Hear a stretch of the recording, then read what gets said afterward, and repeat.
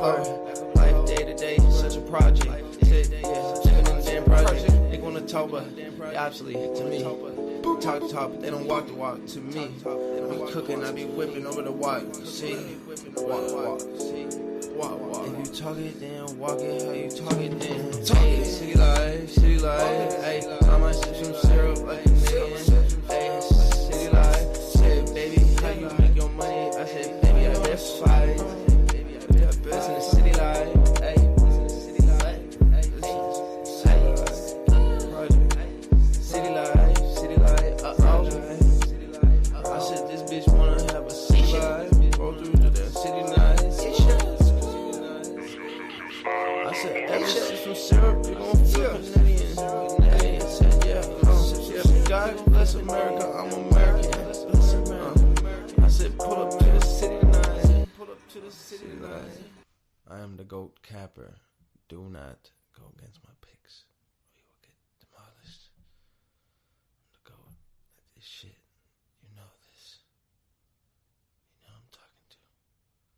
Yes, I'm talking to you. I'm the God at this shit. Don't go against me. Ever again. We boys though.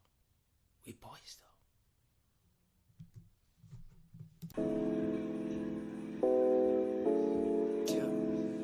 That's all right. That's hey. City life. Hey. Yeah. Project. Sipping on some syrup, I feel Canadian. City life. Hey. I might specify. Hey, city life.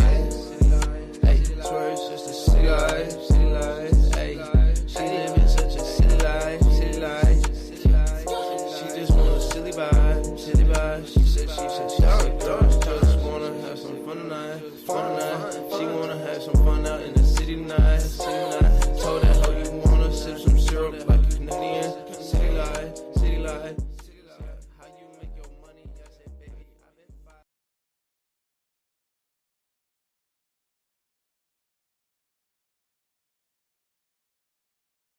Just trying to make it.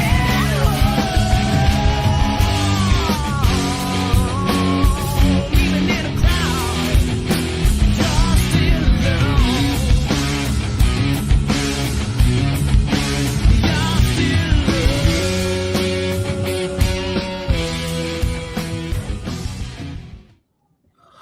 What is up, everybody? Welcome back to the City Life Project YouTube channel for yet another live fight companion.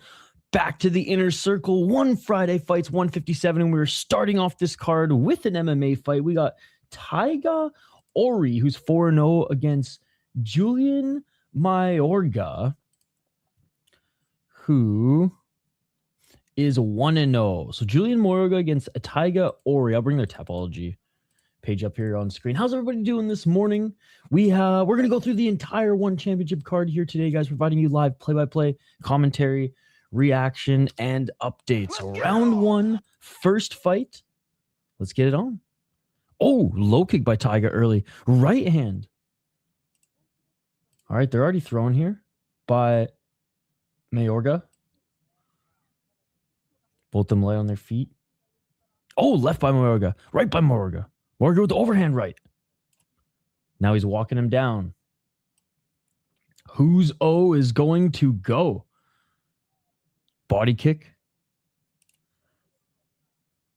Each of them exchanging low kicks now.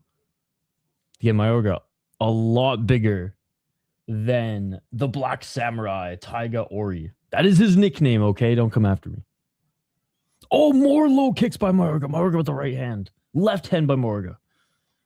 Non-stop action right out of the gate, ladies and gentlemen. Hey, what's up, Ice Cold? Oh, sick, Dre. That's going to be awesome. Low kick. Again. Oh, right hand by Ori. It is started, my man. Low kick. High kick by Mayorga. Oh, Mayorga with the left. Mayorga with a big right. Mayorga winning so far. Yo, what's up, Nicholas? Good to see you. What's up, Pablo? Yes, he's back, baby. Left by Mayorga. Oh, they each land a right hand by Mayorga. Does more damage. Low kick by Ori. Yo, what's up, Augie from home? Good to see you. That lead left leg of Ori. Getting chewed up here by the American. Left hand by Mayorga. Good morning, Sean. Good morning, buddy. How are you doing? 312. Right hand again by Mayorga. Low kick by Ori. Low kick by Mayorga. Mayorga with the left hand. Rushing forward was Mayorga, but didn't land anything there. Oh, Superman punch. All right. More low kicks by Mayorga. Low kick by Ori. Mayorga trying to pressure him into the corner, but Mayorga keeps shifting side to side. Missing with the right was Mayorga. He's holding onto the mat yet. Oh, Mayorga with the right hook. Right uppercut. 234. Still moving forward is Mayorga. Unable to pressure Ori into the corner. But God is still chewing up his legs. And whenever Ori throws the low kick, Mayorga with a counter right uppercut and a left hand. They reset at center.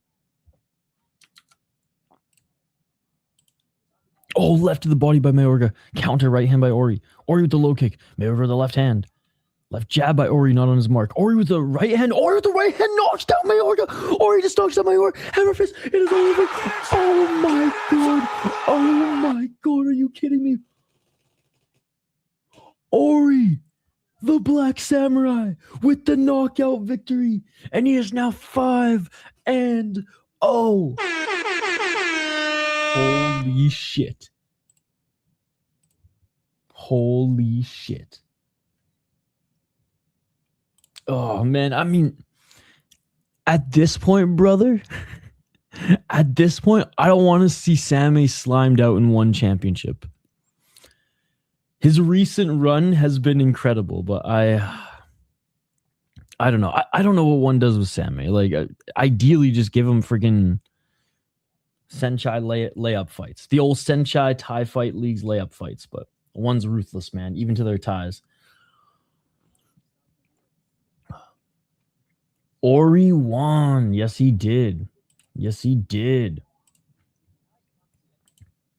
I watch fights, not numbers, my man.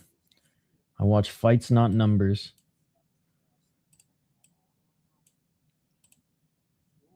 Good stuff. Good stuff. So, yeah, I came in 4-0. I mean, nothing special. Opening up the one card. PCC champion. Okay, and then beat a 4-0 guy in his last fight. And has a lot of amateur experience. Fought in Deep as an amateur, Urban Gladiators, or whatever. Dude, Mayorga was doing well, man. Was doing well until he got caught. It's funny because it didn't seem like Ori's shots were doing much damage until the one put him out. Great win by Ori. All smiles, you're just waving. I mean, someone should have given him an actual samurai sword or a prop. I mean, in his corner here. Ori won TKO. Yeah, I know. It's because there's a reason, and it's great. And it's great.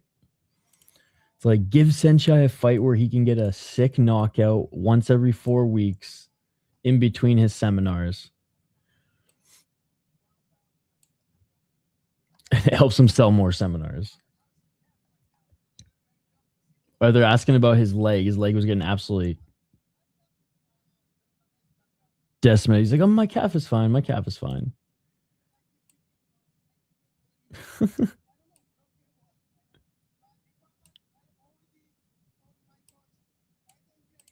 What a start. Hey, if the MMA starts like that, then we're good. Oh, great way to start this fight weekend, because like I gotta get to a little bit of work after this, but like not much. I'm like, I think right after dinner, it's all systems go, baby. Hey, he got the contract. I don't know if I should root and celebrate MMA fighters getting a contract and one championship because it just means that here's your freaking shackles. Here, give us the key. Goodbye. You're in Chaudhry jail now. But I mean, at his level, he'll probably just fight a few more one Friday fights. Whatever fight nights they have in the future before they leave Amazon Prime. But after that, what's his future with one? After that, what's the future of MMA? I don't know. Let's go, Raheem. I actually have to go in and do some work this Friday morning for a couple of hours. Yeah, I got a few things I got to wrap up for the week. So I think I carved up from like noon to like 5. I'm going to be working. Let's go. And he got a bonus, and he got that bot bonus. I will be squeezing in a Ryzen preview sometime today, whether it's right after this stream or like a couple hours after this stream. But I did finally get around to watching a bunch of Ryzen tape and clipping some highlights and anyways, doing a lot of research on this card that on paper is absolute cheeks, but it's Ryzen, so it's probably going to deliver. That or Black Combat's going to outperform them tonight. And we're all going to regret staying up for a whatever Ryzen show and missing Black Combat. But we'll see. We'll see. I thought you weren't going to stream this. I'm planning to find some live chat. Why would you say that, Randy? The stream has been up for, God, I want to say like 6 or 7 hours on the channel. I mean, even last week, I know we didn't cover the inner circle, but I had the stream up. I'd love to move to Thailand and regularly attend these events. That would be fun. That would be fun. I know our boy Chummy Boy. I don't know how many one shows he goes to live, but he goes to a lot of, or he has gone to a lot of the other Lumpinee shows, RWS, Pechamundi. Apparently, Lumpinee's a little bit like out of the way, whereas RWS, Pechamundi, and like some of the other regional Thai circuits and stadiums are a little bit more accessible, especially if you're in like the city. There's a real goated golden age Muay Thai rivalry. Jong Sonan versus Sok Mongkoi. Unks fought each other 7 times. And their second round of their second fight is one of the best rounds you'll ever see, guys. Yo, send me the link to it. Send me the link to it on YouTube. And if there's a little bit of buffer time here, which there's usually some buffer time on the inner circle because they have to start the main card on YouTube at a fixed time. So if we continue to see highlights here, we'll have a little bit of time. So yeah, send me the link to it on YouTube and just like timestamp the start of the second round, and we'll watch it together in a little bit. And if not on YouTube, I can maybe find. I'll send Jamie a message on Twitter. He'll be able to find it. All right, let's get to the next one. I saw the chat already was saying, Raheem, we got some flyweight kickboxing in this next one here. Let me just tee up the ticker quick,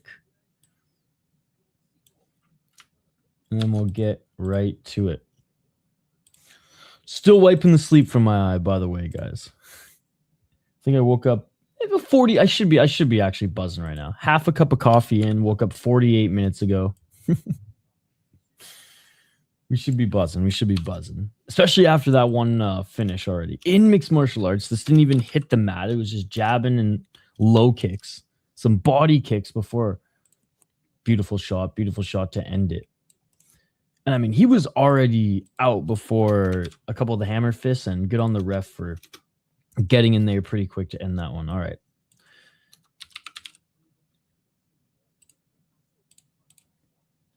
He did TKO. All right. Zhang Jinui?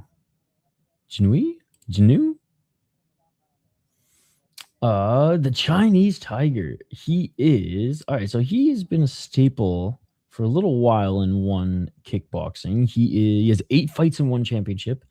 He has gone 3-5 though. He's never been he's got TKO'd once. He's won 2 decisions.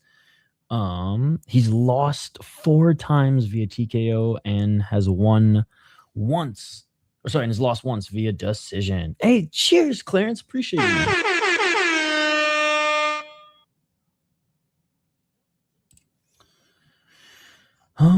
He came into the league losing to Jai Singh, then he knocked out Harun, then lost one, then beat a Japanese fighter, then lost to a Japanese fighter, then lost to a Thai, then beat a Persian fighter, and lost to Suleiman Luxan. He got knocked out in the first round in his last fight. So it's not like he's had easy opponents.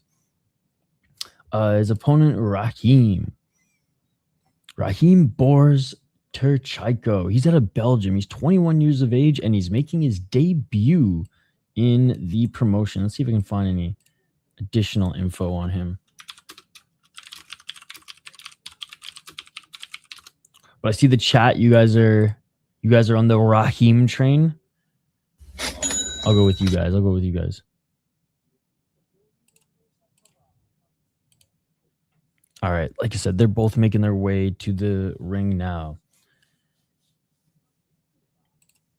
Oh, okay.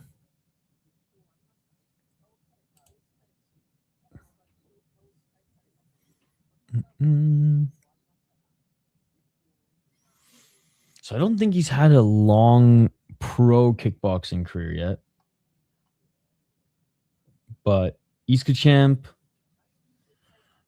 And it looks like he's had 3 fights in infusion kickboxing, where both of his wins have been via knockout, left hook and just TKO. He's got a draw in infusion as well. So I think his record is 2-0-1. One championship might announce a different record, but maybe that's because they're mixing in Muay Thai. But anyways, let's go. Let's go, Rich. I'm excited to see what he's got. A Chinese fighter, tall and lanky. Well, I mean, not super tall, actually, but guy's wingspan. Let's just say this guy better have a jab.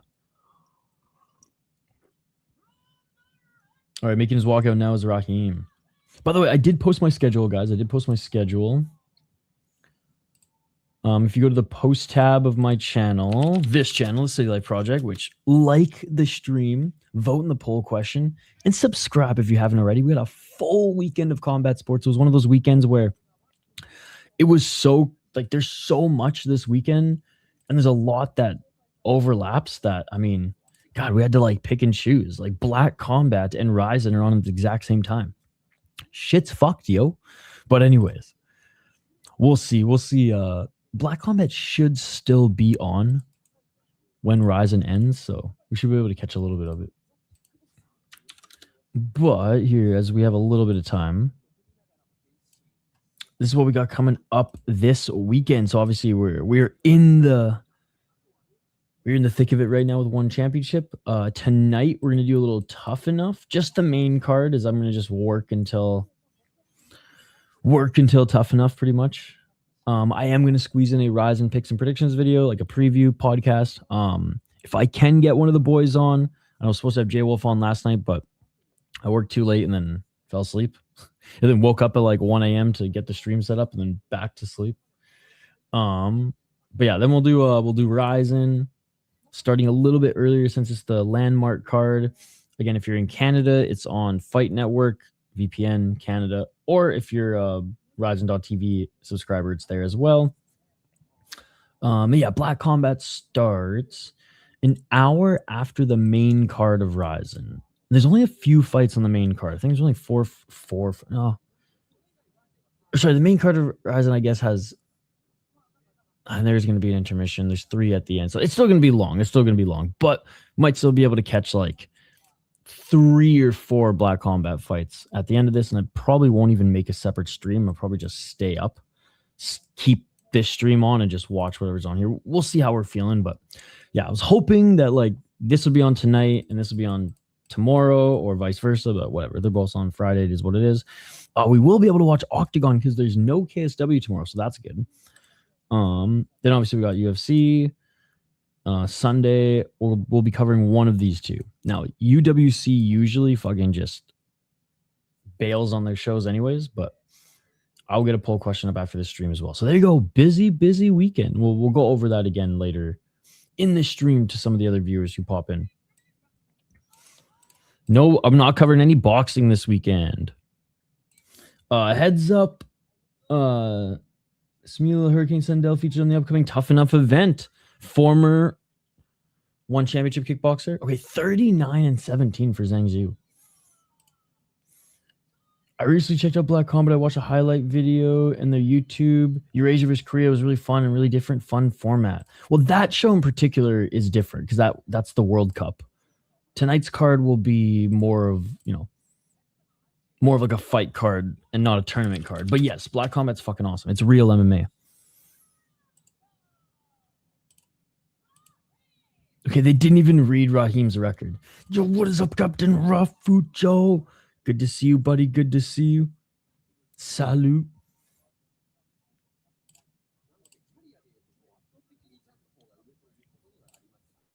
Raheem's actually a little bit taller. I mean, Raheem's the bigger fighter of the two, but hey, the smaller fighter won the last fight. The fight just started, buddy. Round one. Let's get it. Low kick by Zhang. Zhang walking forward. Low kick by Zhang. Checked by Raheem. Raheem loads up a big right hand, but that's out of range. Zhang now. Eats a low kick by Raheem. Throws a low kick right back at him. Body kick. Raheem with the outside low kick. Right on the side of the knee. It is on their YouTube channel. You have to become a member of their YouTube channel. Left to the body as Zhang enters. Ref separates them. 2 minutes and 20 seconds. Yes, and he won via TKO in round one. Yo, good morning, Wyatt. Good to see you. Good to see you. Ish in the morning with a buzz, of course. Gonna be a good day. Hope you're doing well. I'm doing great, Wyatt. Thank you for asking. I hope you're doing well today too, sir. 202. Low kick by Zhang. No problem, Henry. It ain't cheap, but it's worth it if you're gonna watch like two, three cards a month, which they usually do. 144. I think it's like 25, 30 bucks. But oh, big right hand. Big right hand by Raheem in the exchange. It is the most expensive subscription, so if it's like a Black Combat heavy month, I'm canceling my Spotify for that month to watch to watch Black Combat. Walking forward is Zhang, but getting chewed up in the counters here. Right hand by Raheem. Oh, big left by Raheem.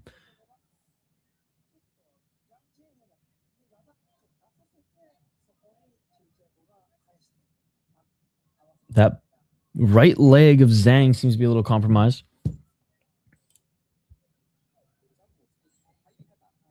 Oh, swing and a miss to the left by Zhang. Raheem now walking forward. Yeah, but in fairness, they're in Korea. They don't give a fuck about North Americans.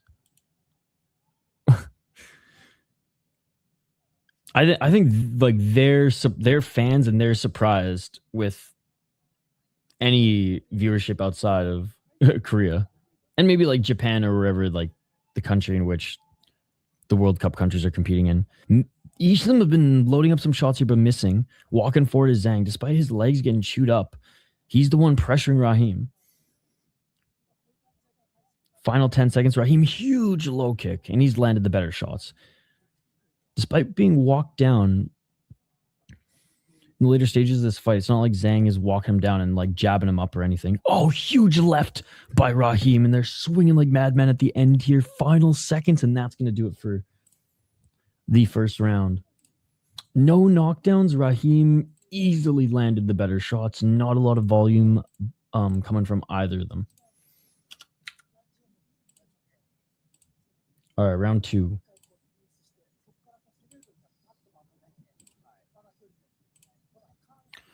Bro, I know our friends in Myanmar are stoked that Saw Min Min is in the main event.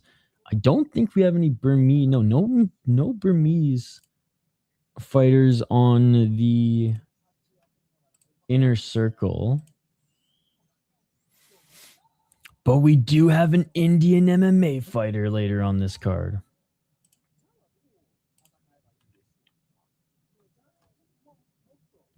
All right, here we go. Round 2. Which again, Cheng Ren changed the game, ladies and gentlemen. Indian MMA on the map. Let's get it on. Round 1.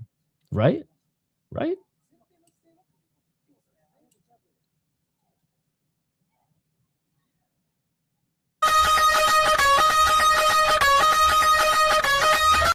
Oh, big left hand by Zhang. He's the one pressuring forward, and Zhang with the left hand. Zhang right back to the pressure. Is the Machi Fukuda from Road to UFC Day 2 related to I don't think so. Oh, swing and a miss by Zhang again. Swings to the left, swings to the right. Nice left uppercut by Raheem. Raheem with the knee down the middle. What's up, Plant Base? Good morning, good morning. Left hand by Raheem. Raheem with the low kick. Raheem is a really good high guard as well. It's not like Zhang is hitting him with anything of note. Oh, a little switch kick by Raheem.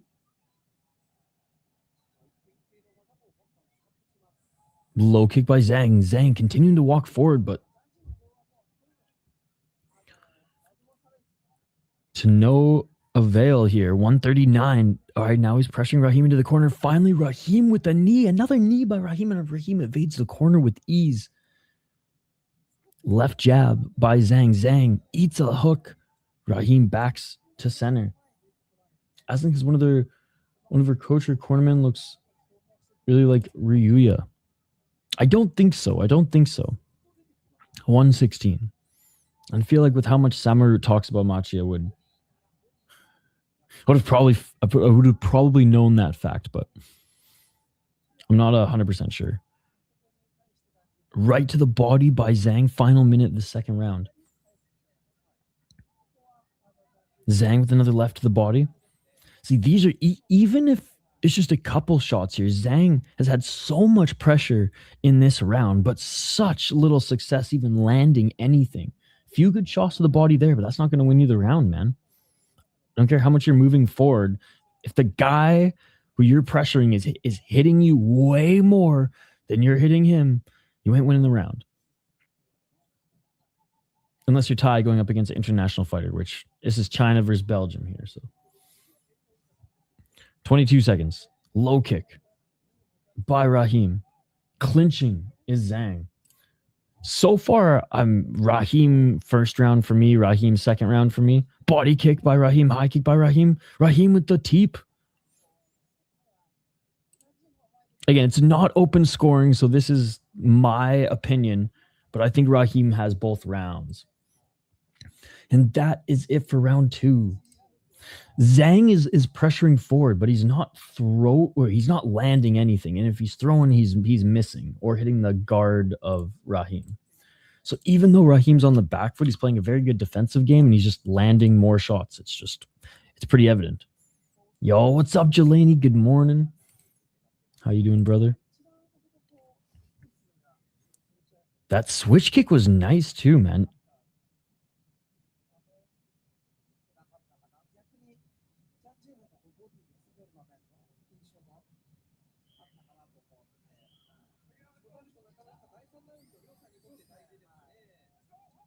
All right, they're back up for the third round.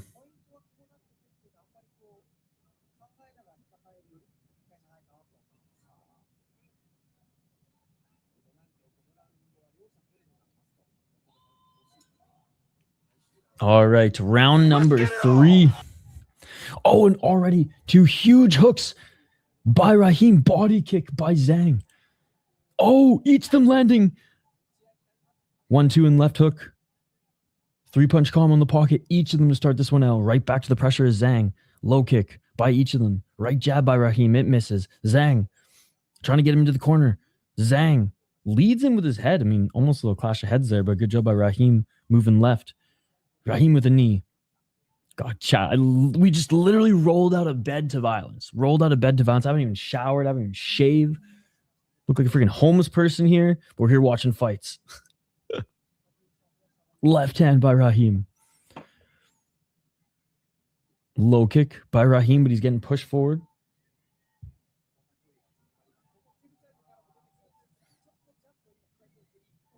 Hey, let's go, Jelani. Let's go.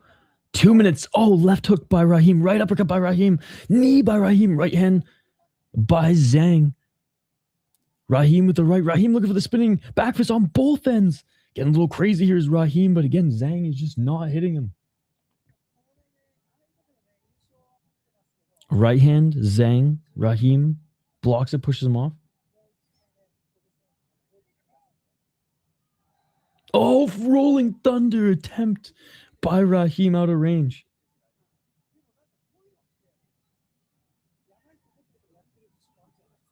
$124. Out of range is Zhang and Raheem. Big knee by Raheem.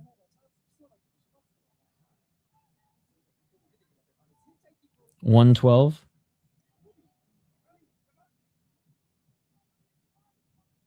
Ref separates. Neither of them have done like a lot of damage. Raheem's shots definitely the better of the two. Big right hand by Raheem. Raheem with the right uppercut. Zhang with the left, but missing with the spinning kick to the body. Hey, what's up, Jay Horrocks? One day someone will connect with the Rolling Thunder. It happens in like Rise more than we think. I'm sure it happens in Thailand every day. We just don't see it. Oh, big knee on the entry again. Dude, Raheem's sneaky good at landing that knee without having to employ the Thai clinch. Because he can't, obviously, in this kickboxing. But Zhang just walking forward, throwing blind punches here. Clash of heads. I mean, I said that Zhang has been leading with his head a few times, and a knee. Ref separates. Teep by Raheem. They're swinging in the pocket there. Nice head movement by Raheem. Ducks under the right hand by Zhang. Zhang throws a high kick. Raheem out of range. Zhang now throws a rolling thunder of his own. And that will do it. Oh, fun fight. I honestly think Raheem won every single round. Zhang employing the pressure strategy, but not succeeding in landing. He did good at walking down Raheem and pressuring him into the corner at times, but just didn't do enough, in my opinion. Didn't get knocked out, though. So I guess that's a win. Gaethje would be proud. I want to get back into Muay Thai so bad. What are you focusing on these days? Are you just getting healthy? Or are you focusing on boxing, MMA? Makayev fighting on the WoW card today caught me a bit off guard, that one, dude. The biggest duck. The biggest duck in combat sports. It's like, why is he not in Brave right now fighting Yuan Gapov? Quack, quack. We're listening in for the official decision. Hiding in Spain, right? You see Gaethje and Strickland beefing? No.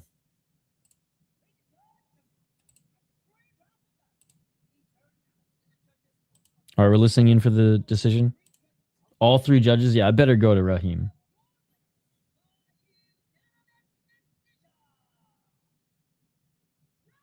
Yeah, Raheem wins unanimous decision on all judges' scorecards. And honestly, that is the right decision.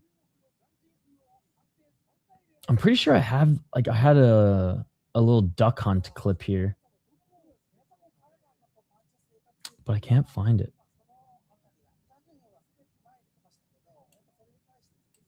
I might have deleted it. I'm just doing calisthenics right now and trying to rest some injuries. There you go. Rest up, have a good summer, and then once it gets cold in Canada, hit up Thailand. All right. I'm sure One Championships broadcast loved this one because it went the distance. They don't have to for much more buffer time. Oh man. I'm even his dog bite aside. Did you hear what happened? A few weeks ago in Canada, his dog was attacked. I don't know at a park or a dog park by a Rottweiler, and he was ultimately the one attacked and bitten him. Has been on antibiotics for the last few weeks. And it was a pretty bad injury. Apparently, it required stitches and everything. So there's that. To the point where, like, you know, he's still on antibiotics, and they decide to push the fight up to a catch weight of 130 pounds because there's concerns about him not making 125 due to just not being able to finish his camp properly due to being on antibiotics, surviving from freaking dog bite in Ontario.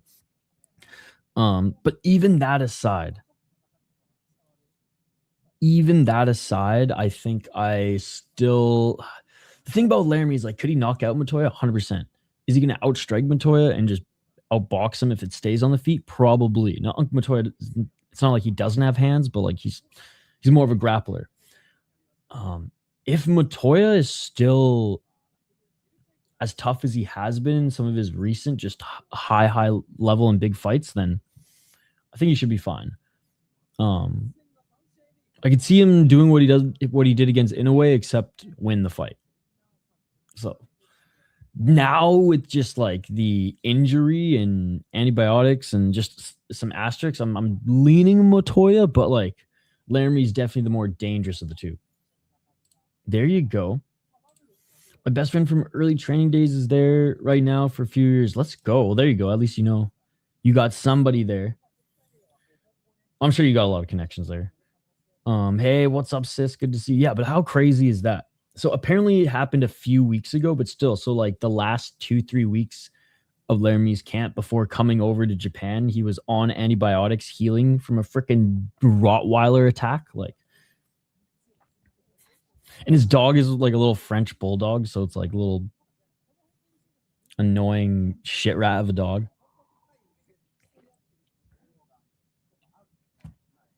All right, next two fighters are about to make their walkouts. I would say tag me in any combat sports highlights from this week. There hasn't been too much this week. There's been a lot of Muay Thai. There's been a lot of midweek Muay Thai. I know there's a lot of boxing going on this weekend as well. UFC card this weekend, which, by the way, the UFC main card this weekend is actually pretty good. Am I super excited for the UFC? Always. No, but hey, it's earlier. It's earlier. There's no Japanese or Korean MMA after, although I wish there was Black Combat after, and I wish Black Combat wasn't tonight, but whatever. So, I mean, like an early, on paper, good UFC card. The first few fights of the prelims or whatever, but then the card really picks up. The main card's really good. Names wise, matchups wise. And then we're in bed early for once. Oh my goodness. All right, Rak Erwawan. He is Lumpinee Stadium Muay Thai World Champion. He made his debut in one championship back in 2023. And he's had a bunch of sick fights here. 5-4 in the promotion. 4 knockouts, 1 decision. He's been knocked out once and lost 3 times via decision. He got knocked the fuck out by Nadaka in his last fight. Nadaka's a G, not an a gi in this promotion. Got a knockout against Ratem Bundit. Lost a couple really fun and close decisions to a few local ties. Beat up and knocked out some other local ties and Brazilians. I mean, he holds his own against some of the really good Thai fighters are coming off of their respected regional and stadium circuit, whether they're champions or just top guys. He's beating the random guys that one brings in, but hey, losing to Nadaka, no shame in that. No shame in that. He's going up against how do I say his name? Ben Lulok. He is Ben Lulok, 29 years of age. Yeah, that's right. He beat Toma Kuroda. And Toma Kuroda is a legit kickboxer, so that's a sick win. That's a sick win there. Also lost in Nadaka, but hey, he didn't get knocked out by Nadaka in small gloves, so that's saying something. Before facing Nadaka was on a 3-fight win streak, 4-1 in the promotion. Yeah, he's legit with 3 knockouts. I'm going Sitwacharachai Ben Lualuk. That's what I'm going with. I ain't going with the Lumpinee Stadium champion in this one. Marcus McGee's on the prelim tonight. Yo, what's up, Volcan? How are you? You ready for my debut soon of a Blessed Friday? You know it, dude. You know it. Volcan's prepping to be making his MMA debut, ladies and gentlemen. And if it's televised, you know we are going to be covering it. And we'll I want to sponsor Volcan's shorts as well.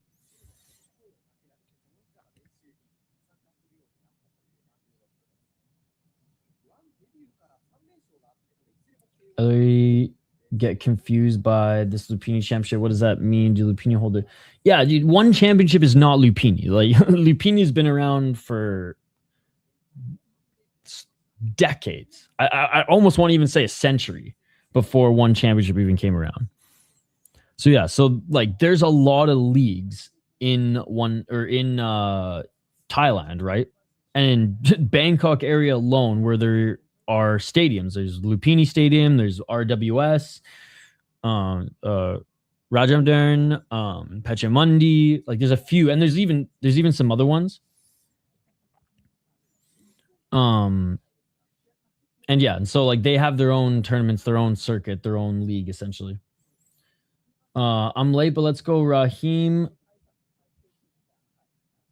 Good luck on your debut.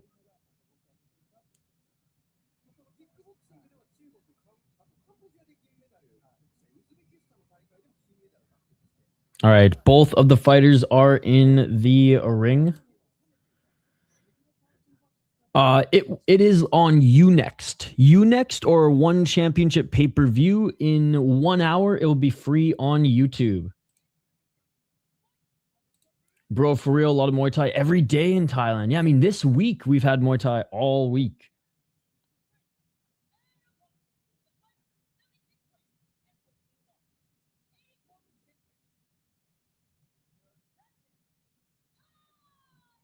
They're just being introduced right now.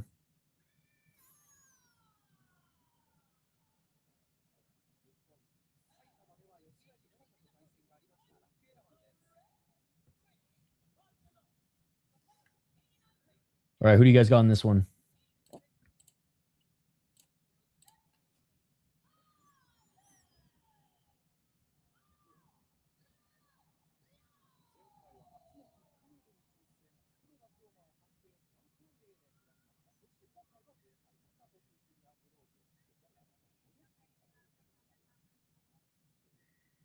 All right.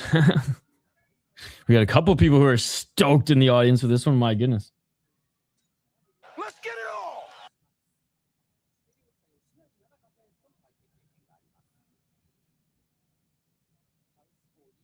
252 body kick by Rock.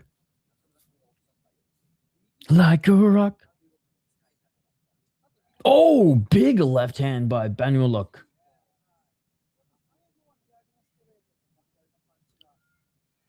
Banuluk with another low kick.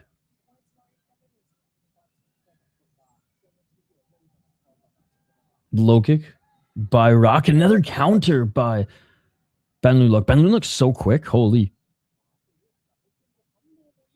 Low kick by Rock.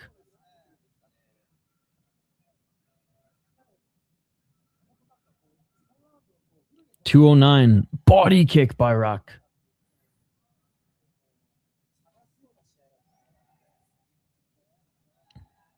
Rock with another body kick, blocked by Banuluk. Banuluk now on the back foot.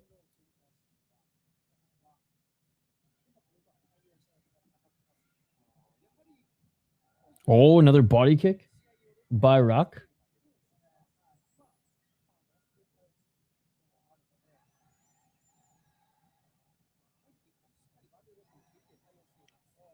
Left hand, high kick, right hand by Rock, all blocked by Banuluk.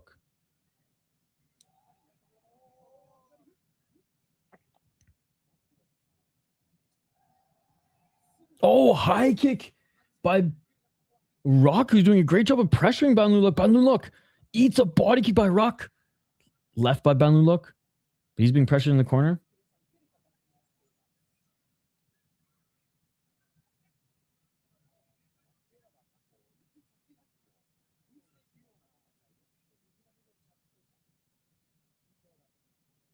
Left, right by Rock. Banuluk on the back foot. Yo, chummy boy. Body kick by Banuluk. High kick by Banuluk, but he eats a low kick by Rock.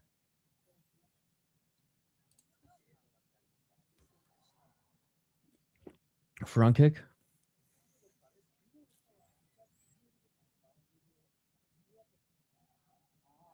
Oh, they each landed a nice right hand in the pocket. But again, Rock is right in the face of Banuluk, giving him no room to work. 23 seconds remaining in the first round.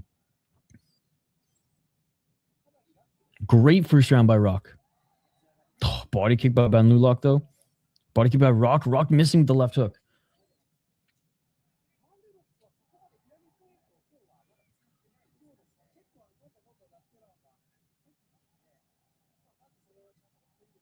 And that will do it for the first round. I would say each of them are picking their shots, but it's like Banuluk just can't. Rock doing a great job of pressuring him between shots, walking him down, and being way more active.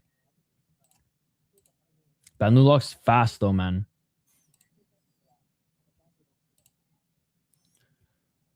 Where's my boy Pension Munkorm in this weight?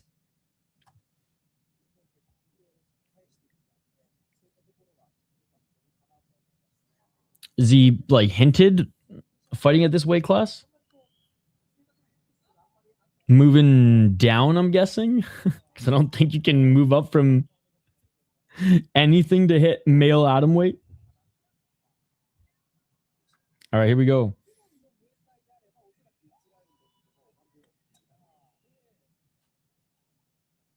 All right, round number 2.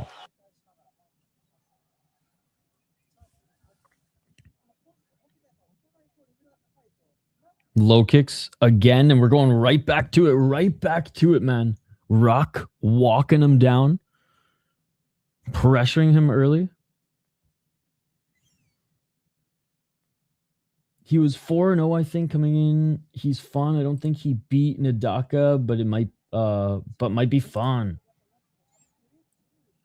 Left hand by Banuluk. Unix apologize for the choppy feed. Dude, Unix is the best. I think Rock got the first round. They clinch, ref separates. Nice. Banuluk with the right hand, left hand by Banuluk, catching the low kick was Banuluk, and he initiates the clinch.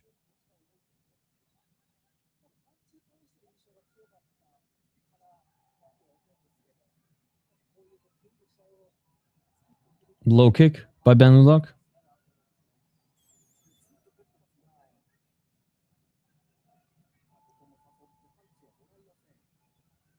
And 141.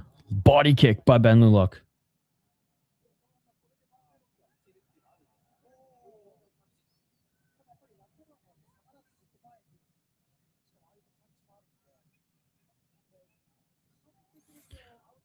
Oh, nice right hand by Banuluk. Yo, what's up, Ricky? I think he won the first round, and he's doing well, still pressuring in round 2, but Banuluk's definitely getting more shots through, but Rock with a huge left, Rock with a big right. I think Banuluk looks better. 103. And they go to the ground. We watch fights, not numbers. Front. Oh, walking forward again is a Rock. 45 seconds. Rock with the right hand. Wrong channel, buddy. Wrong channel. 40 seconds.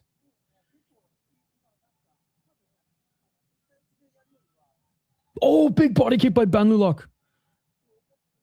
Rock checked the second leg kick through left leg of his own, jumps into the clinch. 25 seconds. Second round, a lot harder to score. I could see going either way. Refs. Oh, Banlulok with a big left.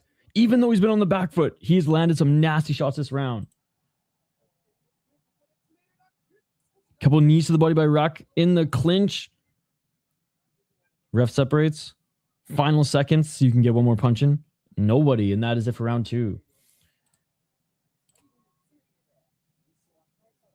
Yeah, I'm going with our boy as well. What's this beef between Haggerty and Liam Harrison? It's been like squashed a while ago. I mean, unless something new has come up, but I literally have a video answering that question, so I'm going to encourage you to look up that video. Not gonna lie, coming into this, I thought Rock would be the one on the back foot. I didn't necessarily think he'd be on the back foot, but I thought Banlulok would be more dominant. Whether that's the one just landing the better shots, potentially even getting a knockdown. Kicks are starting to land. You can see Rock wearing some damage.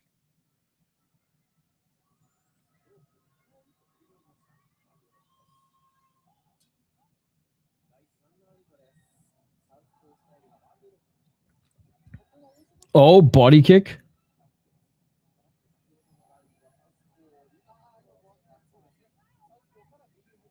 Right back into the clinch. Round number 3.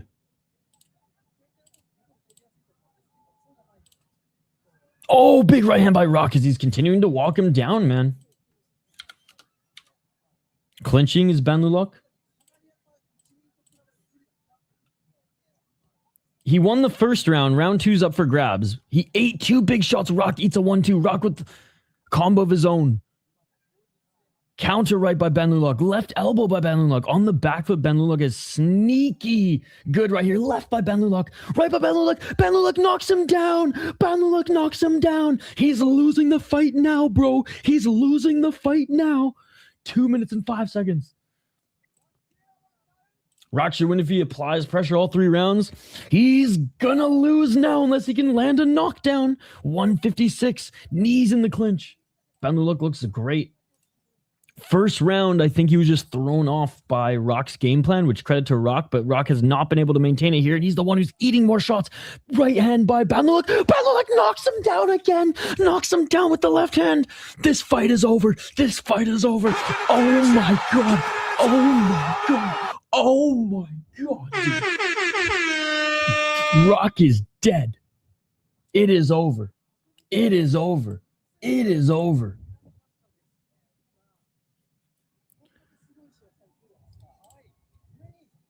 If the fight went on after he got knocked down, there was 100% an 8 count.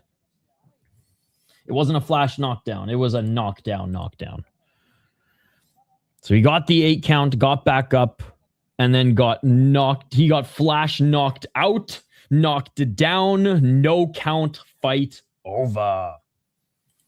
The timing just more sharp on the counters in the clinch too, and not even just in the clinch, but coming out of the clinch, in the clinch, and in the pocket.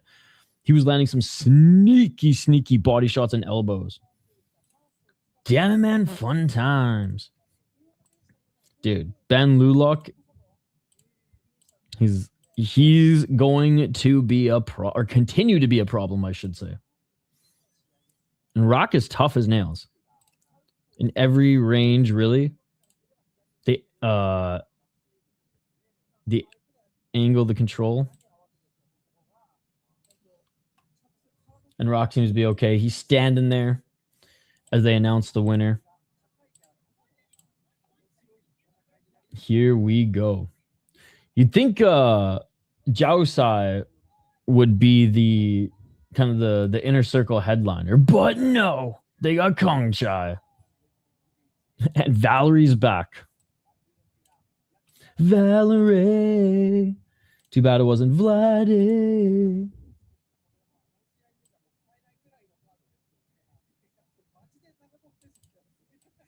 Oh my god, Tapology actually put every single matchup on the site today?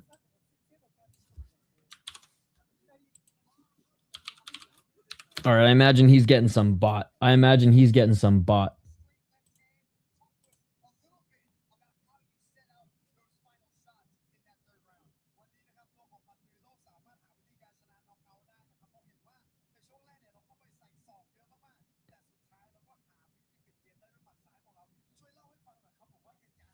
My boy been on a losing streak.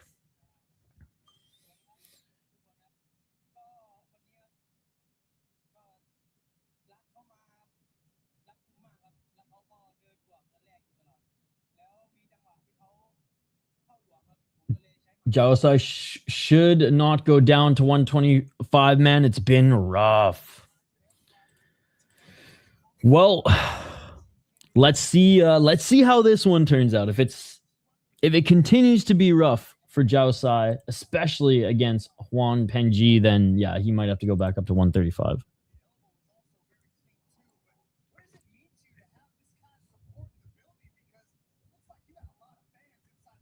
All right, they're asking Banlulak about his fans here at Lumpinee Stadium. Hey, dude, Valerie's fighting. That means we'll have the Russian, or it's 135 now. Oh, okay, that's good then. Then that's good. I didn't watch the weigh-ins. But the power was just not there. There was once upon a time where I was even more of a combat sports junkie than I am right now, chat, and I was watching one weigh-ins, bro. Usually because there was controversy. Banlulak won via TKO. Rahim won a decision. And Ori won TKO.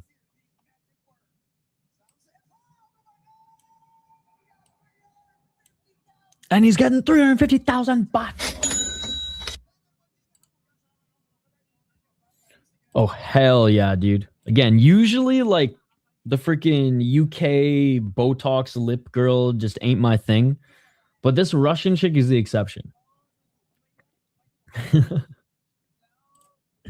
Sammy getting a chance at a belt again. Did you see? I saw that. I have mixed feelings because has he deserved it? Yes. This late career miracle run has been nothing short of spectacular.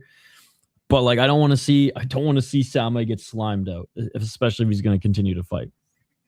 But at the same time, it's like, if he wants to be competitive, he's earned this.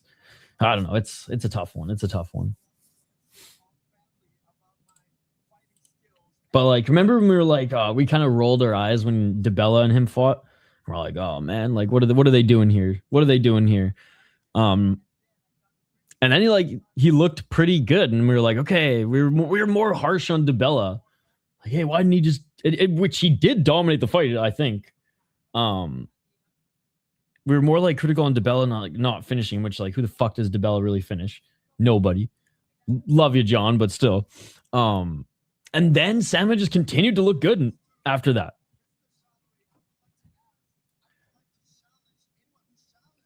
It's been sketch, not gonna lie, he can't get touched now. Yeah, only with DeBella's. What's like the respectful way of saying volume strike? There we go. Volume striker. I didn't want to say pillow hands because like John DeBell is our fucking guy. And like he is a very, very good kickboxer. He just doesn't have the power.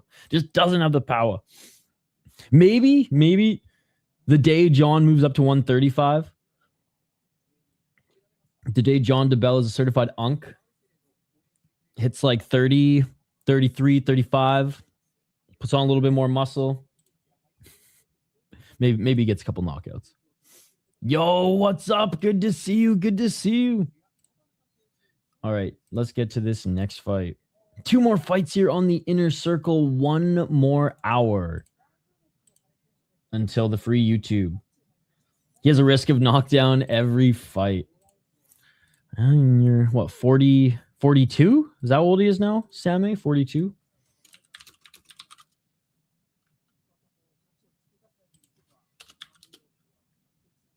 42, born in 1983.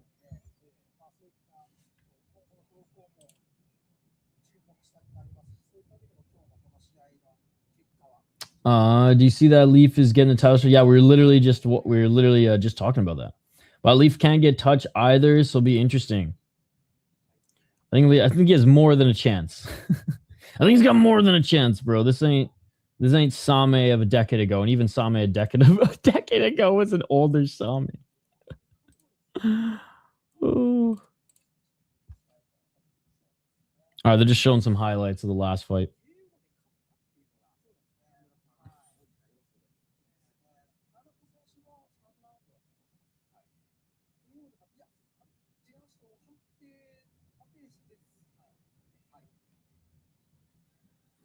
All right, who do you guys think is going to win this next one? We got Pengjie Yuan,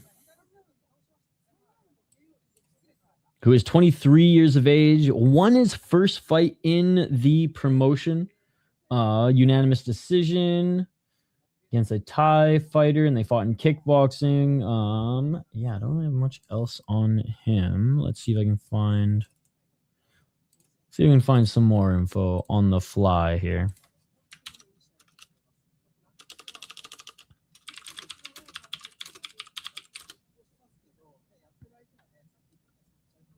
All right, 39 wins, 4 losses. Okay, 39 wins, 4 losses. He's fought in Rise. All right, so notable kickboxing promotions outside of one was Rise for him. Okay. He is Chinese. He won a tournament called The Tournament in China. Okay, and secured the Chinese National Kickboxing Championship back in the day as well. So that's all I got. Chad. That's all I got. Yes, he did win. But I think Ali would KO Same because even El Jamari knocks him down one time. Yeah, exactly. Exactly that. All right. Jaosuayai, 24 years of age. Again, the Chinese fighter's only 23. Damn. 24 years of age. On a pretty bad losing streak right now. Lost to Akif out of Azerbaijan, lost to Same, and those two were decisions. Then goes up against Pompa and gets knocked out, bro. So, not looking good here for Jaosuayai, but back at 135, which is good, and he was on a tear at 135 when he came into this promotion. He lost his first fight, then 1-2, lost to Krungthai, then 1, 2, 3, 4, 5 fight win streak with Nakrab Fairtex, Dennis Puric, Yodlekpet, Suryanlek. Like, what a fucking run there. Before this losing streak started, he went down to 125. He's got 6 knockouts and 2 decision wins. He's been TKO'd once, and the rest of his losses have been unanimous decision. Look, Pengjie Yuan is an actual, like, legit kickboxer, and this is at kickboxing. This isn't Muay Thai. So there's that slight edge there, but man, like, I can't not go with my boy Jaosuayai. If he can't beat the local Thais, let's hope he at least can beat one of the Chinese fighters that they're bringing in, even though he is a pretty good Chinese fighter by the looks of it. Oh my God. That did not help his case though. That was like the Piotr Jan meme when he like yells and it's like a high pitched fucking screech. Oh, that was basically it.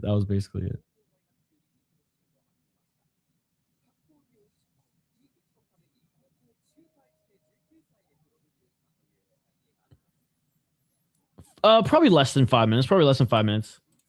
They're making their walkouts now. Pengjie Yuan. But I mean, like, if you got to warm up a coffee or take a piss, then yeah, you probably got like 3 to 5 minutes. But blue corner, Pengjie Yuan being looked at by the Cutman right now. I'm just sick of these 3-round fights, not gonna lie. You want them 5 rounds back?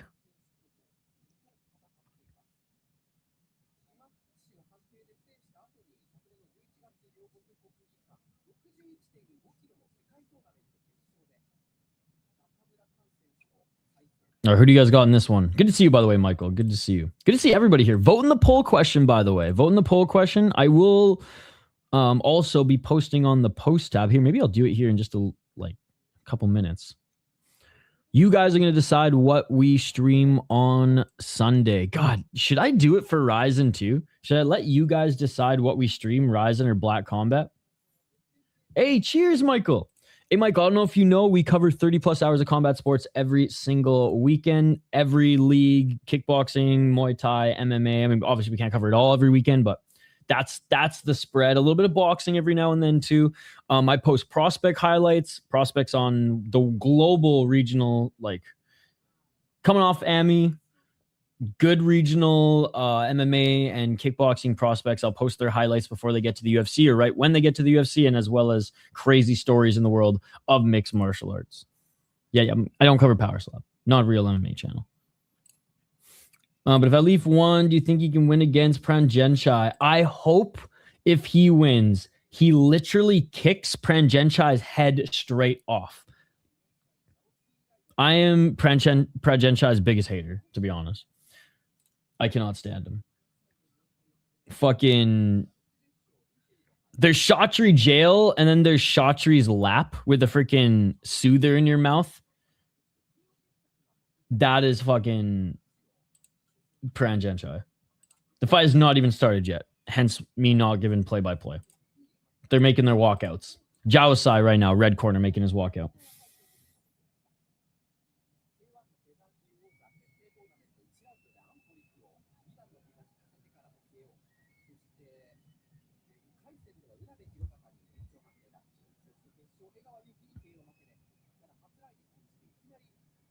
How you doing, by the way, Soba? How's your morning and or evening going? It's funny because we get a mix of both, chat. We get a mix of both. We got obviously the North Americans out here in the morning, but all you out east, you're just gearing up for your weekend. We still got a Friday. We still got, some of us still have to go to work. I still have to finish some work here today.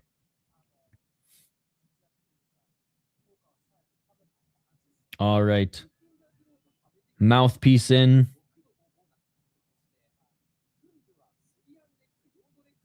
Cutman about to look at Jaosuayai here. Hey, let's go, dude. Let's go. Good to see you, CD. Thank you so much for joining. Tells me all I need to know about who you're rooting for. But yeah, guys, what are you more stoked on this weekend? What are you more stoked on? Which card's the better card? Vote in the poll question. I bet if Same fights Ramadan on Dash, I feel like he's getting KO'd because he's washed a lot. I mean, I don't think he's washed a lot. I think he's an older fight. See, I would say he's the opposite. He's the opposite of washed right now. He's literally on a streak fighting for a title. Now, is his chin gone because he's 42? Yes, but I think if you're...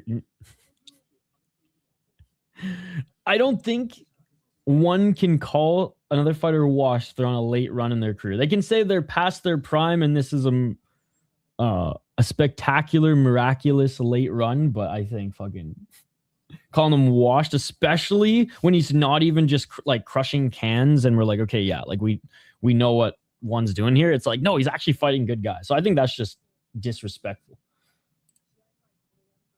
Octagon is the best card this weekend. It is a very good card. I will always blindly root for Black Combat because superior rule set. And I've never seen a bad Black Combat card yet. They're always bangers, and I never know who is fighting on the card. The Black Cup aside, I do some research for that one. Yeah, Ryzen's card sucks. The Montoya and Laramie fight is great, but like on paper, I mean, it sucks. It still might be entertaining, but there's not many high-level fights. Octagon is great, and I already bought the pay-per-view. I'm excited to cover that tomorrow. The Octagon card is awesome. Just a shame it takes about 18 hours from start to finish. I know. Not the channel for that, my man. Not the channel for that. We watch fights, not numbers. All right, here we go. They are in the ring.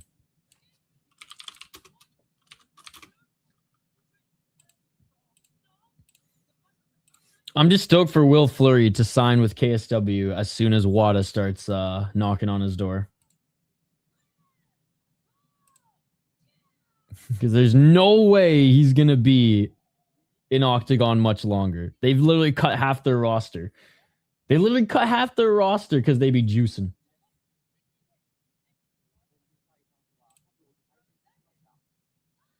I'm giving the slight edge to On Dash. JoJo's talented, but he's not dangerous against higher level or guys at his level.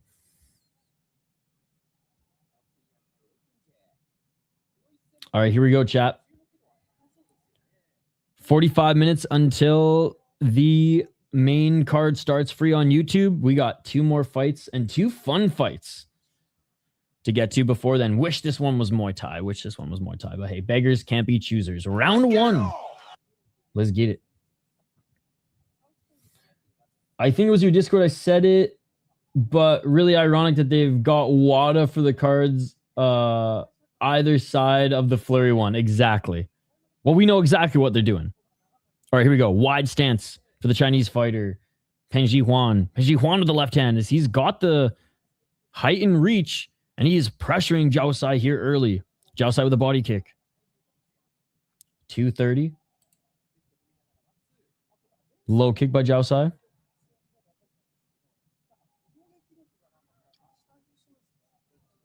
Wide, almost karate stance for Pengjie Yuan.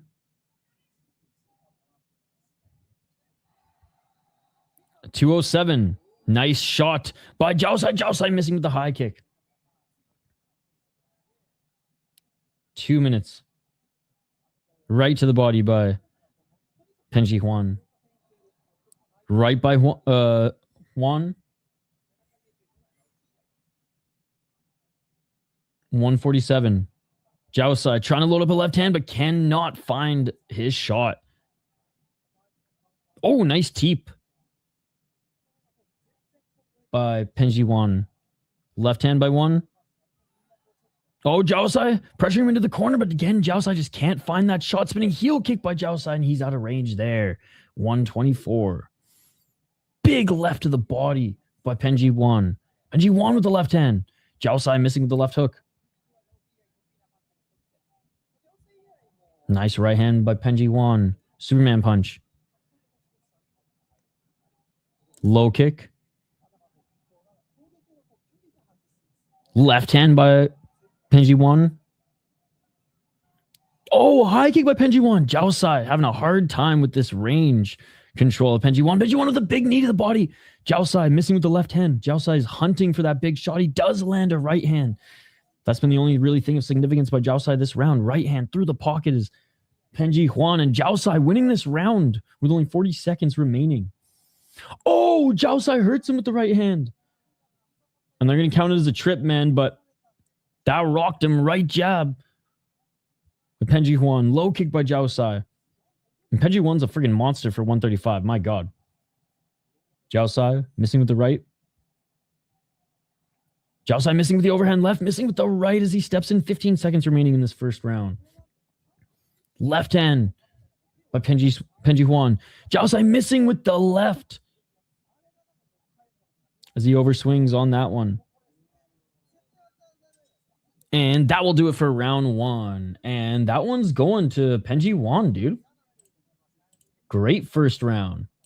Jaosuayai overswinging on a few of his shots. He's just really trying to connect. He's got that power. And if he does connect, I think he will rock Pengjie Yuan. GG's. Oh, man, that front kick by Pengjie Yuan was beautiful.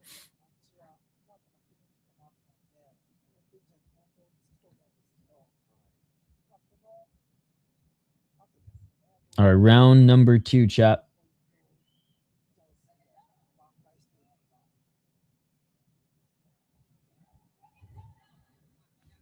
Pengjie won.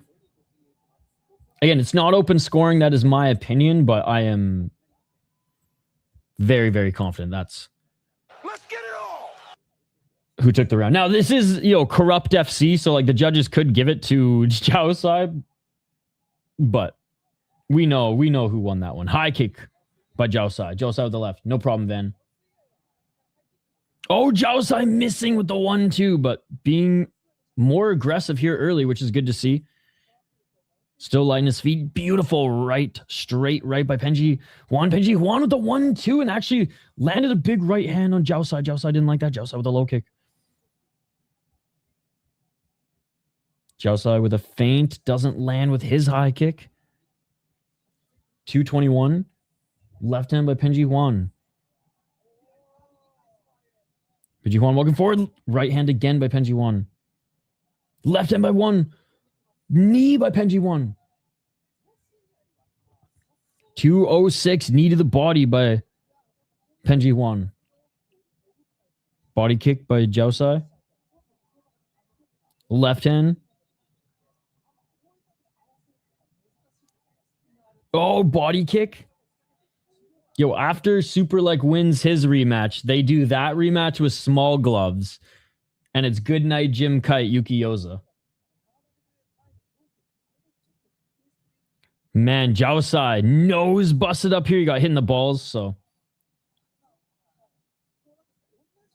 they're back at it. But great. That straight right by Pengjie Yuan is just absolutely keeping Jaosuayai on the outside or making him unable to land anything. Nice step back 1-2 by Pengjie Yuan. Let's go, man. Pengjie Yuan, he's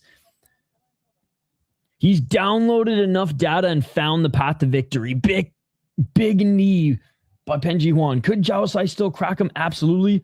Do we still have half a fight left? Absolutely. But man, Pengjie Yuan has a lot of runway. Another knee by Pengjie Yuan. It's only a matter of time before he hits the face of Jaosuayai with that knee. Right hand by Pengjie Yuan. Jaosuayai with the right hand, but I don't even think he can breathe through that nose anymore, ladies and gentlemen. I don't think he can even breathe through that nose anymore. 55 seconds. Oh! Another knee by Pengjie Yuan as he enters the pocket there. Jaosuayai eats a right to the body. Step back left by Pengjie Yuan. Jaosuayai is a G, not in a gi, though, as he's continuing to press forward, but oh, another step back right by Pengjie Yuan. Another 1-2 by Pengjie Yuan. Pengjie Yuan with the right hand. Jaosuayai finally lands an overhand left, and you can see Pengjie Yuan reacted to it, but one shot, bro. One shot's not going to win you the fight. One shot's not going to win you the round. Body kick by Pengjie Yuan. Step back left by Jaosuayai, but again, right hand by Pengjie Yuan. Pressuring Jaosuayai into the corner. Knee to the body by Pengjie Yuan. Clinching. Ref quickly separates them. And that will do it for the second round. Pengjie Yuan up 2 rounds. Jaosuayai needs a finish. It's as simple as that. Knockdown or finish. Too much. Way too much.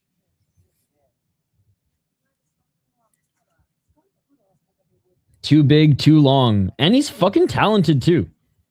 His footwork is actually pretty damn good. Sometimes you can get away with shitty footwork when you're that size, but not in this case.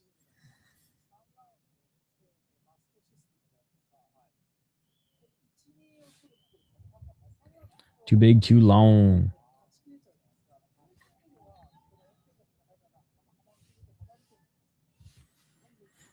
All right, here we go. Third and final. And this is a big one for Jaosuayai. By the way, after the Inner Circle featured fight, I'm going to take like a 5-minute break just to refill my coffee. That, I think, is the only break we'll probably take throughout the stream. 251. Oh, 1-2 by Jaosuayai. He's going for it. He's going for it. Hey, let's go. He's doing good, man. He's doing good. I'm stoked to see more of him. Low kick, swing and a miss by Jaosuayai. It's been the story of this fight for him. And another right hand by Pengjie Yuan. Pengjie Yuan with a knee down the middle. Counter left by Jaosuayai. Double right jab by Pengjie Yuan, who's still bouncing. Still commanding the ring. Jaosuayai with a triple right jab only to get punched right in the face with that right hook of Pengjie Yuan. Pengjie Yuan with a nice left hand. Sneaky little elbow strike by Pengjie Yuan. Jaosuayai with the right. Right jab by Pengjie Yuan. Continuing to pressure him. Knee to the body by Pengjie Yuan.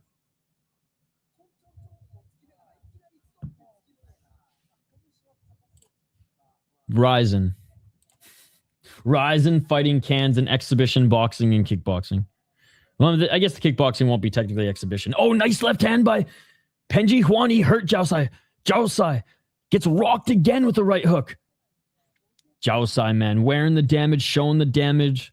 Everything is slowing down. Front kick by Pengjie Yuan. Jaosuayai catches it, but unable to land the counter. 116. Oh, right hand by Jaosuayai. And the camera gets hit by the back of Jaosuai's head, bro. He just cannot catch a break. Left hand by Pengjie Yuan. Jaosuayai gets hit with the right hand. Jaosuayai pressuring forward, but then backs up here as Pengjie Yuan takes advantage of that. Gets right back into his face. Oh, a little switch kick attempt by Jaosuayai with the left hand by Pengjie Yuan. Pengjie Yuan with the right hand again, bro. 41 seconds. Body kick. And throwing it right back at him. 1-2 and a body kick. Right hand and a body kick. My God, this has been one-way traffic. Pengjie Yuan just kicking Jaosuai's ass, bro. This has been a one-way traffic ass whooping by the big Chinese man. Knee to the body by Pengjie Yuan. 15 seconds remaining. Jaosuayai jumps, tries to land the knee. Nothing there. In his face, body kick. It's Pengjie Yuan. Jaosuayai tries to respond, but Pengjie Yuan runs at him with 2 kicks, and it is all over. One-way traffic. If they rob the Chinese fighter, this is truly corrupt FC. Like, seriously, if Pengjie Yuan doesn't win this fight, corrupt FC to the core. The planet core.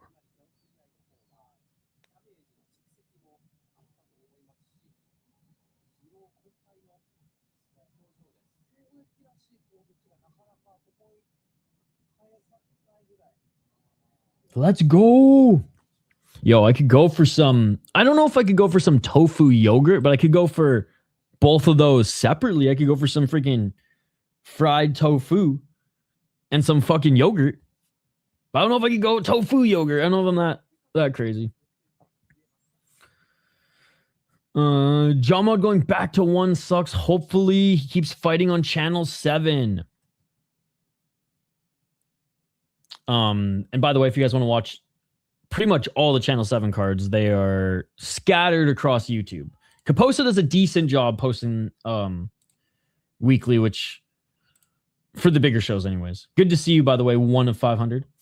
I'm getting fatigue. Really always every guy I root for, always fighting bigger guys. There we go. And Pengjie Yuan wins this one, ladies and gentlemen. Unanimous decision. They didn't rob him. Even though our boy lost, I'm glad that Corrupt FC didn't rob him. All right. Here we go. Featured fight on the inner circle, ladies and gentlemen. Probably one of the weakest inner circle cards we've seen yet. But that's okay. That's okay. They put the freaking Burmese fighter on the main card today.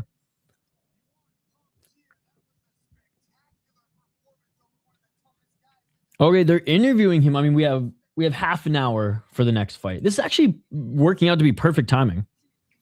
They're going to interview him for 3 minutes. They'll have walkouts for 10. The fight will be 15. It will be done.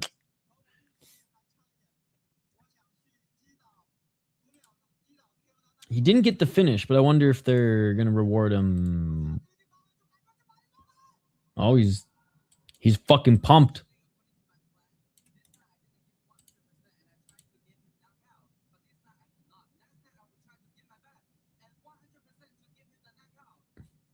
He said, I tried to knock him out. He's like, I wasn't even my best because I was focusing on trying to knock him out.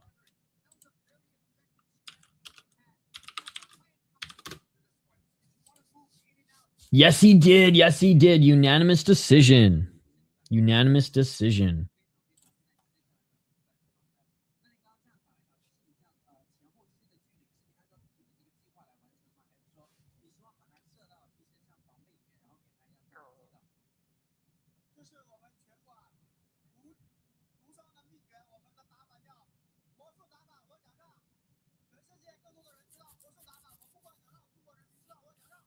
I always intently listen to their interviews like I know what they're saying in either Korean, Chinese, or Japanese. I keep catching myself too. I'm like, wait, you guys don't know what he's saying either.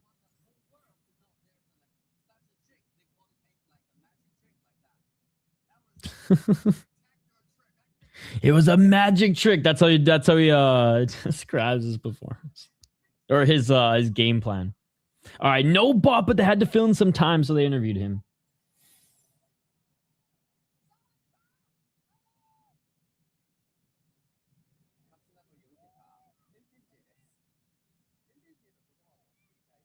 All right, here we go. It may not be Vladdy, but we have Valerii.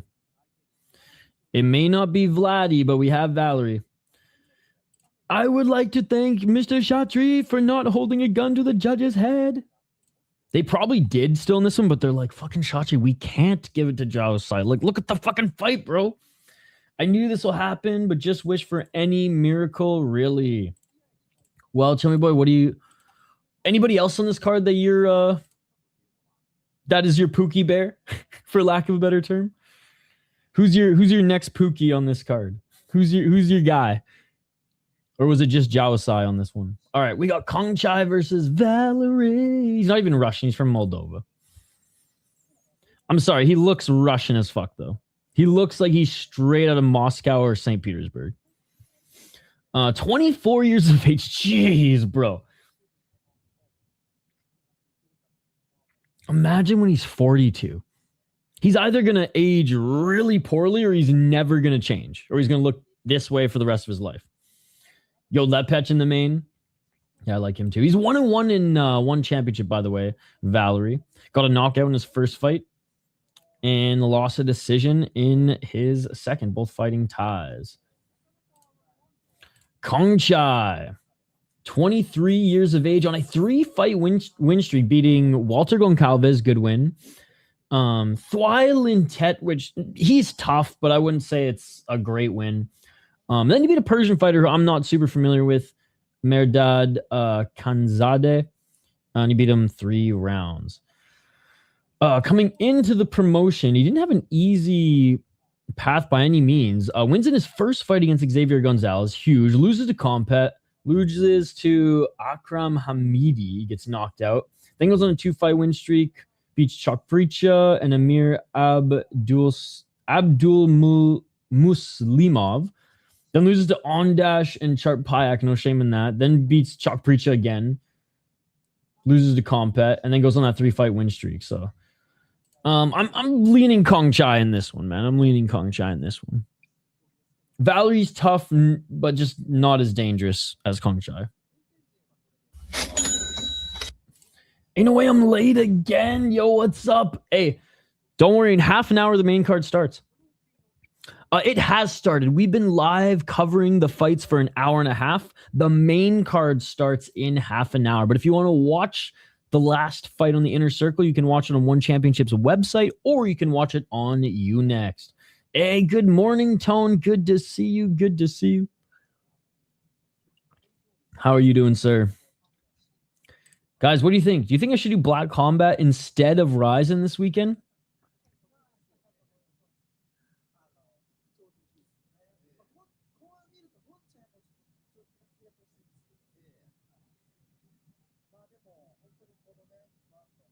I do think there's one Samurai too.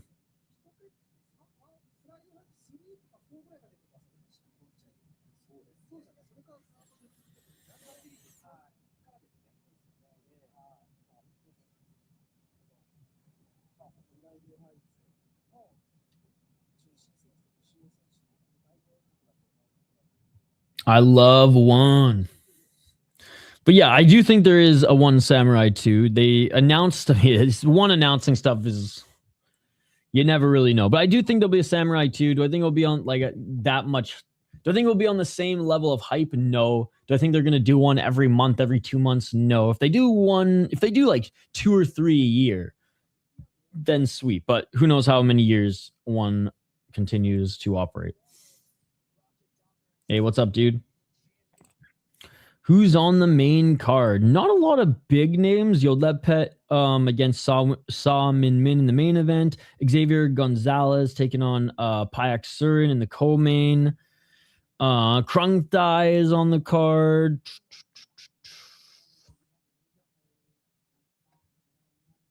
There's a Persian fighter, Mahan Fotouhi. I don't know much about him though. Jacob Thompson's on the card. There's a Indian MMA fighter. Is he from India?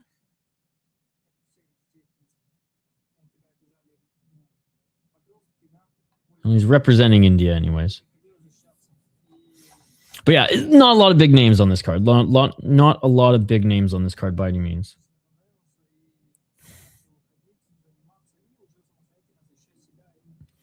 I really want one channel to post Rodtang versus Takeru 2. I'm just going through all the fights here, as you can see. Like, kind of like Ryzen, until we get to the co-main and main. Hopefully it surprises us and we just see a ton of violence. Because, hey, that used to be the case. That used to be the case. Where it's like you just watch a bunch of no names and you get a lot of fucking finishes. True, literal big names, yes. I mean, even here, Kongchai, China, Dong, Wang. Literal big names, yes. There are always some big names. I mean, shoot, even the Indian fighter who looks... He's a Hafu. He looks Asian, but anyways. Nazareth Lalthazuala. Even that's a friggin' long name. What do you think of these two games in the NHL Finals? Freaking crazy. I want the Knights to win. I hate Carolina. Fuck the Golden Knights, dude. Fuck that. I mean, look, George McPhee, I've respected him as a hockey ops guy since his days back with the Washington Capitals. So I've been a fan of George McPhee and how he builds hockey teams for a long time. But fuck the Golden Knights. I was so happy the Capitals beat them in their first year when they went to the finals. They're too ruthless for my liking as far as how they will sign guys and then 2 years be like, oh, fuck it, we'll buy you out, peace, trade you, gone, move on to the next, which, hey, it's been working, so I can't knock them for it, but I just roll my eyes at their path. Gary Bettman made it very easy for them. Don't get me wrong, Carolina's path wasn't fucking paved in freaking Central Division blood either, but my God, dude, my God. If they had to play the Avs in the first round like it should have been, they would have gotten slaughtered. Absolutely slaughtered. And on Rod Brindamore, Carolina's coach, former captain for them, grew up on Vancouver Island. There's literally a junior rink named after him in the town that I was born in. So, yeah, fuck the Golden Knight. And you know what? Fuck Carter Hart, too. That Alberta separating supporter / fucking piece of shit. So, yeah, fuck the Golden Knights, bro. Love Mark Stone, but fuck the Golden Knights. Yeah, Ryzen card didn't look so hot. Honestly, other than the co-main and main, there's going to be some fun finishes, but those are the only two fights that really matter. Strungai looks like he just got out of the hospital. I know.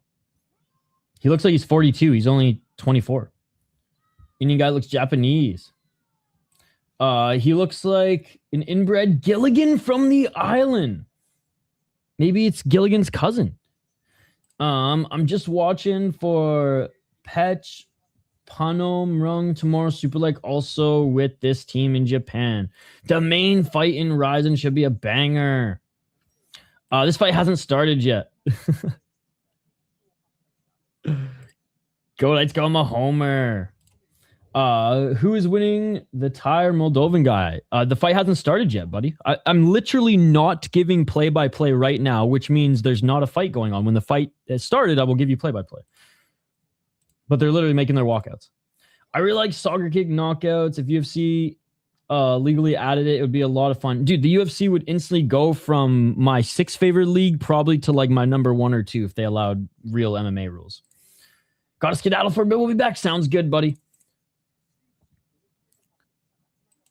But don't you worry. In the red corner, Kongchai being looked at by the cut man right now. So we'll be starting this in a few minutes. And then after this fight, I'm going to take a 5-minute break to grab some more coffee. And then we'll get right into the main card. I'm going to do a little thumbnail Yankee swap as well.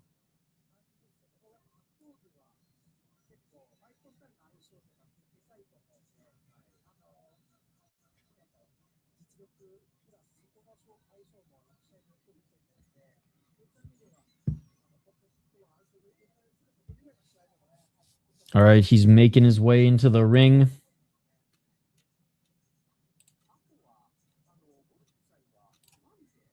Valerii versus Kongchai. Inner Circle featured fight, ladies and gentlemen. Again, we got a lot of stuff we're covering here today, guys. Tough Enough, Ryzen, and maybe just Black Combat. I mean, you guys let me know. Would you rather me cover Black Combat or Ryzen, or do you want me just to do what's left of Black Combat after Ryzen? Or Superbon versus Liu, who would win? Superbon looked good in his last fight.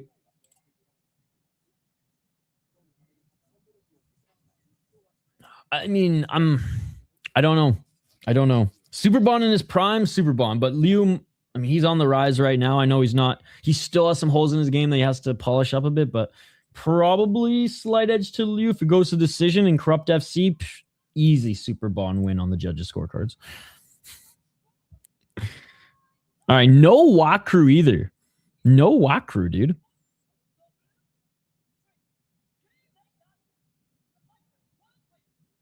$12-2 for Valerii Strungai. Representing Moldova.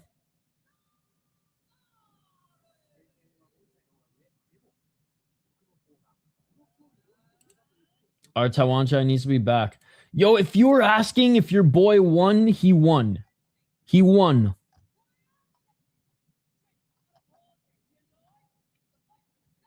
I don't know if that's what you're asking, but honestly, Superbon's kind of mid. He's no Rod Tang. Yo, what's up, Mateo? Good to see you. He ain't no Super Luck, I'll tell you that much. Rod Tang's probably leaving one, Mateo.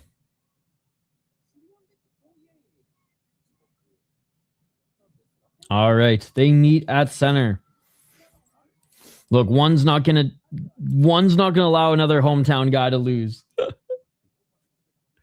Bowl cut Valerii. Can he get it done? Featured fight in the Inner Circle, round 1. Let's get it. Let's get it all. The weakest Inner Circle card we've seen so far. Earliest one did more cage boxing. I don't. They're not an MMA promotion anymore. So fuck the cage. 243. Low kick. Right hand by Valerii. Oh! Kongchai. Trips him there, but knocked down Valerii with the low kick. Low kick again by Kongchai. Body kick by Valerii. Valerii with the left hand. Valerii with the right, but Kongchai cracks him with the left. Kongchai. Nice high guard. Kongchai with the body kick, but Valerii with the right hand. Valerii looking for the spinning back because Valerii needs to keep his hands up, man. Kongchai straight left through. Kongchai with the left again. Kongchai tagging him up. Body kick by Kongchai. Another counter left by Kongchai. Dude, Valerii's high guard. It is a wide open, and Kongchai's landing right through it. Nice head movement, though, by Valerii. He ducks under the 1-2 by Kongchai. Kongchai with another counter right. Valerii with the right hand, but Kongchai, good high guard. Valerii, though, does tag him with the right. Body kick by Kongchai. 153. Kongchai with the left hand. Oh, Valerie's hurt. Kongchai with the right again. Kongchai, left and right. Spinning back fist by Valerii. Valerii eating shots to the body again. Big knee by Kongchai. Kongchai with the knee to the face. Valerie's down. He's getting the count, but this is over. He's getting the count, but this is over. Valerii ain't getting up. Valerii ain't getting up. This fight is over. Kongchai for Thailand. For Thailand. Let's go.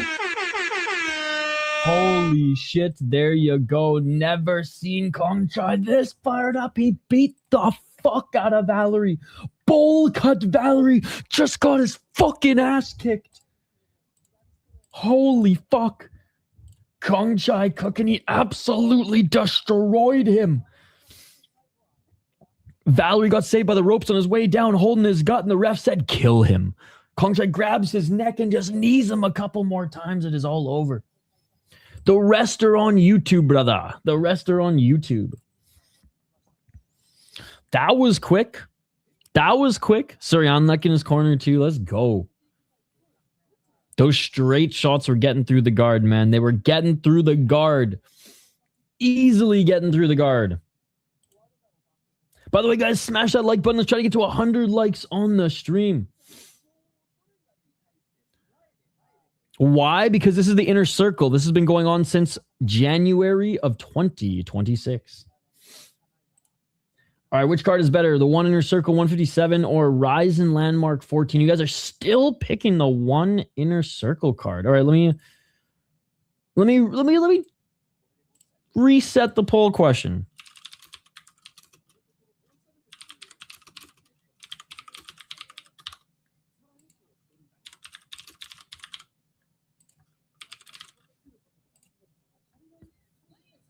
All right, Kongchai is being announced as the winner right now. All right, well, I'm still going to take a 5-minute break and grab some coffee, but fucking hell, he looked much better, even though the other guy is just a tank, but the variety of his weapons this time is just much more than normal. That is true. Like, Valerie's pretty one-dimensional and stiff, but he's tough as nails.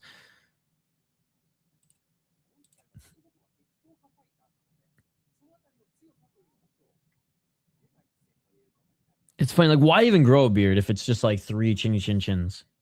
I mean, I got more hair collectively with like the 5 o'clock shadow homeless man beard than fucking, or stubble than he's got. All right, he's getting the bot, right? He's getting the bot. Here, I'll stay on for another 5 minutes and then I'll take my break. One sec, chat.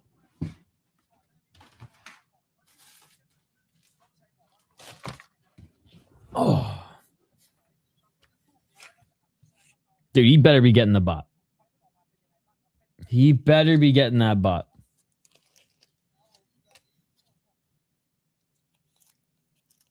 What is this, Japan? Some tears. I asked Super like the same question. Please go clean shaven, but he won't. Oh my goodness. Yo, keep the comments coming. We're gonna be live throughout the entire main card. We don't just cover the inner circle over here.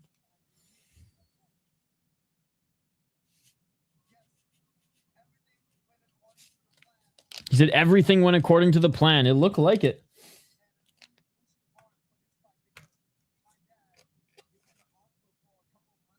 Oh man, he said his dad's has been in the hospital for a couple months now, and so he was really pushing hard in this one, dedicating it to his dad, but was also distracted.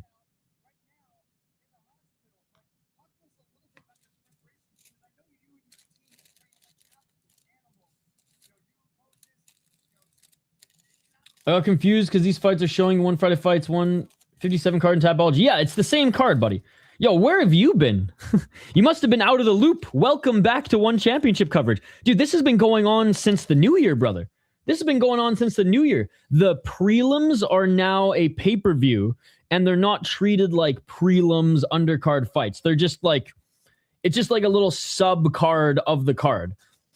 But you have to either have Unext, so like just fire up your VPN, send to Japan, make a Unext account, bing, bang, boom, good to go. You can watch it on Unext, or you can become a member of One Championship or subscribe to the One Championship website, and you can get the fights there. Do I support them further bending over their fans and shaking their pockets for dollars? Absolutely not, but I have you next. So at the end of the day, we don't care if the decision's rigged.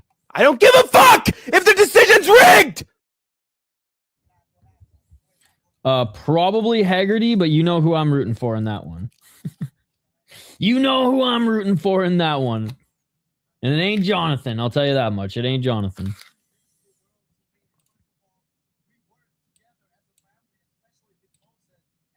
All right, they're extending the interview here because they got time to kill. We got 10 more minutes until the main card.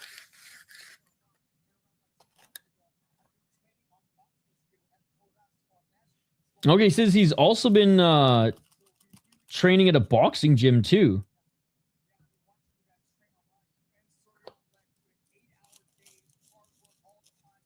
8-hour days of training. My God, these guys are insane.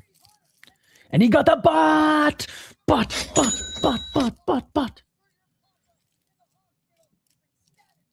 Hands off the monk, Haggerty. That's sin.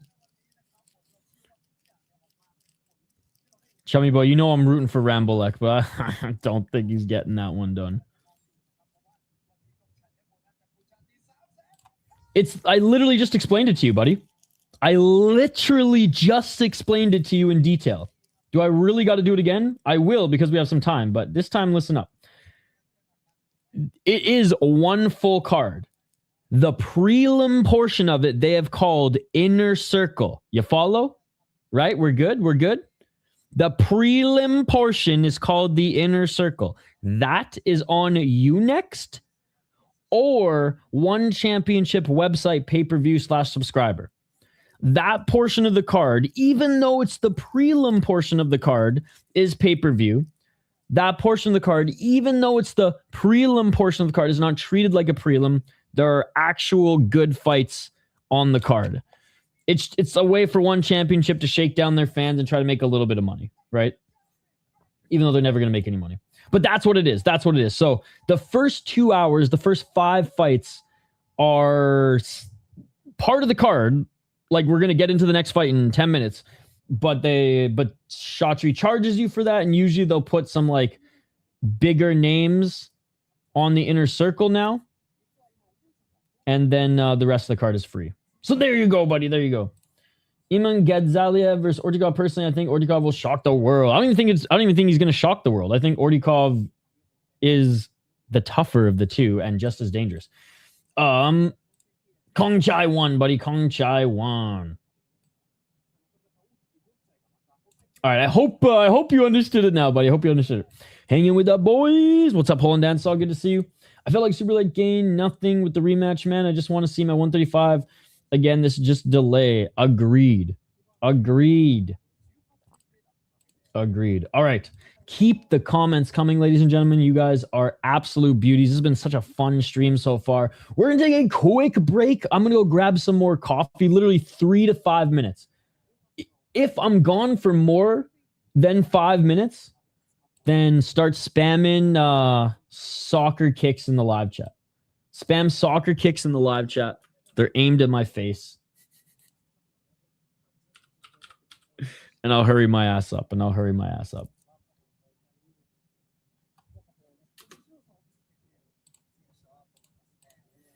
Drinking Americano. Let's go.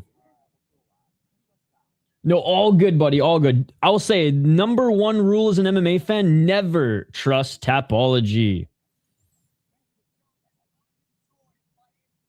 Oh, who are they joined with?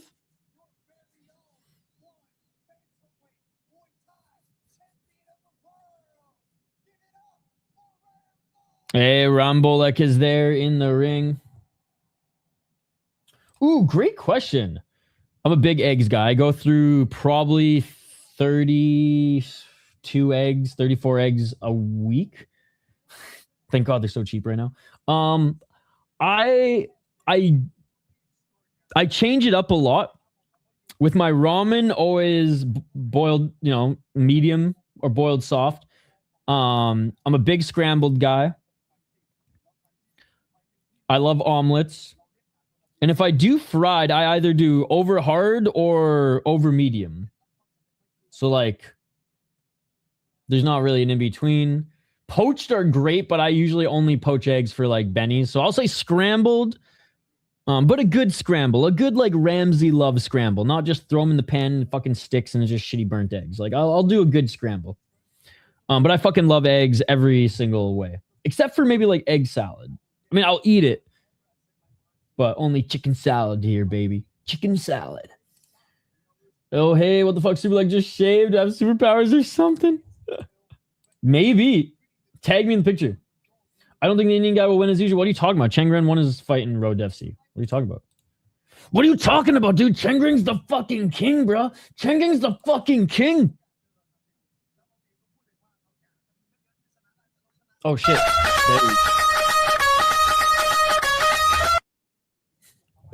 All right, guys, we'll be back on the other side for more coverage. Do not go anywhere. One Friday Fights 157 is next. We're going to take a quick break. I'm going to grab some more coffee. I encourage you guys to do the same. And on the other side, the main card, One Friday Fights 157. Do not go anywhere. We got more fights, more coverage, and a long-ass fight companion coming up next, ladies and gentlemen. Let's go.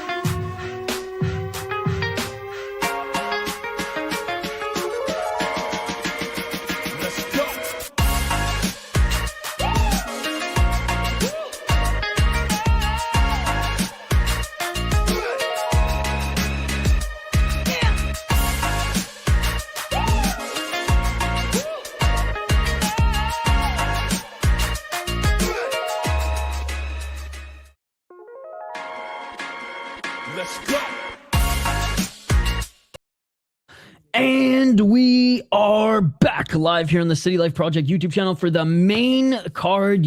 One Friday fights, a 157 Yodlekpet versus Saw Min Min. Shout out to all the homies from Burma. I wish that was the case. Unfortunately, One Championship hasn't allowed soccer kicks for, I want to say, a decade now. Choo choo. Okay, by request, everyone cover your ears. Cover your ears. Oh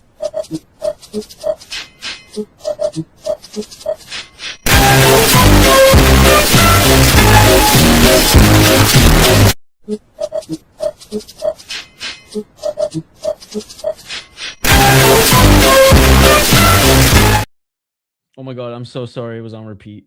I am so sorry it was on repeat. Yeah. I'm sure the whole neighborhood was woken up by that. Unfollowed. Fair enough. Fair enough. I did warn you guys. I did warn you guys.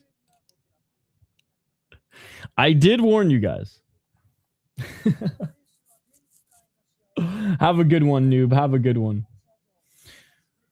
That's hilarious. I'm at work, but I know my chihuahua is freaking out because I left her at home. It's crazy because I turned the volume down all the way but one bar and it still breaks the speakers. All right, here we go. First fight, ladies and gentlemen. Let's get to it. We got John Brutus. Going to work, 10-hour concrete shift, and I got to hear that at 6 a.m. Again, I warned you. I said, turn down the volume. Hey, I've been up longer than you, and I've heard worse. Have a good shift, though, man. Crush Friday so that you can crush the weekend, my man. All right, they're making their walkouts now. We got John Brutus, and for his name alone, I want him to lose. I wouldn't blame you. I wouldn't blame you, noob. I wouldn't blame you. One person was like, I'm going to sue you for that because you just broke my eardrums. And I was like, Chad, does this person have a real case? They're like, yeah, he does. I'm like, shit. And you know what's crazy is I've actually taken that clip and I've turned it down like in a video editing program and it still pierces our ear. So I think it's just like a cursed clip. But for the memes, we got to keep it. All right, let me bring up Tapology for this one. Famous last words, I know. Tapology not doing so well as they've gone freaking ramped up their pop-up ads times 100. I got like PTSD from fucking that shit, dude. So I can't wear my headphones anymore. All right. Again, John Brutus, I wanted to lose based off his name alone. 4-1 in his last 5 fights, 22 years of age. Kobe. 0 KO TKOs, 4 submissions, 1 decision. He's only fought in Underground Battle, Zeus Fight League, Kogma Collision. These aren't good leagues, ladies and gentlemen. He's never beaten anybody over 500. This might be a freaking Kobe layup for Nazareth Lalthazuala, the North Star, out of India, 7-0 as a pro. He is undefeated.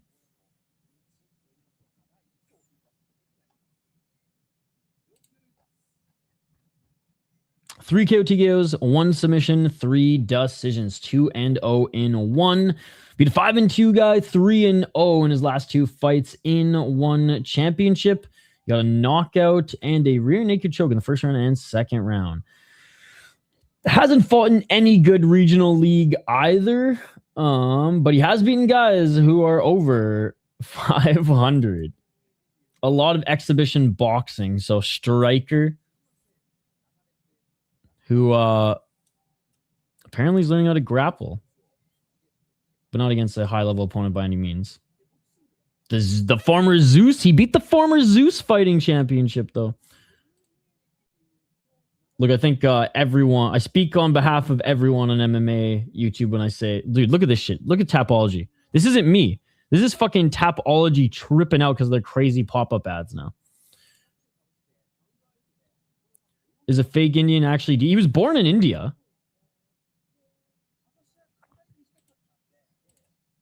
Just northern Indian.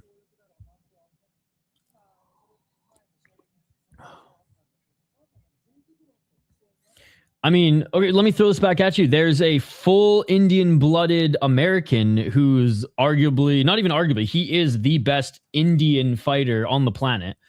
He's the Fury FC champ. He's won his fight and road to UFC. I mean, does he count? I think this guy's more Indian than him. Manshur Kara, by the way.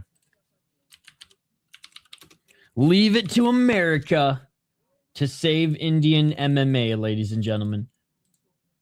Leave it to the US of A to save Indian MMA. Yeah, 10-0, undefeated, 34. He's almost unk status now.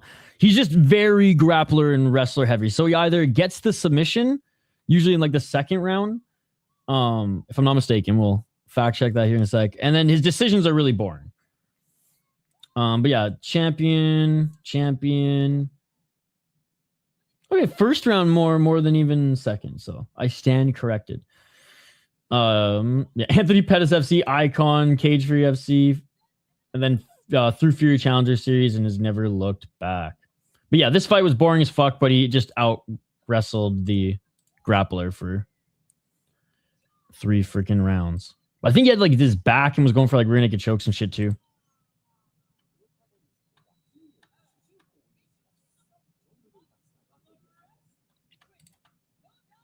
Question still applies. I still threw the question back at you.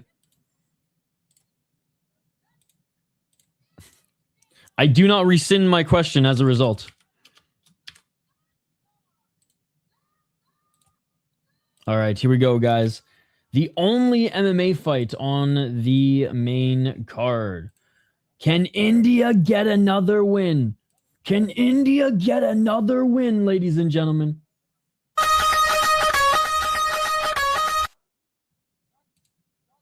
All right, here we go. Round 1. Shout out to everyone in the live chat. Smash that like button, subscribe. First of many streams today and this weekend. So don't forget to subscribe. All right, here we go. 4 minutes and 50 seconds on the clock here. Round 1. First fight, inner circle. I honestly... first fight, main card. I should honestly switch to YouTube now. Body kick. Oh, by Nazareth. Nazareth with a big left hand. Definitely looks like the harder hitter. 420, smoke him if you got him. Low kick by Nazareth.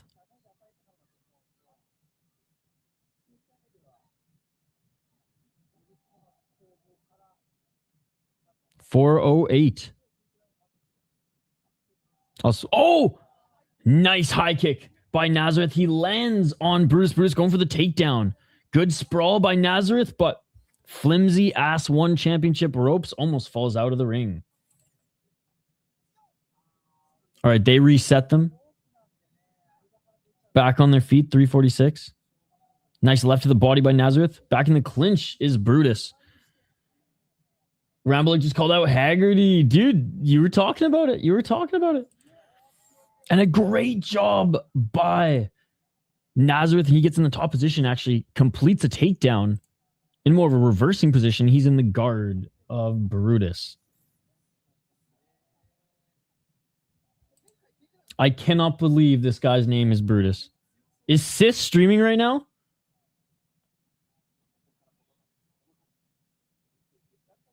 Again, on behalf of everyone on MMA YouTube, we want Brutus to be knocked the fuck out. 3 minutes and 2 seconds.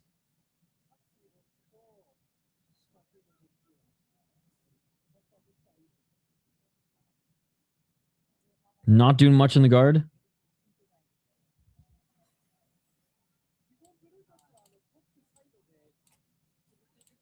I literally just posted in our Discord the picture of the protagonist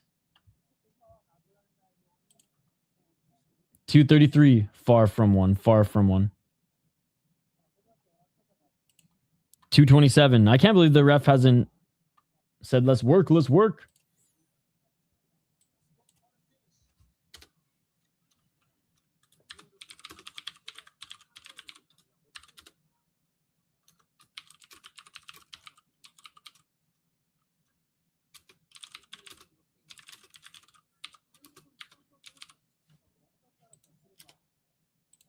Two minutes. Still working the guard here, trying to pass into half guard. And he does pass to half guard. All right. Now look for the arm triangle choke. Arm triangle choke attempt from India. Arm triangle chip attempt. What's up, Sean? Good to see you. He needs to move into half guard. He gets it. Side control, arm triangle choke. It's in. It's in. Can he reverse out of it? Nope. Staying in the top position is Nazareth, but he loses the arm triangle choke. I posted my schedule, Sean. I am not doing Rise. Black Combat, Rise, and all in the same time. 116 back up to his feet is Nazareth. Nazareth trying to re-enter half guard or side control here. Oh, big left hand in the top position. But John Brutus unable to get back up to his feet. Superior roll set, grounded knee, superior roll set, more grounded knees. UFC's fake MMA, UFC is fake MMA, UFC is fake MMA, and this fight is all over. India.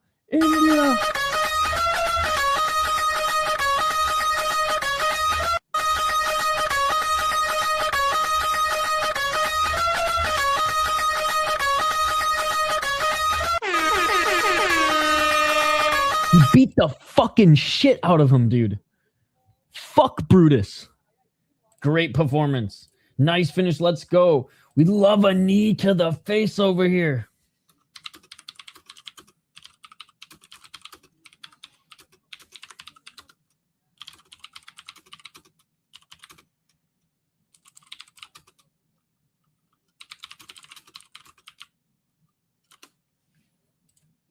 Dude. What a beautiful way to start off this main card. Dude, the MMA fights have delivered.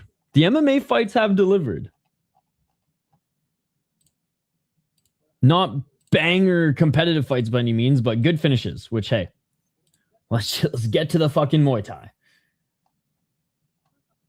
Let's freaking go. And still undefeated, 8-0. The 25-year-old North Star out of India.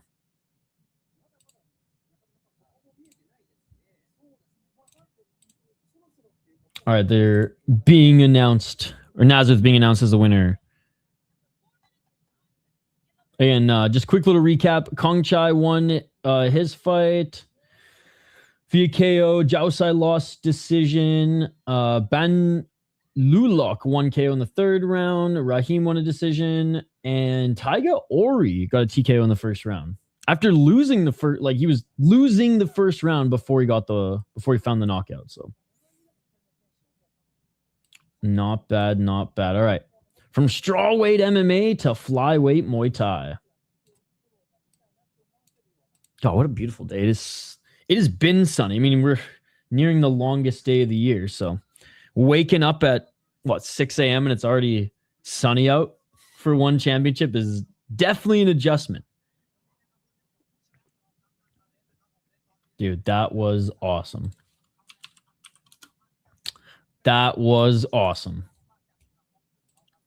He'd better be given the bot.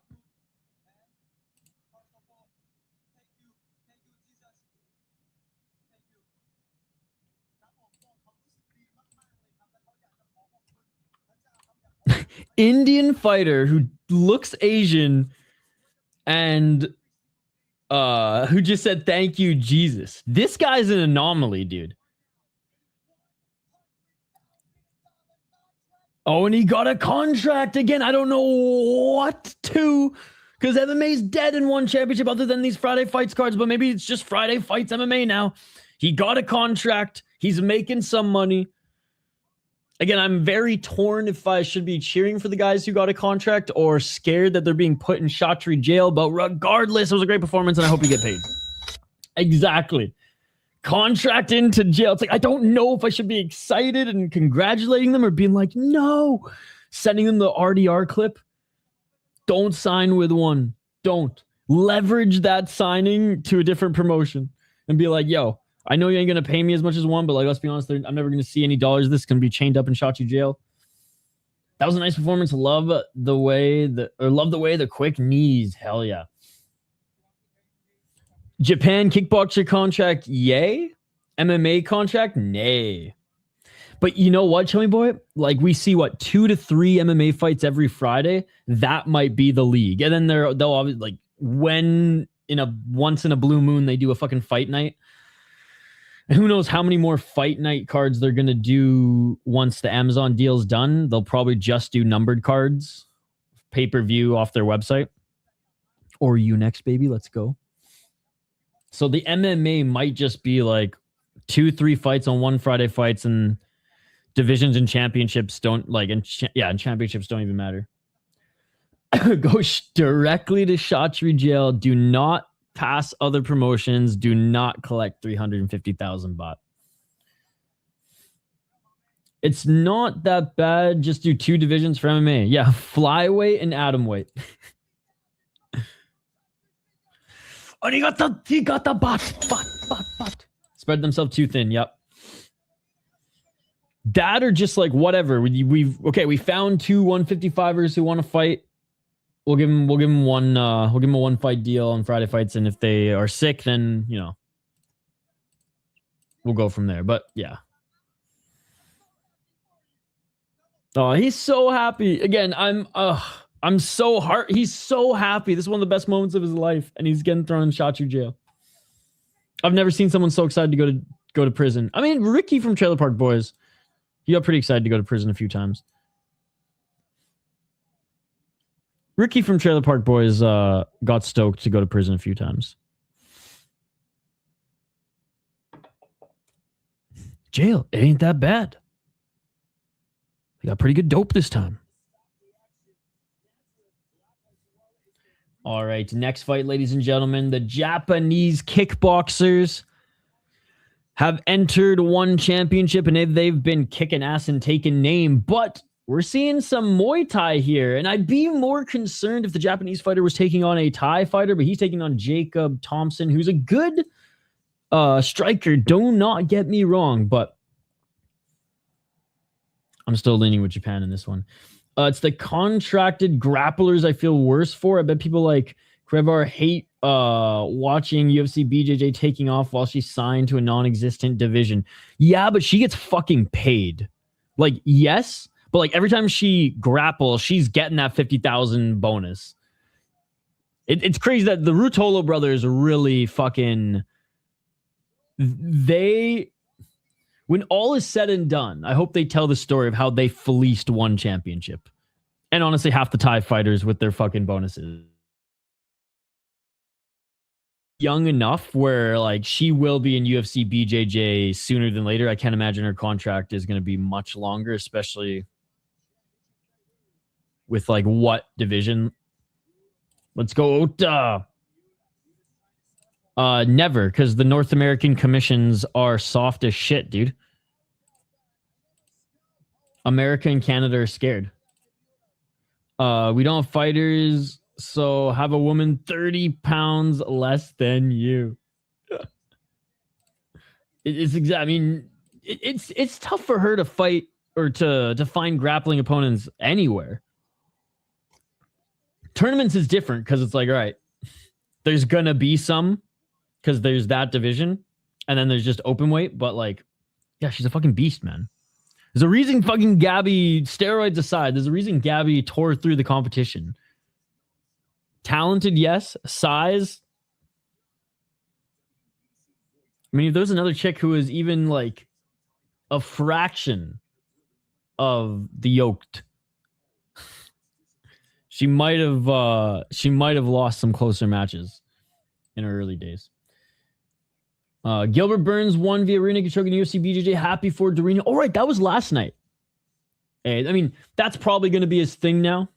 I do miss the UFC Fight Pass Invitationals. Shout out to the Eddie Bravo EBI rules that they had for those ones. I think the last good one was, I think Gordon Ryan was actually in that one. Oh my God, June 19. I mean, Fetjija's back, which is fun, but fucking Kriklia, man. He looked so bad in his last fight. So bad.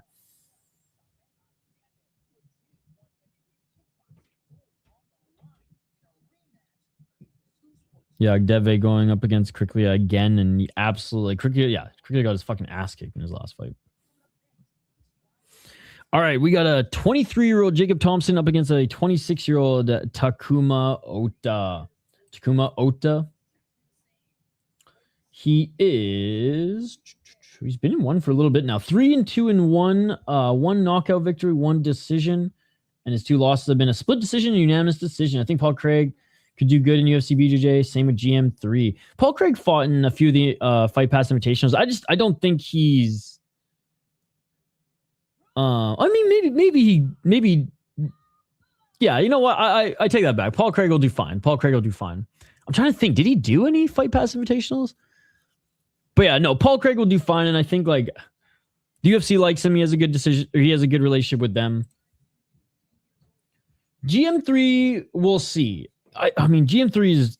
I feel like he's more broken. So like against like high level BJJ competition, I don't know how good GM3 will do at this stage in his career. Just in his stage of his combat sports career in general. Whereas like I think Paul Craig, despite, I mean, they're both around the same age, right? Paul Craig might be a little bit older, but I think Paul Craig can still take on a few of the jiu-jitsu players. But I mean, who knows? Maybe he's broken too. Did you see that?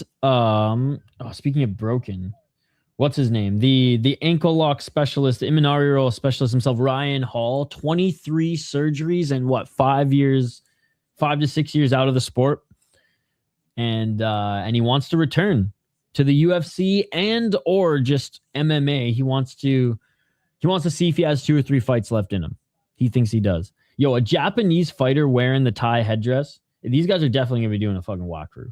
Holy fuck, bro.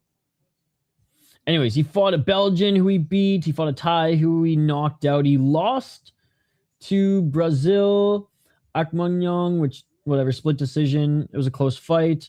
Then it beat a guy from China, then lost to a guy from Brazil. Jacob Thompson, 23 years of age, 1-2 in the promotion, lost a split decision in his last fight. His win was a unanimous decision. He lost his debut, unanimous decision. I'm going Ota on this one.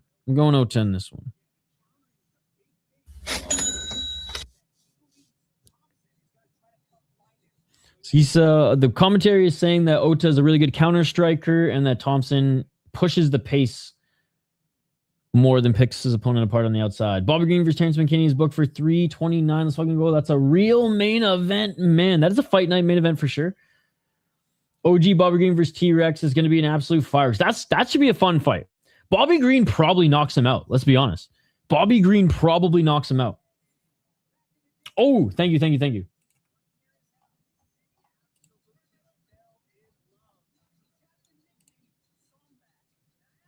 What the fuck, dude? That's so funny.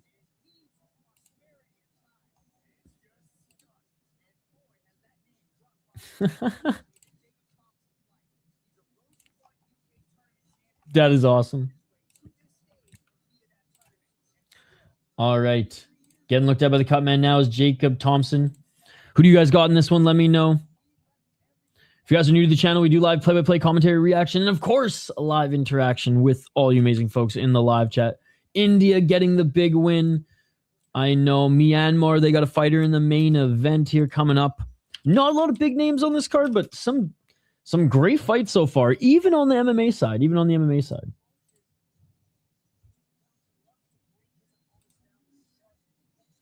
Yeah, I wonder if they're doing Wakru here to open up the Muay Thai portion of this card.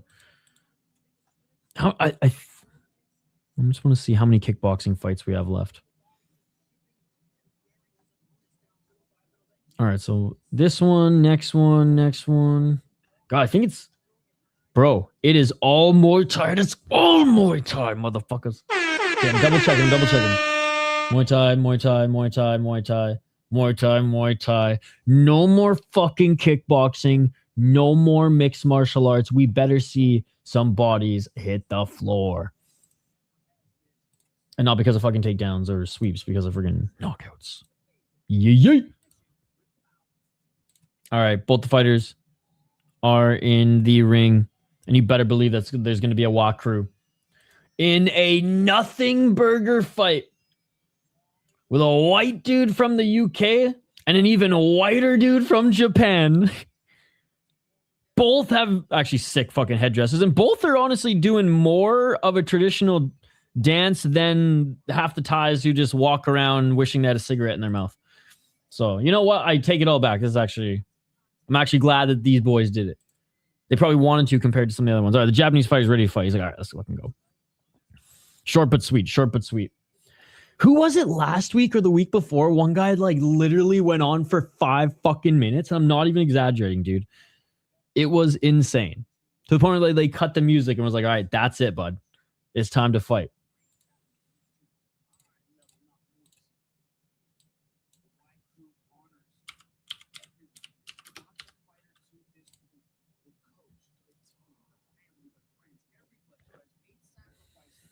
All right. They're about to be announced now.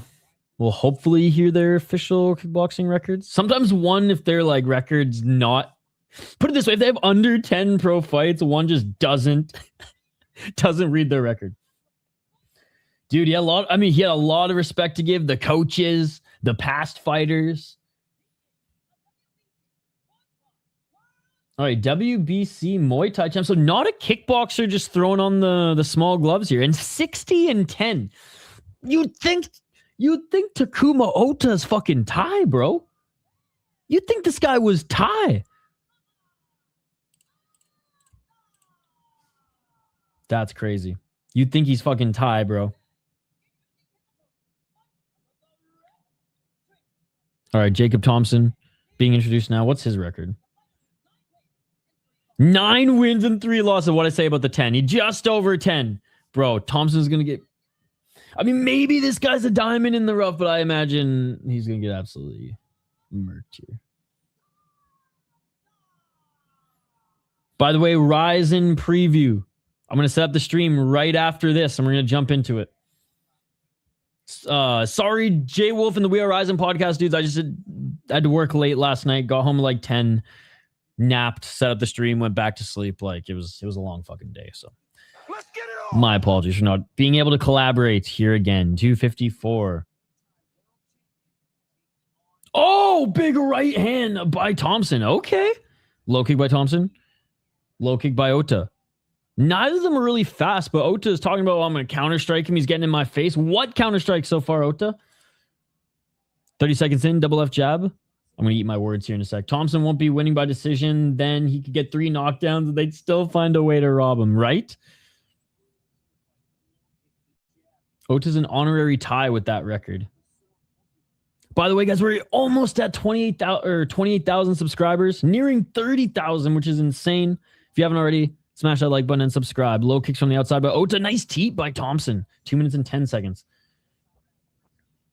Fuck, I still got to order that hourglass, bro. People could be asking for a fight clock. Superman punch, swinging to miss by Thompson, back at center. Oh, nice front kick by Ota.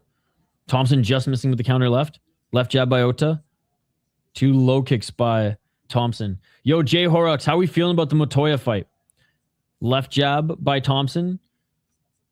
Laramie getting freaking bit by a Rottweiler. Oh, right hand. There's that counter right by Ota. Ota with the left. Ota with the right.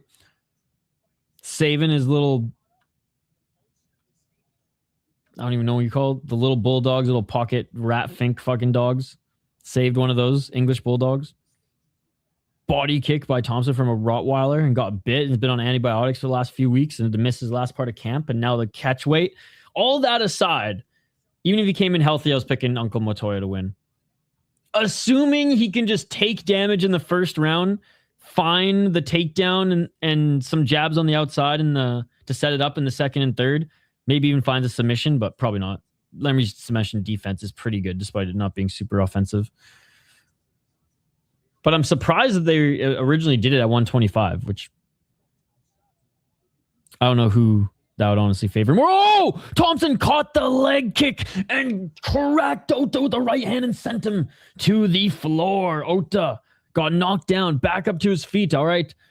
You can't keep countering now, bro. You can't keep countering now. You just got knocked down with the small gloves. 33 seconds on the clock and a low kick by Thompson. Thompson looking for the high kick. Ota still seeing the Tweety Birds. Right hand by Thompson. Thompson with another right, pressuring Ota in the corner. Ota with a left uppercut. Low kick by Ota. 15 seconds. Still hasn't fully recovered. Big right hand by Thompson. Oh, big left by Thompson again. Knee by Thompson. Now they're in the clinch. Each of them landing some knees in the clinch. It's so funny watching non-ties knee in the clinch. Just ain't the same, bro. Great job by Thompson getting the knockdown in the first round. He's going to take that first round 10-8. Hopefully we see a lot more knockdowns now that we are just on the Muay Thai train for the rest of this card. No more kickboxing, no more MMA, although the MMA fights were actually buzzing.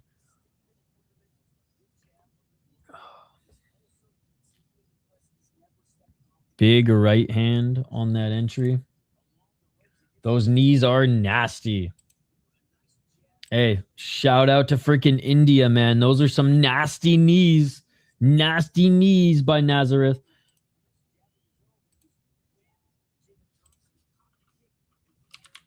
Caught the kick and that right hand landed. Chef's kiss right on the money.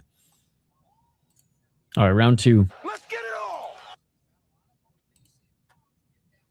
Left jab by Thompson. Thompson with the left, but Ota cracks him. Ota cracks him, doesn't knock him down, but cracks him, and Thompson's hurt. 247. Ota with a body kick. Ota smelt blood for a moment, but didn't pounce. Low kick by Thompson. High kick by Ota. Thompson blocked it. Left hand by Ota. Thompson shaking the cobwebs a little bit here too.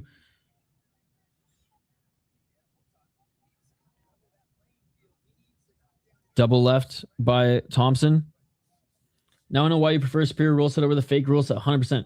Completely agree. If Yuki avoids the early onset, he'll find a way through. I'm a fan of Valerii from his U.S. regional days, but Montoya is a grinder. Montoya continues to show how tough he is as well. But big 1-2 by Ota. But sometimes he loses to guys who he shouldn't lose to if he can't get the takedown. But I mean, last year, if he would have beaten either Inoue or Ogi Kubo, fighter of the year in 2026 across all promotions, across every single MMA league, even the UFC, in my opinion. Was it 5 or 6 fights? Moved down to flyweight for 3 of them. Title fight, split decision. Could have won against Inoue. And fucking war, close fight against Ogi Kubo. Fuck off. He was so good. Beat Akimoto, beat Shinryu. Frig off. He was so good last year. Body kick by Ota. Ota with the right hand, but Thompson cracks him with a counter right as well. Bro, what's the number of your specs? Mine is -30. What does that mean? 114.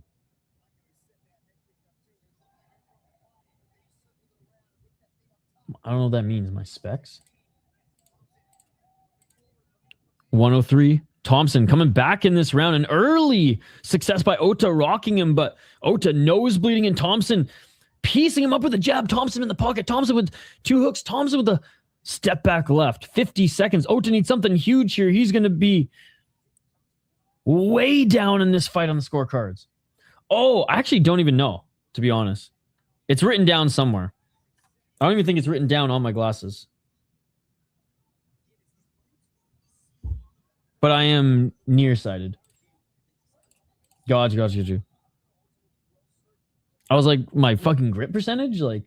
What is this, BFL? Oh, nice shot to the gut there by Thompson. Ota, I think reactionary body kick, even though Thompson's doing a great job at catching it. I just think Ota wasn't thinking that one through. Great fuck. Oh, nice counter right uppercut by Ota, but then Thompson lands a left and a low kick. Left jab by Ota. Each of them wearing damage. Thompson, if he would have gone down in this round, it would have been, it would have been an even round. Thompson with a small cut in his right eye. Both of them are bruised and battered. Both of them are wearing damage. Both of them are cut. But Thompson's up in this fight 10-8 round 1, and I think 10-9 round 2.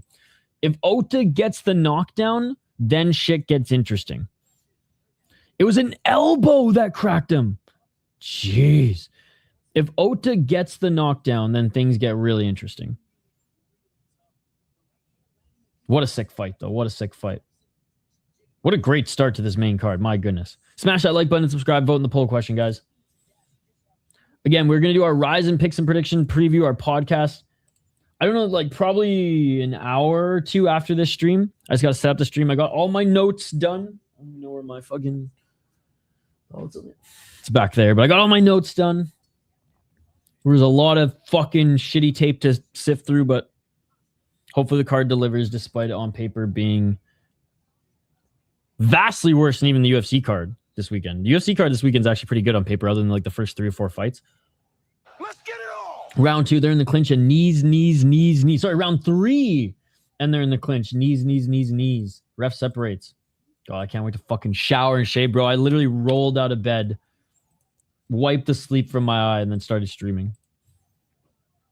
229. High kick by Thompson. They finally separate at center. Left jab by Thompson. Thompson with the right hand. He cracked Ota with that one. Ota didn't like that. Ota, for someone who's talking about, oh yeah, he's going to be in my face and I'm going to be countering him. Nice left hand by Ota. Not a lot of counters. More shots in the clinch. Knees by Thompson. 204. And Ota tosses Thompson to the ground.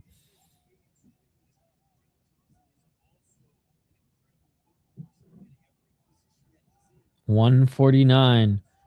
Oh. High kick by Ota. Blocked by Thompson, but heard that.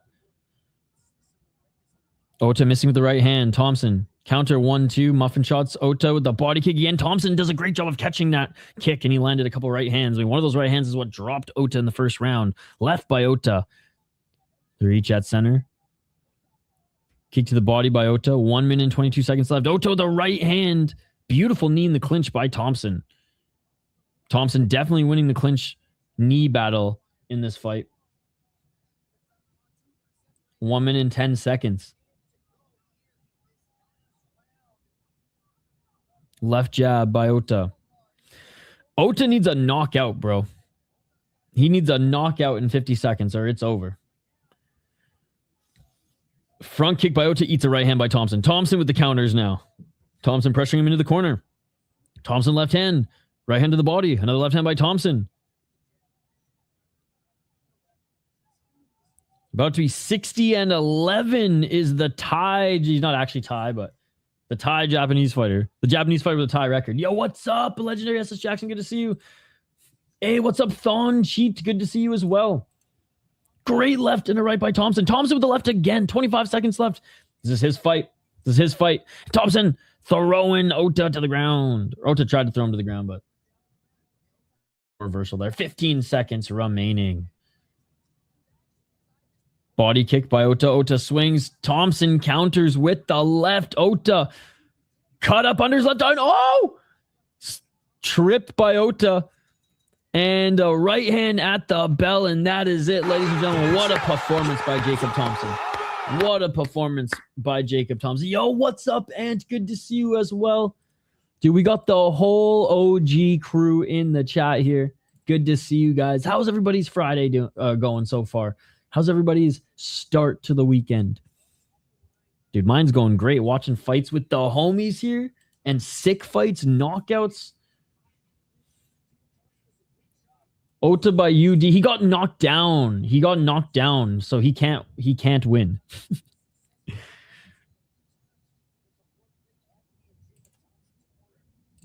Thompson should win, man. Yes, Thompson will win this fight. He won round 1 due to the knockdown. Round 2, he won basically because he didn't get knocked down. Ota hurt him early, then he came back strong. And then round 3 was just a one-way traffic ass whooping by Thompson. And Ota's not Thai, so they're not going to rob him. Even though he got a Thai record, he's not Thai, so they shouldn't rob Thompson.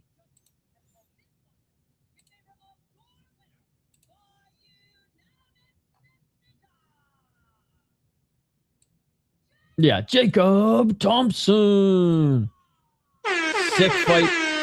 Ota's tough as nails and fun to watch. He'll bounce back, but great win by Jacob Thompson, who's now 500, 1-1 in the promotion. Yeah, Ant, this is not this is not a controversial decision by any means. He got the knockdown in the first round. He got cracked in like the opening minute of the second round, but then beat the shit out of Ota the rest of the round. And then, yeah, beat the shit out of Ota in the third round too. So if Ota would have got a knockdown, then it would have been interesting. But yeah, no, that was scored properly. All right, moving right along, ladies and gentlemen, as we have 1, 2, 3, 4, 5, 6, 7 more Muay Thai fights on this card. We are blessed this morning with all this violence, ladies and gentlemen. Blessed this morning with all this violence. We have Tayo Zahir out of the UK taking on Mahan Fotouhi out of Iran. 25, it's a little fucking daunting, eh? 25 years of age for the Persian fighter. Came in and fought an Irish Muay Thai fighter and lost via knockout in the first round. I mean, I don't know anything about Tommy over here. Tommy Ko? Or Keg? Tommy Keg or Tommy Ko. Anyways, he may be just a beauty and a absolute killer. I don't know. But like generally, if you come to Thailand and you lose to an Irish Muay Thai fighter via knockout in the first round, you're not really going to go far in Thailand. Just saying. But Tom could be the exception. Taho Zahir, lucky number 7. No fucking way. No, hold on. Hold up. Guess how old this motherfucker is. Guess before I want to give you guys some chances before I reveal this. Oh my god, I gotta get the meme out. For this one. I'm gonna take some guesses. How old do you think this fucking guy is?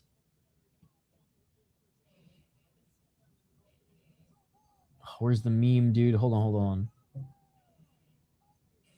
I gotta like label my YouTube meme pictures better because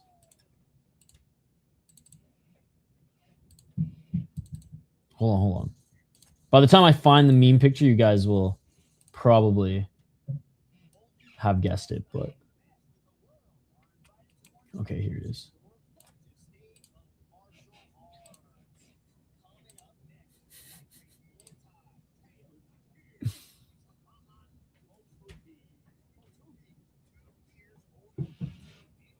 What the hell?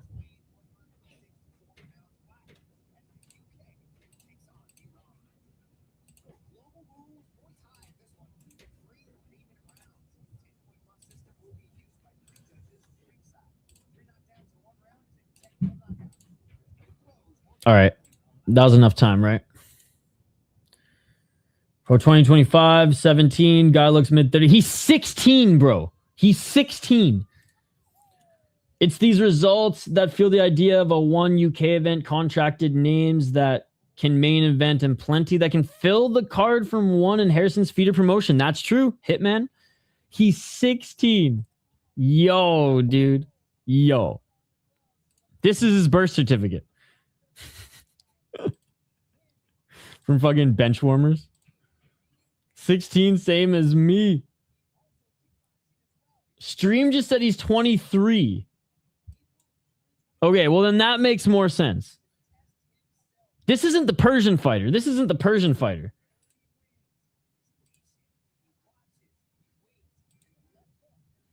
I think Mahan is 23, no? The Mahan's 25. Okay. Maybe the One Championships website messed up, because I was going to say, if he's 16, then this guy's 12.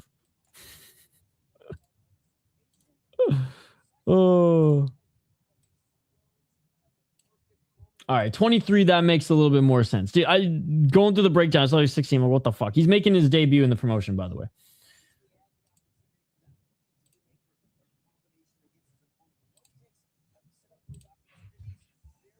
Yeah, this guy is 16. He's literally like part fucking. I don't even know. What is a fast aging what's a fast aging part of the world? Moldova. Bro's got some Moldova in him. All right, he's walking out now. Let's see how he fucking actually looks. Been smoking since he was 3, clearly. There's no way he's 16. No way.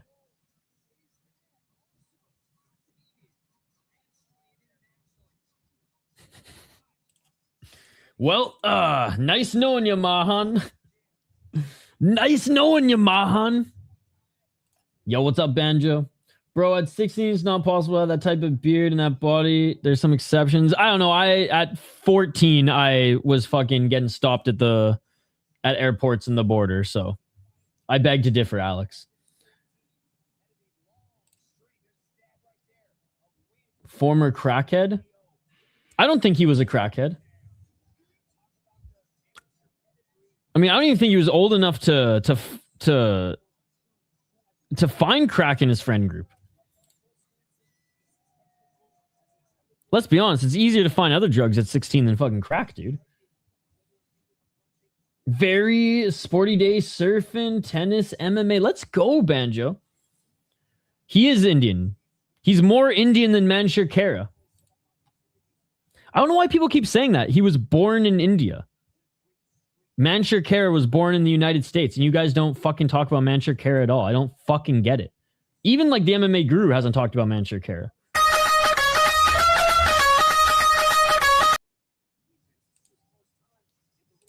Okay, I don't think he's done crack before, though. I'm gonna look him up, but like, I mean, this Wyatt comment is gonna get me canceled, but I'm looking it up. Yeah, there's no news about him ever being arrested for doing crack or anything like that. The One Championship's broadcast is saying 23. Their website is saying 16. I know. I literally was looking for videos of him doing crack. I can't find any. All right, 37 wins, 7 losses for Mahan. I found Rob Ford again though. That was pretty easy to find. All right, Mahan, he's tall, kind of shaped like a milk bag. Probably had a plate of kebab before this fight.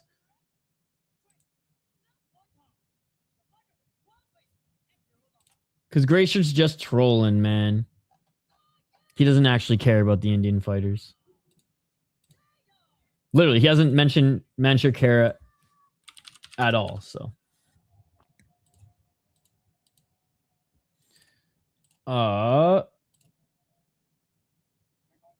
See if Connor has posted any pictures with him. Kid been in his dad's gym forever, no crack involved. There you go. There you go. He's just literally born in the gym. All right, round 1, ladies and gentlemen. Low kick by Zahir. Oh, right hand by Fotouhi. 244. Born in India as well. Body kick by Zahir. Oh, right hand by Fotouhi. He knocks down Zahir with the right hand. 223 straight right. And Zahir buying himself some more time, asking yo, ref, tell him to fuck off.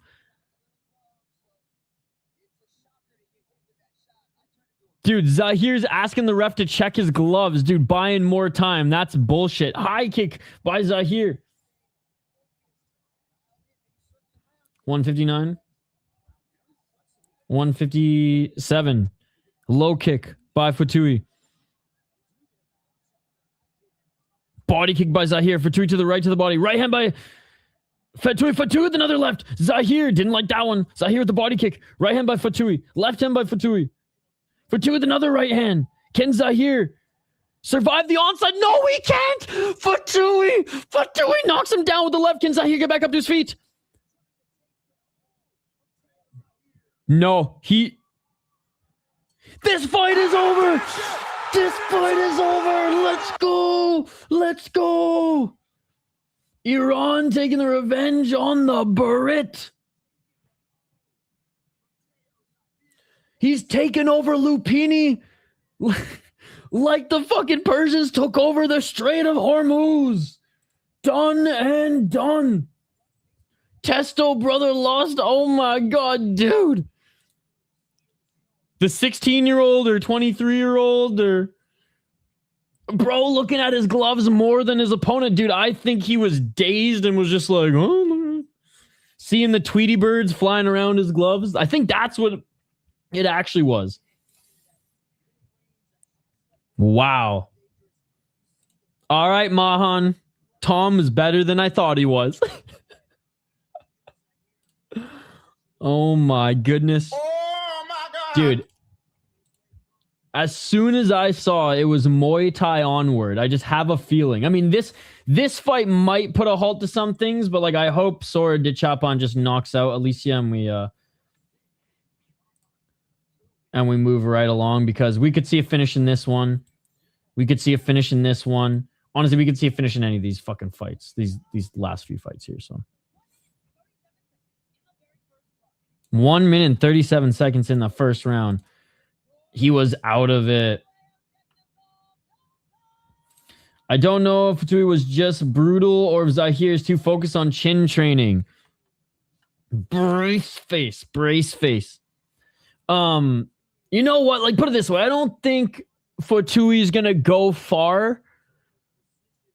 He's going to probably get knocked out and get knockouts. He'll be like 500 in one Muay Thai, but like put on exciting fights on the losing end or knockout winning end of things. He does, but I don't know if that's a good thing or a bad thing. It's like, hey, welcome to Shotri jail, motherfucker. Here's your ball and chain. Here's your ball and chain, Shotri jail. Again, hopefully he just gets Friday fights.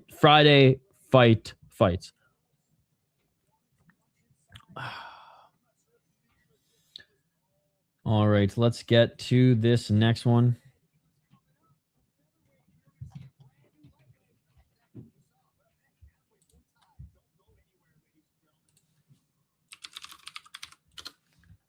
Oh yeah, by the way, ladies and gentlemen, if you can do me a favor, please go on Twitter, go on Instagram, go on Facebook, tag BKFC and write the hashtag free Jhon Dodson. You guys are One Championship fans. You guys watch a lot of One Championship, so you are accustomed to Shotri holding his fighters in literal jail, holding his fighters in prison. I mean, fucking Combat Casual even wrote the Shotri Blues, the Shotri Jailhouse Blues, because of it. We were able to help free Pampayak from Shotri. I think we can save and free Jhon Dodson. So just like Shotri throws his fighters in Shotri jail, that is what Dave Feldman and BKFC are doing to Jhon Dodson right now. A little bit of a rug pull. They convinced him to sign an exclusive contract because, you know, wanted to give him a bunch of title fights, wanted him to defend his title if he, you know, multiple times and keep the high end part of the division active. Since he signed that contract, it's been almost a year and they have not given him a fight. What do you mean? If you don't know the answer to this question, you're not you do not watch One Championship and you're not a combat sports fan. Honestly, like we literally talk about it every second of every week. I'm not going into it. Like if you don't know, that's on you, brother. You should know by now. You watch One Championship every single week and you don't know, that's fucking insane. That's fucking insane, dude. You only have yourself to blame for that one, buddy. You only have yourself to blame for that one. I can't help you there. I can't help you there. Blows my... Even UFC fans know. Even UFC fans know. I'm being over dramatic here, but like I'm shocked that you don't know what that means. Check out this video. Free Jhon Dodson. I mean, you were literally talking about how one championship doesn't have an MMA really a buzzing MMA scene anymore. Chatri holds his fighters in jail. It's pretty black and white. Everyone wonders, hey, this fighter in one hasn't fought in a while. Where are they? They are literally in Chatri's closet bunker prison. Used to be in Singapore, but that got too expensive to maintain. So they moved it to an even shittier former underground Thai prison. And that is where he keeps his contracted MMA fighters. Ball and chain on the ground, tied up over their heads in a fucking cellar, bro. It's disgusting. And I'm not even being over dramatic for that one. Like that is the God's honest truth. But anyways, Dave Feldman, he's holding Jhon Dodson hostage. Jhon Dodson has like 2-3 years tops left in his combat sports career. He's in his fucking 40s. What are we doing here, Dave Feldman? What are we doing here? Tag BKFC, tag Dave Feldman. Free Jhon Dodson, man. Free Jhon Dodson. Holds them in jail or they fight once a year. Yep. And it's because he signs them to these big contracts, these lucrative contracts, but then you got to fight to get paid. And then he just doesn't allow them to fight. And he's been pulling this bait and switch for years. But he was able to go a little under the radar when there were active fighters who were, licking his boot. Unfortunately, not many bootlickers anymore. Even even Rod Tang turning against Chatri. I think he's 42. He's like 41 or 42, I'm pretty sure. Sorry, Uncle Dodson, if you're like 38 or 39, but I am almost positive. Yeah, 41. I was like 99.9% sure. Yeah, he's 41. He was doing okay in Ryzen's MMA. And he's the champion in BKFC, although he hasn't fought since I think it was the draw.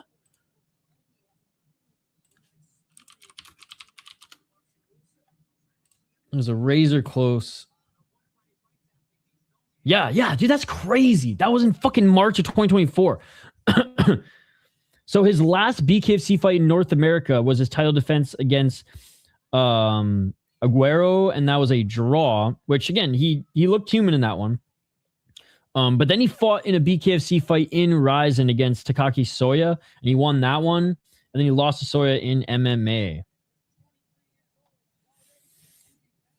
Free Jhon Dodson.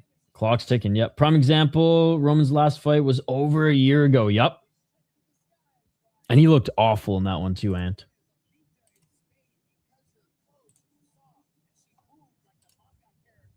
Tao lost. He got knocked the fuck down twice in the first round and couldn't get up. He was looking at his gloves all day, seeing Tweety birds around his gloves.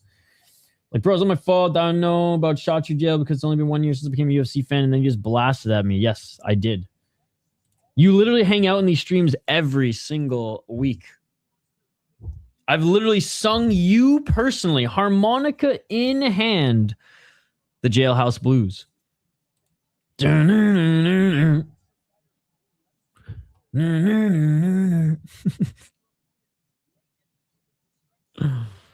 Long ago. Actually, not long ago. It happened just today because 2 contracts were given out. There were fighters thrown in Chatri jail. I should just whip out the guitar for this. Remember when Skate hit that fucking harmonica, dude? You were commenting. I think you even donated, bro. I think you even donated. You had a few rupees for the solo. It was a beautiful thing. It was a beautiful thing. The Jailhouse Blues never ends, too. It's the song that keeps on giving because Chaudhry just continues to be a piece of shit. Maybe Skate won't be able to sing the Jailhouse Blues anymore, though, because he is now I think he's actually a creator for one championship now. Even though they struck his channel. Jailhouse striking channel blues. All right, both these fighters are in the ring. We got Nongnuk sword to chop on. She had a no contest against Gusjung Fairtex. She's 22 years of age. Alicia Sanchez, out of Spain, 23 years of age, making her debut. The Thai's gonna win. I missed that Skate, dude. His streams were good. I think he's only taken like a week off because he started his own company. So, I think like window or garage door installation. So he's got a whole crew and shit. So I get it. But he should be back streaming this weekend. I think he's doing the Rise card. I think he's doing Rise and probably is this UFC. Karen haircut. To be honest, this is the battle of the Karen haircuts. Remember when Fajicha left Venom and got one fight per year? She has to come back to Venom for the jail sentence to be lifted. Let's get it all. Round one, low kick by Nongnuk. Nongnuk with the left. By the way, what was your opinion on Rico versus Usyk? No opinion. Apathy. Don't care at all. 232. Left to the body by Nongnuk. Everyone freaking out. Oh my God, boxing's rigged. Yeah, man, boxing is rigged. That's half the reason I don't watch it. I watch Japanese and some Mexican boxing, but I watch it because you don't see the scorecards for most of those. Yeah. Oh, big body kick by Nongnuk. The boxers and the boxing promotions I watch, there's a lot of finishes. Charles getting knocked out has to be AI. Who? Good to see you, by the way, Scribe. Inoue is literally my favorite boxer. Nice 1-2 by Nongnuk. I mean, Sanchez hasn't had anything for her. Low kick by Nongnuk. Right hand by Sanchez. Oh, big left by Nongnuk, and that hurt Sanchez. Sanchez on the back foot. Raising that right hand. Body kick by Nongnuk. Nongnuk with the right hand. Oh, Sanchez lands a right going into the clinch. No knees so far by Sanchez. Ref separates them.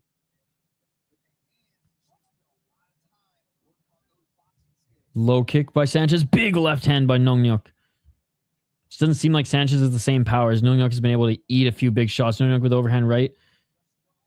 Oh, big left by Nongnuk. Sanchez is hurt. Sanchez is hurt. Sanchez seeing the Tweety Birds. Seeing the Tweety Birds. Nongnuk left to the body. Left hand. Sanchez tough as nails here as Nongnuk is landing bombs. And you can tell Sanchez is dazed, but still not going down. Left elbow by Nongnuk. Another elbow by Nongnuk. Sanchez trying to clinch. Nongnuk. 47 seconds left. Can she get the knockdown? Left to the body by Nongnuk. Doesn't want to drain the gas tank here early, but Sanchez seeing the Tweety Birds.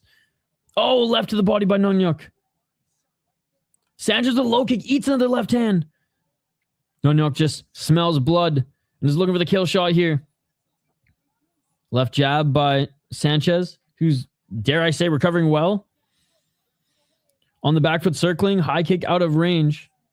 Honestly, I think McGregor vs. Holloway 2 will be canceled. Not going to lie. I mean, yeah, probably. Oh, big left hand by Nongnuk. Nongnuk with the right again. Sanchez eating these shots. Eating these shots. Oh, Sanchez is hurt. She turns away. Eats a shot to the back of the head as she turns away as well. And that's a standing 8 count right at the end of the round. You don't want to give your back on the feet. You're going to eat shots to the back of the head. Sanchez says she wants to keep fighting, but end of the round. 10-8 dominance by De Chapan. I think Mark Zuckerberg and Elon Musk have a better chance to fight in the UFC than McGregor ever returning to MMA action. Ref, just call it. Yeah. Shit. 50 punch combo. Dude. Alicia Sanchez is getting her ass kicked, man. Madame Bloodbath at it again. Sanchez is tough as nails because, yeah, standing TKO, she had enough. She turned her back. That's going to get the 8 count. But, like, she hasn't been knocked down yet.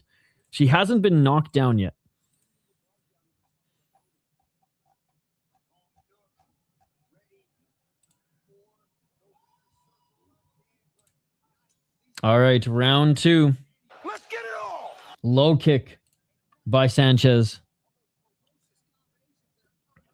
Counter left by Nongnuk. Oh, big right hand by Alicia. No way. Alicia just knocked her down. Alicia Sanchez just knocked down Nongnuk.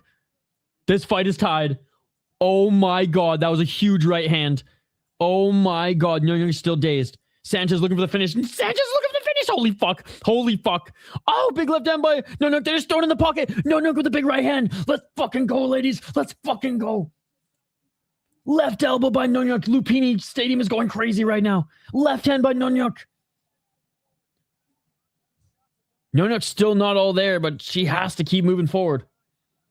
Low kick by Sanchez. This is insane. What a sick card so far, ladies and gentlemen. Body kick by Nongnuk. Oh, Nongnuk with a huge right hand, dude. Sanchez has got a chin. The Spaniard has a chin. Oh, big right elbow by Nongnuk. Left hand by Nongnuk. Right hand by Sanchez. This is a hell of a fight. It's a scrap. Traditional Muay Thai fighter or traditional Muay Thai enthusiasts would be rolling their eyes at this one, but this is a fucking scrap for us degens who just love watching people throw down. Body kick by Sanchez. Sanchez with the left hand. As long as Nongnuk doesn't get a knockdown again in this round, it is very interesting going into round 3. 1 minute 21 seconds right uppercut by Sanchez. Trying to stay out of the clinches, Nongnuk. Sanchez trying to enter the clinch. Ref separates. Holy fuck. What a fight. This shit ain't bad, man. All right. Chummy boy approves. 1 minute. Right hand by Nongnuk. I mean, if it wasn't for the knockdown, Nongnuk would be winning the round, but oh, right hand by Sanchez. Or maybe I'm speaking too soon. That was a hard-ass shot, though. Oh! Nongnuk cracked her. Sanchez is hurt. Nongnuk cracked her with the left. On the back of 44 seconds. And here we go. Right back to the end of the first round again, except Nongnuk down in this round. Body kick by Nongnuk. Blood, ref. Guys, don't forget to like. Don't forget to subscribe. 21 seconds. Right hand by Nongnuk. Oh, another shot by Nongnuk. 22 seconds left. Hey, what's up, Lazy Bed? How you, brother? Right to the body by Nongnuk. She's not going to be able to get the knock. Oh, fuck! Nongnuk with the left. 10 seconds. Can she get the knockdown? Can she get the standing 8 count? Sanchez clinches.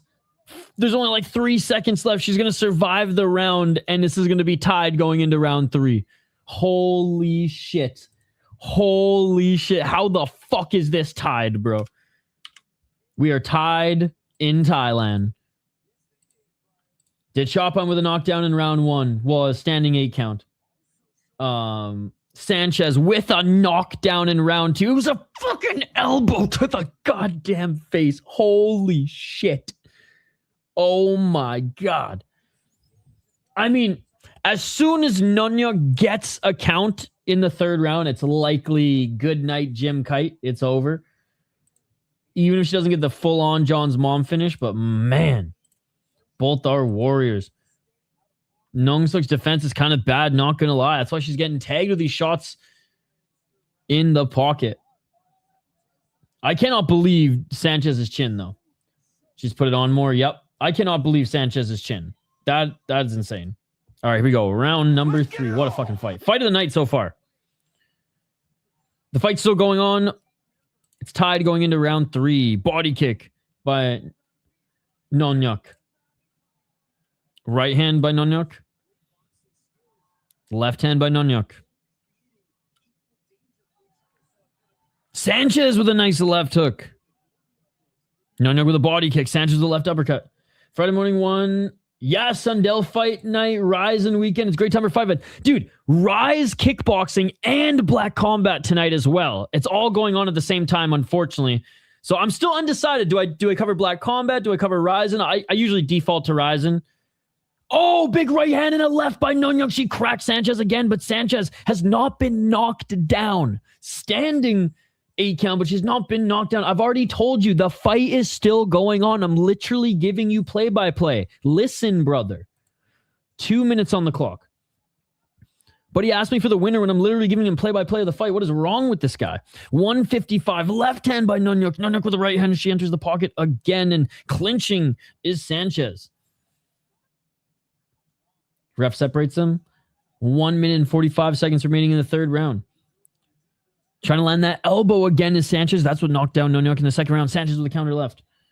Sanchez has too much respect. Oh, Sanchez with the big right hand. Yo, what's up, DX? Good to see you. Good to see you. 130. Looking for that right elbow again with Sanchez, but Nongnuk walking forward, landing big left hands, and Sanchez got away with a little rope grab there. Back in the clinch. Sanchez just surviving at this point, man. She's in this, but she's surviving. 114. Oh, big body kick. Should not let her walk down for free like that. Oh, big left by Nongnuk again, man. Spinning back for the send by Sanchez, but she's just got nothing left in the tank. She's got nothing left in the tank. Oh, just when I say that, Sanchez lands a right hand, but Nongnuk entered the clinch and a big left elbow by Nongnuk, dude. Sanchez. Welt on her right side now. Sanchez the right uppercut in the clinch. Bot for both fighters. I mean, each of them deserve fucking some bot for this, man. What a fight. Fight of the morning. Fight of the night. Fight of the morning for sure, Ant. Right hand by Nongnuk. Left by Nongnuk. Oh, Sanchez cracks her with the left right at the end of 24 seconds. Dude, if Sanchez knocks her down in the last 20 seconds, that would be insane. Red and blue. Yes, red and blue. Black and yellow, black and yellow. Whoops, wrong song. 10 seconds. Oh my God, come on. If Sanchez gets a knockdown, that'd be insane. Oh, she almost caught the body kick too.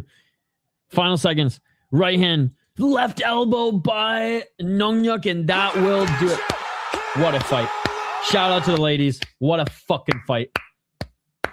What a fight.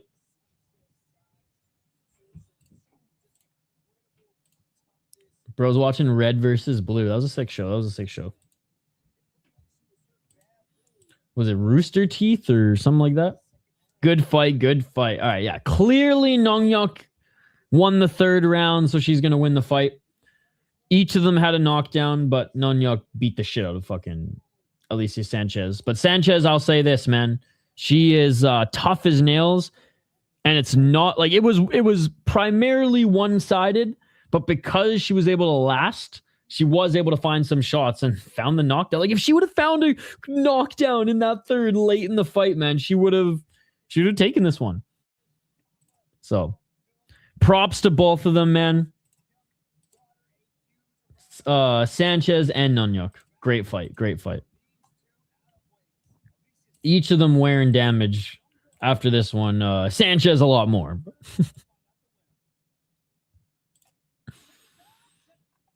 I mean, Nongnuk won the third round.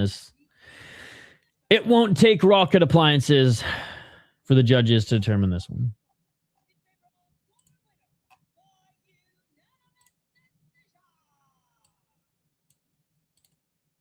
Yeah, Nongnuk wins this one.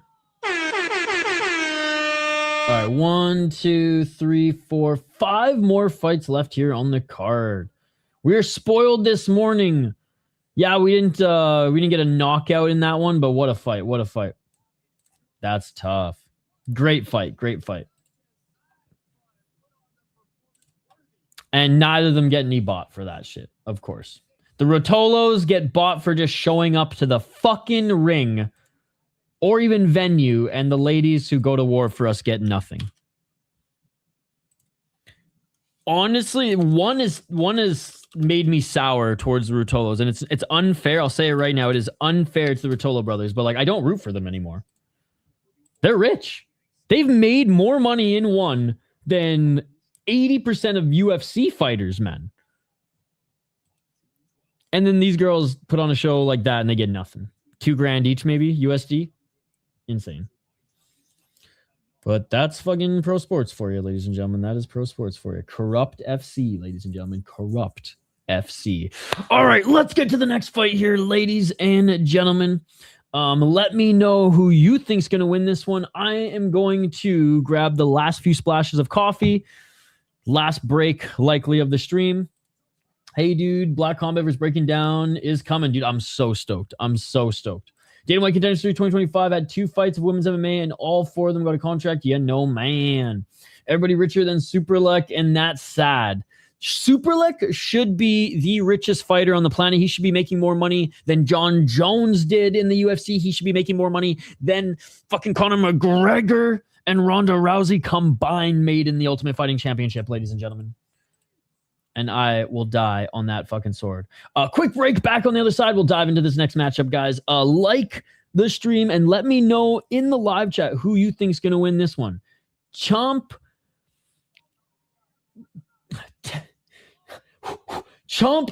Haumutod versus Krungthai. Jeez, this is going to be a fun one.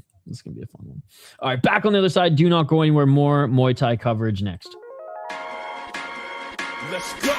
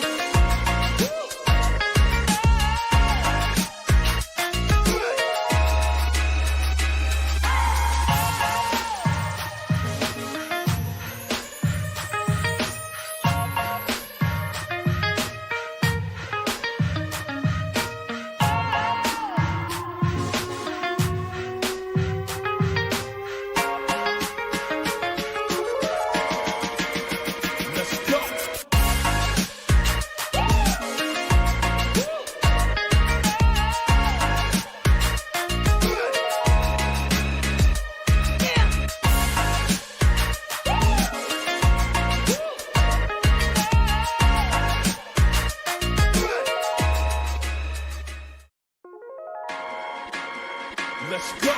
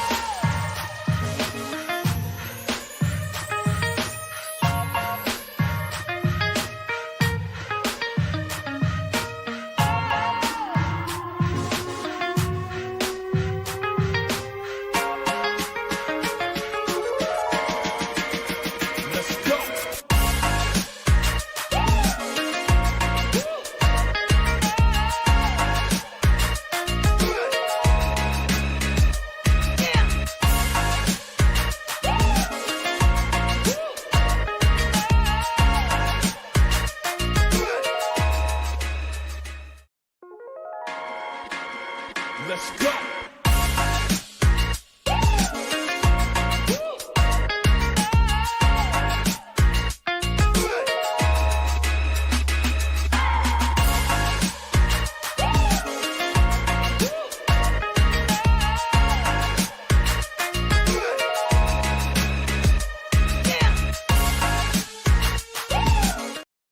All right, we are back, ladies and gentlemen. Thank you so much for your patience. As we continue the Muay Thai action on this card, again, don't forget to smash that like button and subscribe. We'll be live all weekend. We'll be covering Tough Enough tonight. Former One Championship champion Sundell will be fighting in her, I believe, her second MMA fight, second or third MMA fight in Tough Enough. here tonight, and then we'll be covering either Ryzen. Well, we're gonna double screen. We'll have Ryzen and Black Combat on. But we'll be covering Ryzen, then we'll cover what's left of Black Combat. Combat Casual, I believe, will be covering Rise, and I'm sure you guys will keep me up to date on Rise, and Half Dead Frank will be posting all the highlights probably. So Half Dead Frank's gonna be busy. Black Combat, Rise, and Ryzen tonight. No, but we'll share highlights on the Rise and other shows as well. And then tomorrow we have UFC. No, we have Octagon at noon. UFC whenever Octagon's done. We're just gonna watch all of Octagon, and it'll probably bleed into UFC a little bit, but that's okay. We'll fire up UFC as soon as Octagon's done, and then no Japanese MMA or Korean MMA or anything. Saturday nights, that's Sunday morning. So Sunday, I'm going to make a poll question after the stream on the post tab, and you guys can vote on what you want me to cover on Sunday. Samurai Fight House or UWC.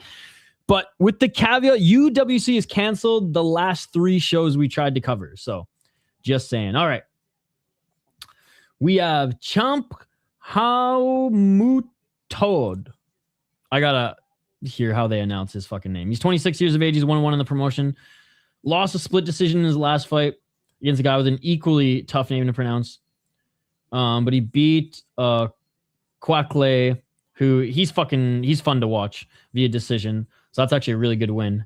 So yeah, 1-1. Hasn't been knocked out in the promotion yet. Going up against Krungthai, who's 24 years of age. 1 decision against a really tough opponent. Bin Laden Sorpunsawa. Chummy, who are you picking in this one? I've seen them fight each once in the promotion. Both big wins. Both looked pretty good.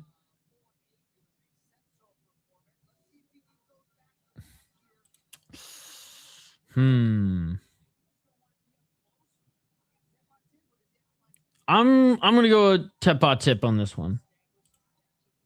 But again, Chummy Boy's a lot more informed than me. What do you guys think? Who are you guys going with this one? Kongchai or Tepatip?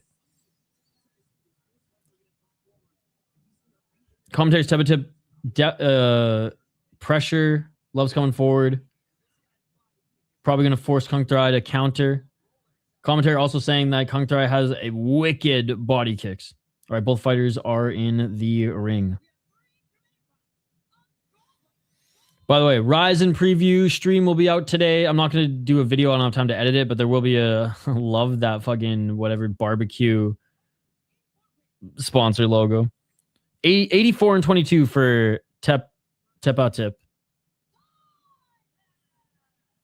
So yeah, Ryzen preview. I'm going to try to crush as many highlights for the UFC as I can. But with Ryzen tonight, it's going to be tough. We'll see. Might have to skip highlights this week. I mean, you guys got your fix last week, let's be honest. But 56 and 13 by Krungthai. How many prospects are on the UFC card? I know I've done a couple of highlight videos already, so the ones I've already done, I probably won't even update them for this one. I don't think there's too many prospects I have to clip, actually.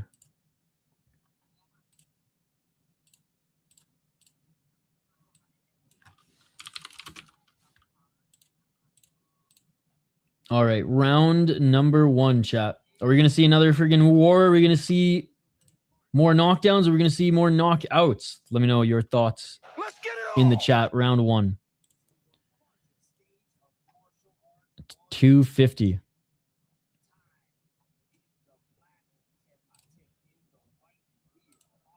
Each of them exchange low kicks.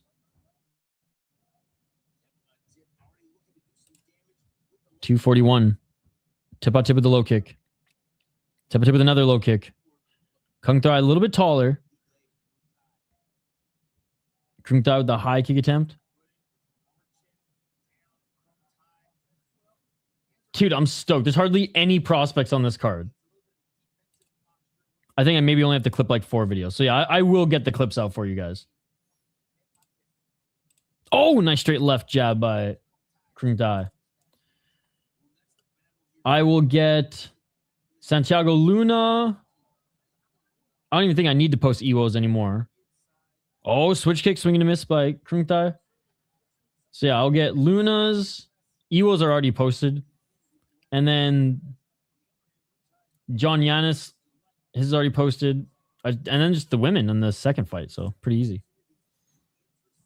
145. High kick slip by Tepatip.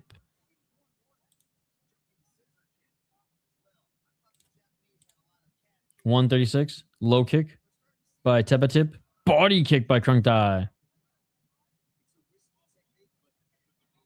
Oh, big right hand by Krungthai right through the guard of Tepatip. Tepatip walking forward, pushing forward, pressuring just like the commentary said. Swinging a miss with that right hand. Nice 1-2 by Tepatip. Krungthai. Oh, he's out. He's dead. He's dead. He's dead. Tepatip just killed Krungthai. Tepatip just killed Krungthai. He killed him. He's dead. Right uppercut, left hook, but I think he killed him with a right uppercut. Dude, he's out. And Tepatip's trolling, running around the cage. Oh my God, he's dead. That's one of the most brutal one championship knockouts I've seen in a long, long time. That's one of the most brutal one championship knockouts I've seen in a long time. That is insane. Throwing up gang signs to the camera right now. Oh my God, dude. Holy fuck. Dead. Get the fucking stretcher out now. Holy shit. Look at this slow motion here. Was it the uppercut that put his lights out, or was it the left? Dude, the left didn't even land. He took his fucking head off with the uppercut. He took his fucking head off with that uppercut. Oh my God, this card has been straight crack cocaine.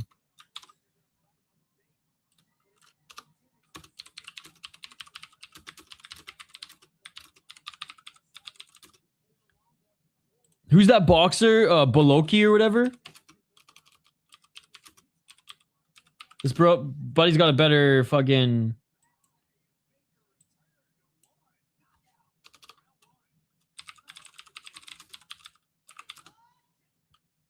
Bakoli.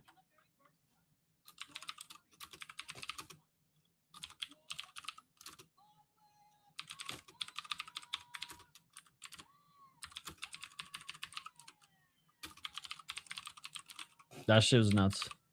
I tweeted, Tepatip just killed a man with an uppercut. Step aside, Bakoli. Your uppercut ain't shit.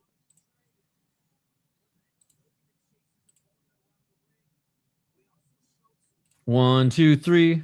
Easy as ABC. I messed that up. Yo, if he's not getting bought for that, I mean, they robbed the fucking girls of some bot, so they better give him some fucking bot. Dude, he's sick, man. He's not a tall fighter either. It's a little fire hydrant. God damn, that was sick.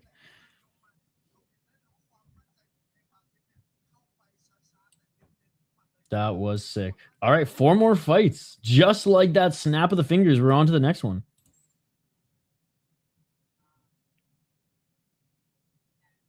But yeah, they're just interviewing him right now. What? Insanity.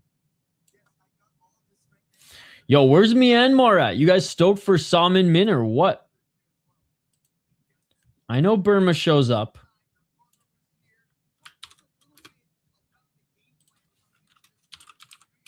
All right, we'll tee up this next one in just a moment. We're just listening into the interview right now.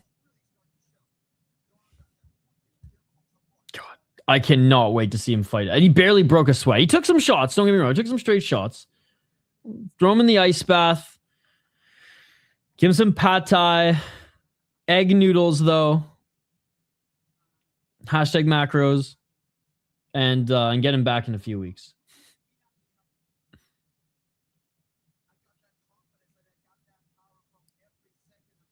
He's like, I got that confidence and I got that power. Yeah, he's getting the bot.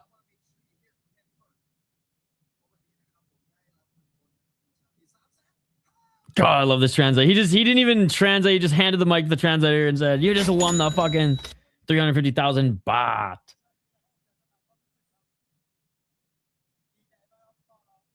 I do hope that like the day that one championship does die, that this translator like learns Korean or learns Japanese and is just like, and just gets picked up by Road FC, Black Combat, and or Ryzen.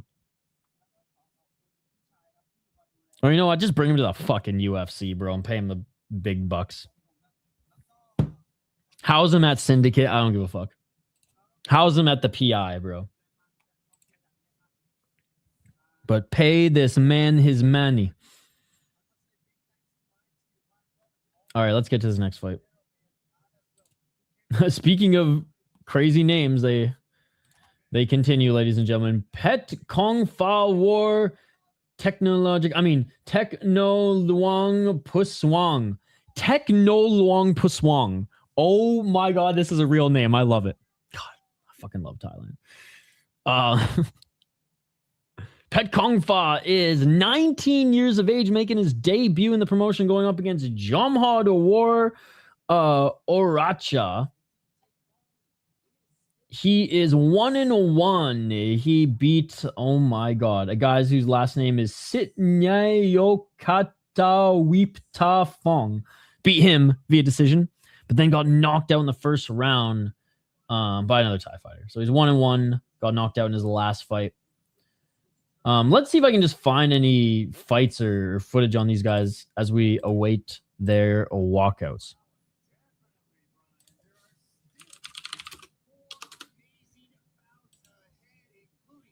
Yes, sir. 4 amazing bouts ahead.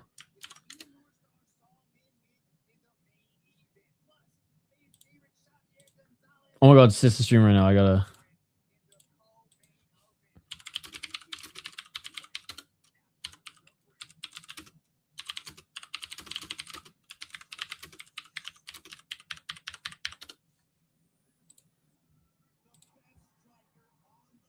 All right, what was I doing? Oh yeah, looking up tape. If there is any. I'm just gonna see if I can find anything on this guy. Okay, wait. It's gotta be the same guy, right? Oh, fuck, they all have similar names. I'm having a tough time finding this guy. Any fucking highlights from this guy.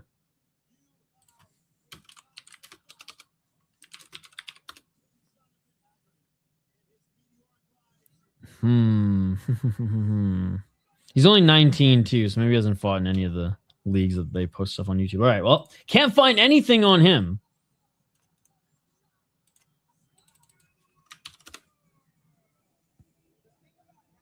Okay, War Arucha. Yeah, I mean, you got to think that even his YouTube channel probably posted some stuff about him.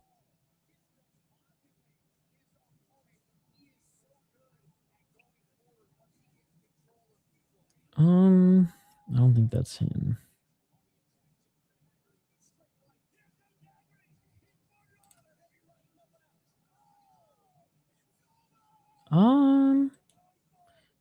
Did he ever fight in Thai Fight League? Yeah, I mean, honestly, I can't find any footage about this guy. Sorry. I tried, chat. I tried. Haggerty and Rambolek, I would lean Haggerty, but Rambo been so scrappy in the mid-range. Yeah, I'm still leaning Haggerty as well, but if Rambolek beats him, bro, A, that'd be fucking awesome, and B, like, he's an actual threat. He's an actual threat. He's not just another guy who it's, you know, how long do they last in there with Haggerty?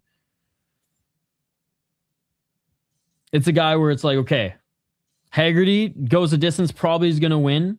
Haggerty will find some elbows in the clinch. Haggerty will chew up your leg. My thing is just always the speed. Can Rambolek match that speed early enough where Haggerty just does not earn the runway? No, he really has. I mean, dude, seriously, since we started streaming, I remember watching him in one championship coming up and you guys talking about him. And then obviously he like just kept performing and now legit one of like the boogeyman of the promotion and champion. So I am very excited. Like I'm at the point with Superlek where I'm like, I used to be so confident where it's like Superlek's just going to win every single fight. I know I'm going to be entertained, but now I'm like fearful. I'm like, I don't want Superlek to lose. Whereas like Rambolek, even going up against Haggerty, like I don't have that fear. I'm like, he honestly probably still could win. And I didn't have that fear with Superlek going up against Haggerty, and look what happened. So You go to Super Bond to get better kick. Go to sword to chop on to get better boxing. Go to Super Light to get better elbows. And that is so cool that he's not just like blindly loyal to a name brand, and he's just like doing what any good fighter should do. Go to the gyms that specialize in a certain thing and get some knowledge. Oh my god, this guy's a fucking string bean, dude.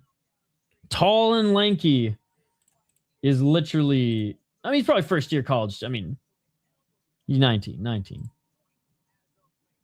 He's got nasty elbows, says the commentary. Nasty elbows. All right.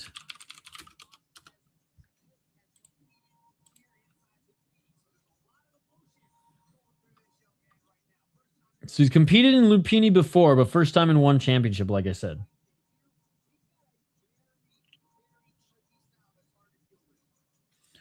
Commentary also saying he has a tricky style that is hard to deal with.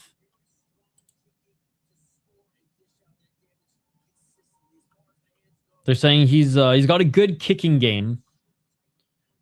Not necessarily the most like dangerous, but kicking game. He's got some good short range punch combos, but tall, lanky.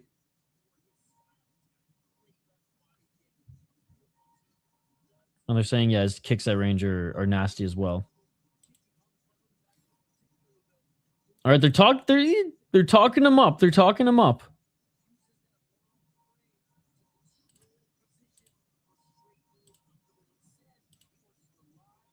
All right, he's in the blue corner and he's making his way into the ring now. Jomhod wore Aracha, about to make his walkout. In the meantime, let's go over our schedule again here, chat. Reminder, we stream 30 plus hours of combat sports every single week, every single weekend. There was nothing really midweek. You know, I shouldn't say that. There was a lot of Muay Thai midweek, but this week was fucking crazy. Oh yeah, we crushed the inner circle. We're crushing One Friday Fights 157. Barring a work emergency, which I will let you guys know, I'll make a post on YouTube. But barring a work emergency, we will be doing the main card of Tough Enough.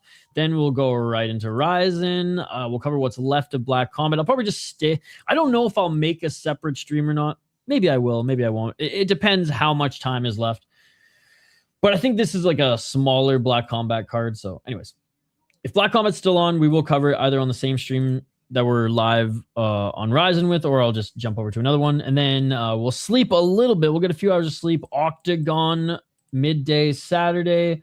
Then we'll cover what's left of the UFC after that. And then I will make a poll question after this stream. You guys vote on what we're going to cover Sunday. Samurai Fight House out of Argentina or UWC out of Mexico, if UWC even shows up. Check out our latest video on the Logan Storley situation and all the highlights, supercuts here of every prospect making their appearance on Road to UFC last weekend. We were hard at work last weekend, as you can see here, with all the Road to UFC content, but we'll have more just like MMA story content coming very, very soon. And as always, here is everything we cover, ladies and gentlemen. Last week we went ham with Road to UFC preview shows and coverage, a little bit of One, LFA, Luke's, UFC, Fury. Checked a lot of boxes last weekend, and we're going to check a lot of them this weekend as well. All right, Jomhod getting looked at by the cut man.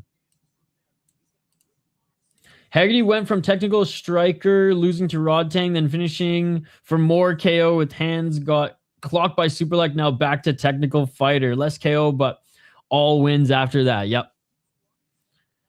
Got humbled a little bit by Superlek with that elbow. All right, both of these fighters are in the ring.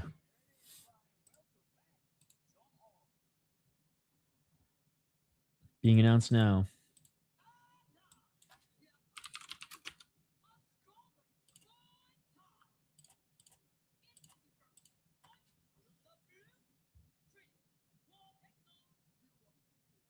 Again, Petkongfa's size, 30 and 13, 19 years of age.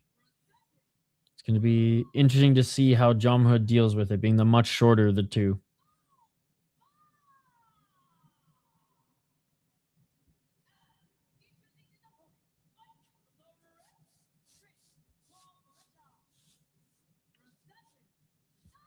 Not even reading his record. Not even reading his record. He might. Yeah, that's so bizarre. Anyways. All right, here we go, chat. Round 1.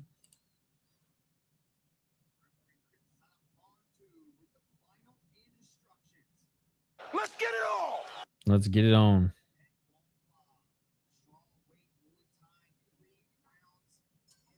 And here we go. They meet at center. Low kick by Petkongfa. Front kick by Petkongfa. High kick by Petkongfa. Man, the range control is going to be insane. Front kick by Petkongfa. Another front kick. Left hand by Petkongfa. He already knocks down Jomhod. Left hand first punch thrown by Petkongfa knocks down Jomhod. Holy fuck. Wow. That was just a straight left hand. All right, Jomhod back in action. Petkongfa front kick again. Front kick to the body. Petkongfa with another left right through the guard. High kick by Petkongfa. Dude, he's going to knock this guy out. Left hand by Petkongfa. Front kick by Petkongfa. Jomhod catches the kick. Misses with the right hand. Low kick by Jomhod. Petkongfa with a high kick blocked by Jomhod again. Straight left by Petkongfa. Dude, front kick by Petkongfa. High kick by Petkongfa again. That Jomhod barely blocked that one. Nice teep by Jomhod. 1 minute and 53 seconds. Another push kick by Petkongfa. KO incoming. Oh, yeah. Oh, high kick by Petkongfa. And that would probably hurt Jomhod, even though he blocked that, missing with the follow-up hook back at center. Nice 1-2 by Petkongfa.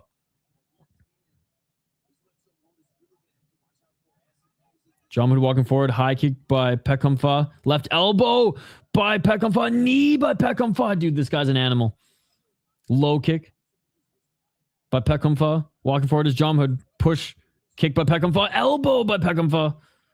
I mean, it didn't get through because if it would have knocked down Jomhod. Straight left by Petkongfa. Petkongfa with another high kick. That right arm of Jomhod's probably hurting.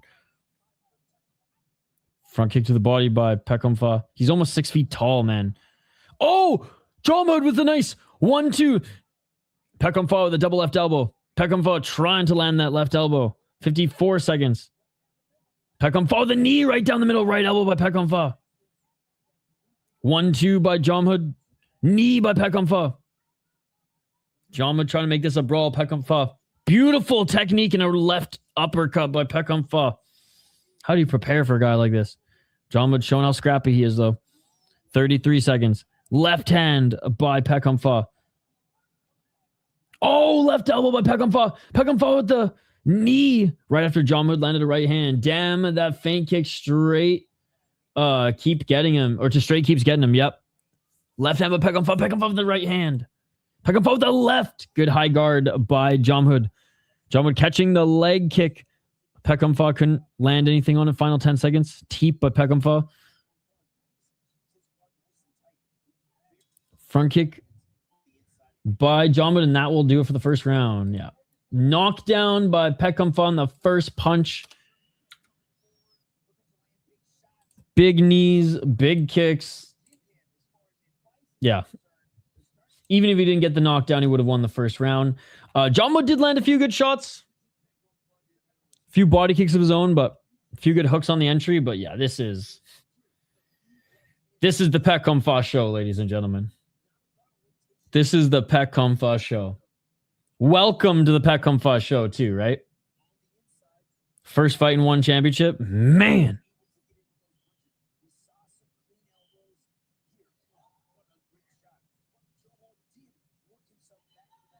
All right, here we go. Round 2, guys. Round 2. Vote in the poll question. Like the stream. We're trying to get to 100 likes. And don't forget to subscribe to the channel as well. And join us for a ton of MMA coverage and prospect highlights that are going to be, and a Ryzen preview podcast that will all be dropping today onward throughout this weekend. Round 2, low kick by Petkongfa. Petkongfa looking for the first punch of this round to get a knockdown again. That doesn't get through, though. Jomhod walking forward. Petkongfa with the right hand. Body kick by Petkongfa. Big Thai clinch knee by Petkongfa. That landed. Left elbow, left hand. Jomhod's hurt. Body kick by Petkongfa. Jomhod's hurt, but he's got a great poker face. He's walking forward. Right hand by Jomhod. Jomhod lands. He's just swinging right hands, and one landed on Petkongfa. It actually sent him back a little bit. Petkongfa with a 1-2 as he walks forward, trying to get Jomhod off of him. Oh, big left hand by Petkongfa. Right uppercut by Petkongfa. Jomhod ate that shot, landed a counter of his own. Left elbow by Petkongfa. Left hand by Jomhod. Front kick by Petkongfa. Counter right hand by Jomhod. Jomhod's tough as nails. I know he got dropped with the first punch, but he's tough as nails. Right hand by Jomhod. Left elbow by Petkongfa. Left hand by Jomhod. What a fight, man. This fight's giving the women a run for their money. Good control, though. If Jomhod didn't up the pace, might be hard. He is up in the pace, though, but Petkongfa pressuring him. Thai clinch knee, left hand. Left hand by Petkongfa. Petkongfa with another elbow. Petkongfa with the left elbow. 1-2 by Petkongfa by Jomhod. Blocking, trying to play a little possum so he can land that overhand right, but he doesn't land that right. And Petkongfa continuing to walk forward. Petkongfa with the left elbow. What a pace by Petkongfa here. Thai clinch knee. More knees by Petkongfa. Right hand by Jomhod. This is crazy, man. This is crazy. In the clinch, again, more knees by Petkongfa with the right hand by Jomhod. Dude, this card has been absolutely insane. I don't want to jinx it because we got a few more fights, 3 more fights after this, and I'm hoping that these next fights are bangers as well. Left elbow by Petkongfa. He's walking down Jomhod. Jomhod must be hurt. Left elbow again by Petkongfa. Jomhod backing up, looking for that big overhand. Left elbow by Petkongfa. Petkongfa with a knee. We love elbow storm over here. Holy shit, what a fight, bro. Front kick by Jomhod, who's huffing and puffing, and Petkongfa is just staying on him. He's saying, you want to pressure me? I'll pressure you, bitch. More knees by Petkongfa. More knees by Petkongfa. Jomhod, he's starting to gas. Petkongfa still with that technique, right elbow. 43 seconds. Elbow, knee, elbow. Petkongfa is 19 years of age.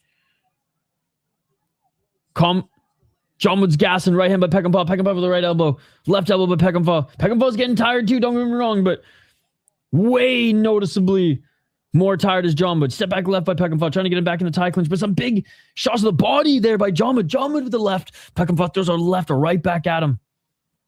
This is insane. Front kick by Petkongfa with a big right hand by Jomhod. Petkongfa with the body kick. Petkongfa with another body kick. I just want to see the output numbers of this so bad. That is it for the second round. No knockdown by Petkongfa. Does seem to be less gassed. But yeah, he fucking dominated that round. I don't know. I have no idea how Jomhod is still standing. It was so fun watching the fights with you commentating. Hey, appreciate it, man. It's fun having you here as well. Pet landing like 10, but out of nowhere, Jomhod threw a big shot back. Yep. No, Jomhod's still making this a fight. And you know, credit to Petkongfa. He does have a decent chin. No, these shots probably aren't as fucking tough and strong and damaging as they probably would have been the first round before he got knocked down. But shit, he got knocked down by the first punch.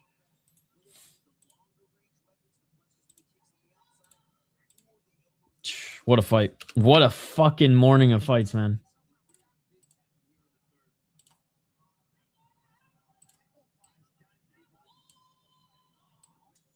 All right, round number 3, dude. High kick by Petkongfa. Front kick by Petkongfa. Catching the kick and throwing him almost out of the freaking ring. Have to punish the high guard. That shit not kickboxing. This shit not kickboxing. Low kick by Jomhod. High kick by Petkongfa. Left hand by Petkongfa. Counter right by Jomhod. Jomhod, low kicks. Jomhod's going ham here early. Body kick by Petkongfa. Petkongfa missing with the left elbow and Jomhod with the counter right hand. Petkongfa with an oblique kick. Low kick by Jomhod. Jomhod with a 1-2. Petkongfa maybe he is way more tired than we thought he was. And Jomhod's just coming out like a bat out of hell. Jomhod another right hand. Right elbow by Petkongfa. 1-2 to the body by Jomhod. Body kick by Petkongfa. Jomhod coming out of the gate, swinging. Looking really good here early. 204. Body kick by Petkongfa. That's going to slow down Jomhod. Jomhod with the right to the body. Jomhod walking forward. Left by Petkongfa. Oh, big body shots by Jomhod. Petkongfa hurt. Petkongfa's hurt. Petkongfa's fucking hurt, bro. Oh, more shots to the body by Jomhod. Big knee by Jomhod. Petkongfa's fading. Petkongfa's fading.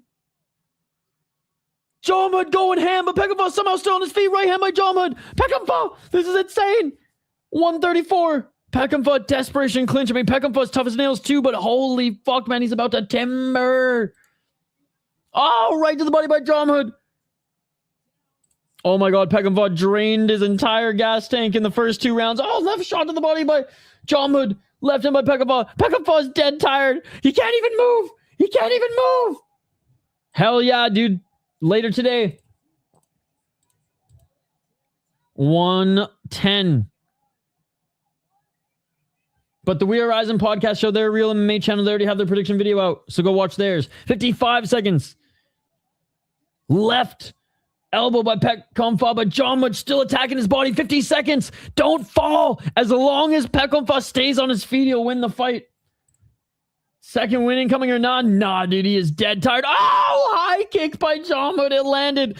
Petkongfa, as long as he can stay on his feet for 30 seconds, he'll win this fight. Big knee by Petkongfa in the clinch. Get the fuck out of here, bro. 30 seconds. This is insane. What a fight. What a fight. Jomhod is not human, bro. He is not human. 18 seconds left. Right hand by Jomhod. He did everything but get a knockdown. He did everything but... Oh, big left by Petkongfa. Body kick by Petkongfa. Knee by Petkongfa.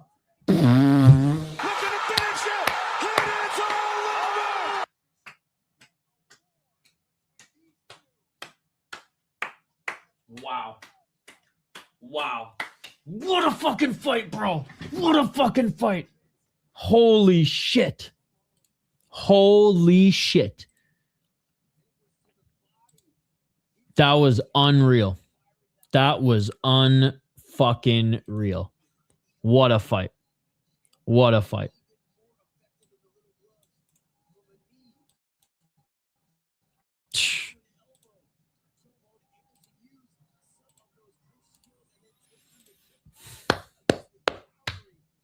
Unreal.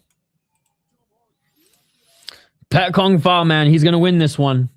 But Jomhod had a hell of a comeback in the 3rd round. The gate stand, but holy shit, I don't know how. I don't know how he kept standing, man, but he did it. He did it. Just bleed, man.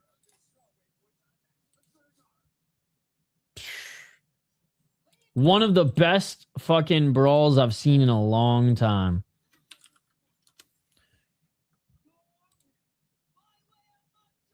Majority decision. All right. So.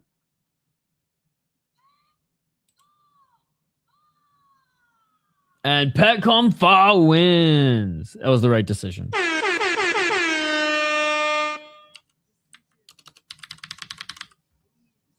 Oh my god. Taka Kenshin missed weight. And he looks fucked, bro. Oh my god, dude. Taka Kenshin missed weight, man. Look at this guy. Look at this Michelin man of a fighter. Is he on steroids? Is he fat as fuck? We don't know. We don't know. Oh my god. Heavyweight's missing weight is hilarious. Unless you're Chris Burnett that one time. That was not funny. Gonna piss blood tomorrow, but he got the win. Crafty Sit Yadong promotion is so fun. Both. Is that Brock Lesnar? I mean, that's fight of the fucking weekend, dude. That's fight of the weekend.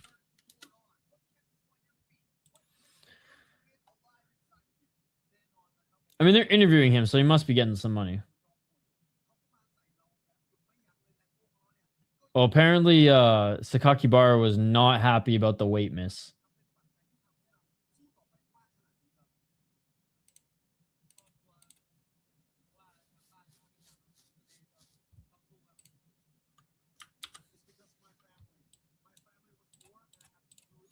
So they asked, like, what kept you standing in the 3rd? Damn. And he's like, my family. He's like, my family's poor and I have to keep winning to win that money.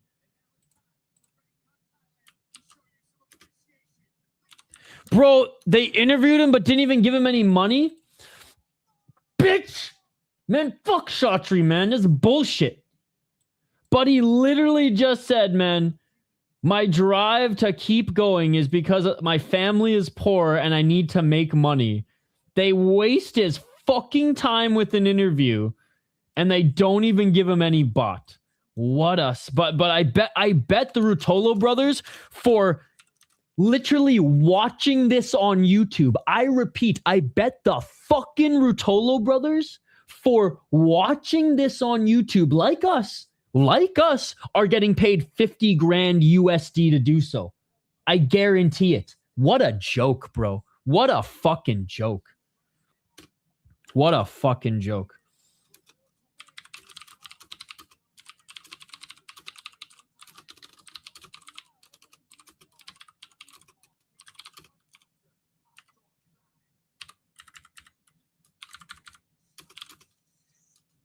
What a joke.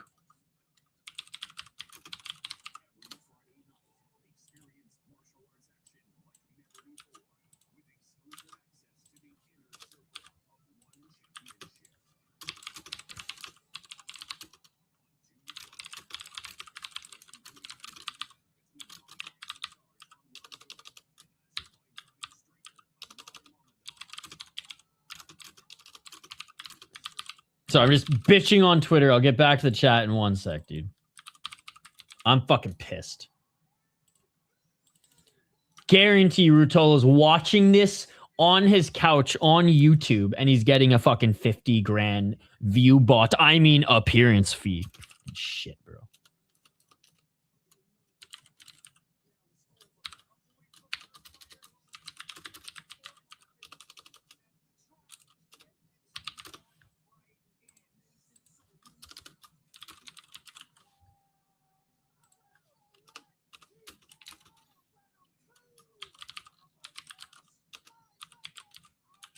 All right. Twitter rant done. Where's Charity when we needed him? That's Hatri's Diddy Mafia. Where's the money, bro? Bro, piss blood for y'all. All that for $500, right? What a fight. Dude, I cannot believe they didn't get a bonus or anything for that. That's bullshit. He's 19, so he's making $1,200 and $1,200 for that, probably. Never seen you go so crazy commentating. Just give them both money and let them rest. Well, neither of them getting money, so neither of them are going to be able to rest. The fucked up part is they always got a top spot on the card as well. Always co-main. The world doesn't value the Warriors, dude. Ain't that the truth, man? Ain't that the truth?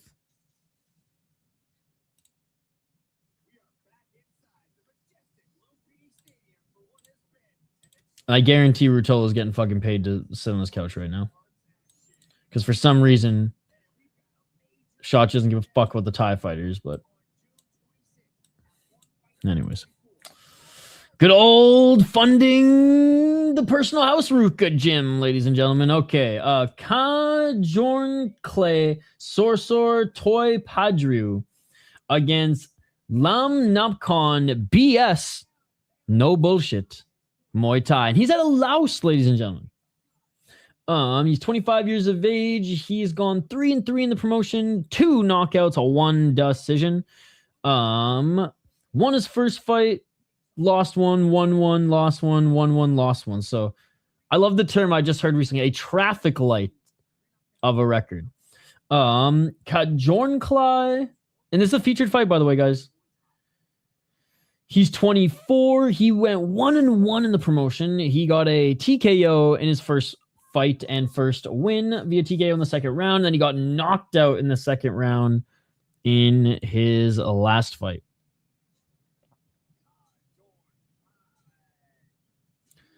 I'm going to go Kajornklai in this one. I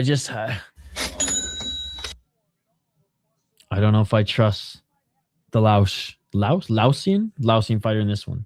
Prove me wrong, chap. Is the Laos fighter going to win? Well, more like one championship doesn't value Warriors. True. That is bullshit. I know, dude. And they literally interviewed him. So I'm like, okay, they're going to they're gonna give him or call the other guy back in or give them money, because usually when there's decisions, they'll just move on, especially right now when we're not in the inner circle part. They had a little buffer time in the inner circle part because they have to hit the 8:30 or 9:30 Eastern start time. Anyways, sucks, man. Chatri's a monster. What can we say?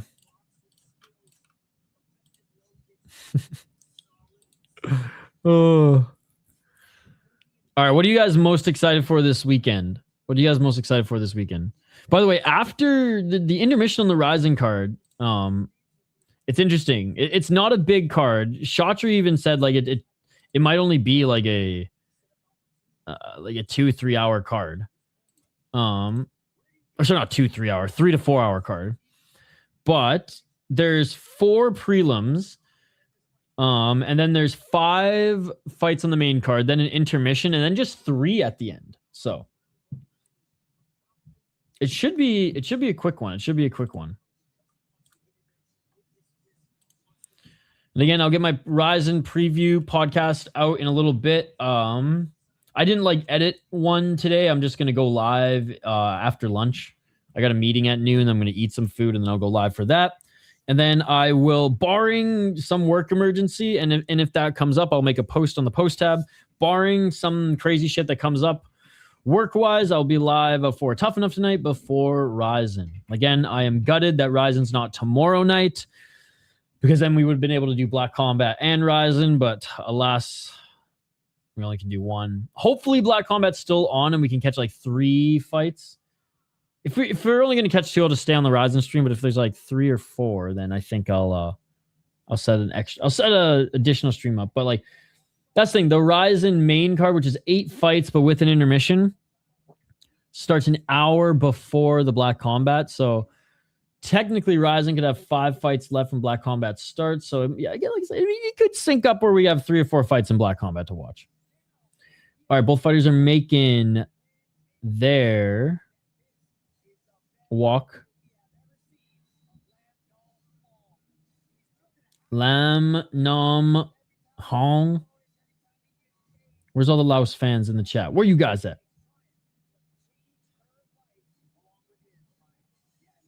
All right. Getting looked at by the cut man now. We do a mass with the fight times. I know. Too much.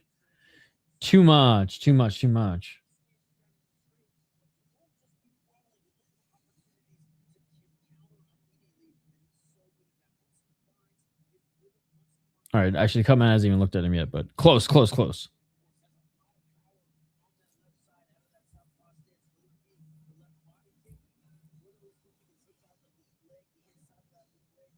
All right, now he's getting looked at by the Cutman. Boom, boom, boom, boom, boom. Random fucking fight or walkout song. I don't think he's picking it. There's been a few random Thai songs, and then random song that'd be in the the 4-song rotation in NHL.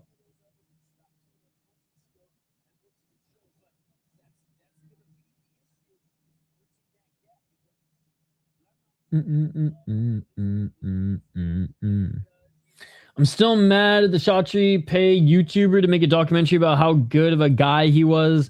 Last guy who did that was a dude who ran crypto scams, right? Scammer.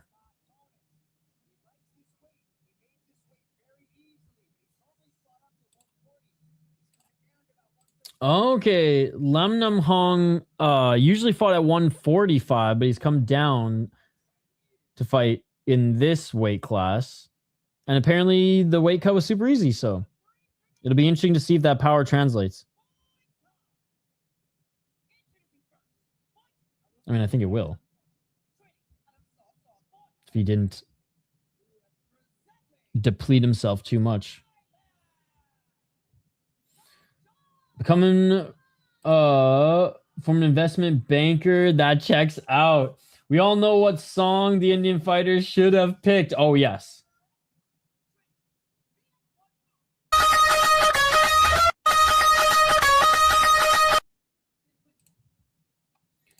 Didn't they pay Patrick Gavier for the documentary? Yep.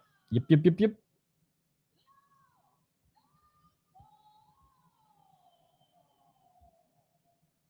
All right, here we go, chat. Here we go.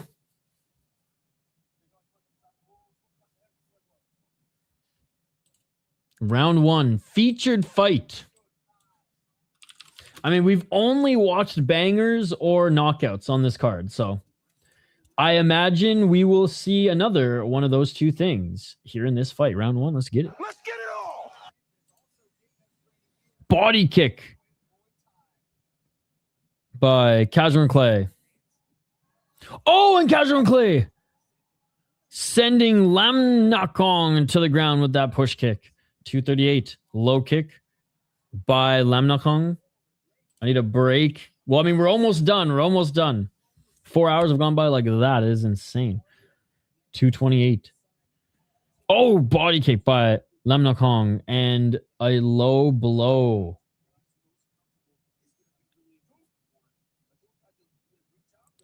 All right, they're back at it. 215.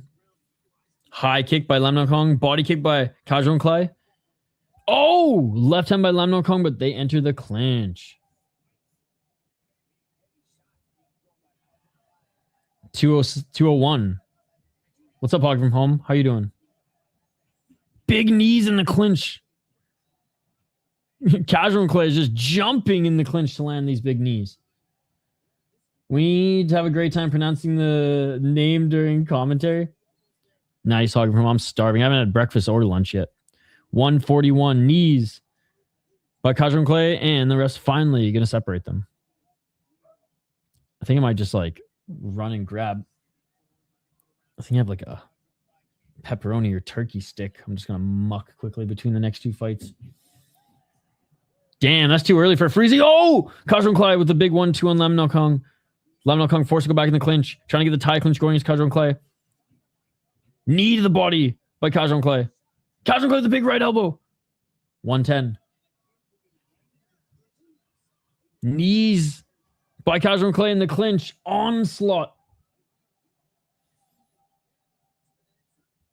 They don't call them freezies in the States, by the way, Hogfarm. I don't know what they call them. Freeze pops, I think. Oh! Lamnamkhong! Dude, that's a knockdown, bro! Fucking cracked him. Anyways, Kajornklai is so lucky that the ref didn't call that a knockdown. Lamnamkhong got the knockdown there. I don't know why that one wasn't called. That was not a trip. But anyways. Got you. Pendleman knee. You love to see it. Take back the golden era. 26 seconds. Corrupt FC, though, ladies and gentlemen. Counter right by Kajornklai. Kajornklai missing with the body kick. Counter left by Lamnamkhong. Lamnamkhong eats a right hand. Back at center for the final 10 seconds. And again, Lamnamkhong, he got a knockdown, but the ref didn't call it. Got you. Oh, counter right hand after the bell by Kajornklai. We love the Thai guys. Pause. Well, I mean, one guy's not from Thailand, so he's from Laos. All right, round 2. Fuck. I mean, it's. I think Kajornklai won the round because there was no knockdown. If there was a knockdown, Lamnamkhong would have won the round, obviously. I don't like that. The corrupt FC, bro.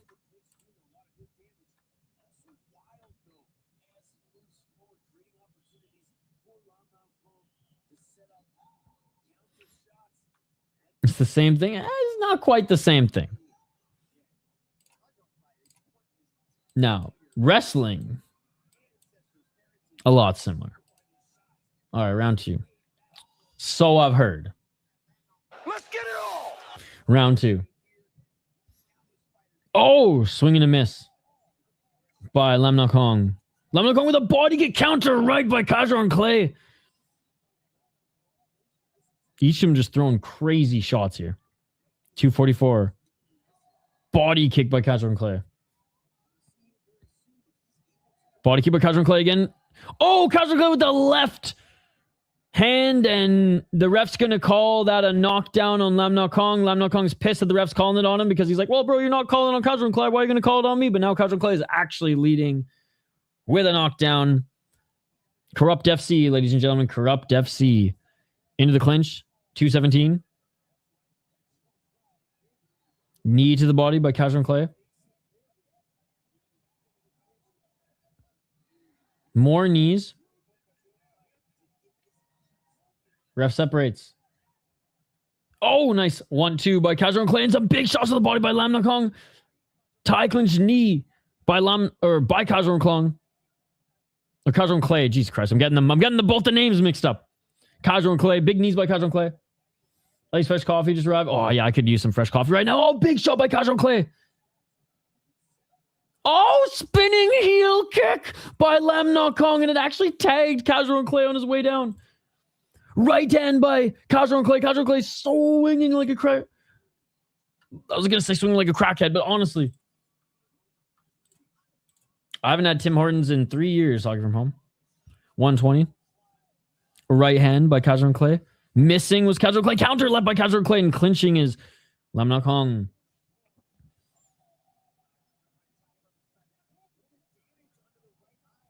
Oh, there's a cut under the right eye of Kajornklai. Kajornklai missing with the elbow. Literally got freaking spinning heel kicked in the face. 56 seconds. They're back at center. Counter right by Lamnamkhong, but it was blocked by Kajornklai. Back in the clinch. I don't know if I could even handle a freeze before lunch. 37 seconds. Kajornklai with the right hand. Oh, right to the body by Lamnamkhong. This is a sick fight too, man. What a sick card here today. Ref separates them. 26 seconds. They should be tied, but the ref fucked up. And now Kajornklai is up. Oh, Kajornklai with another big right hand on Lamnamkhong. That hurt him. Lamnamkhong should have gotten a knockdown in the first round, but the ref blind as a bat. Blind as a bat.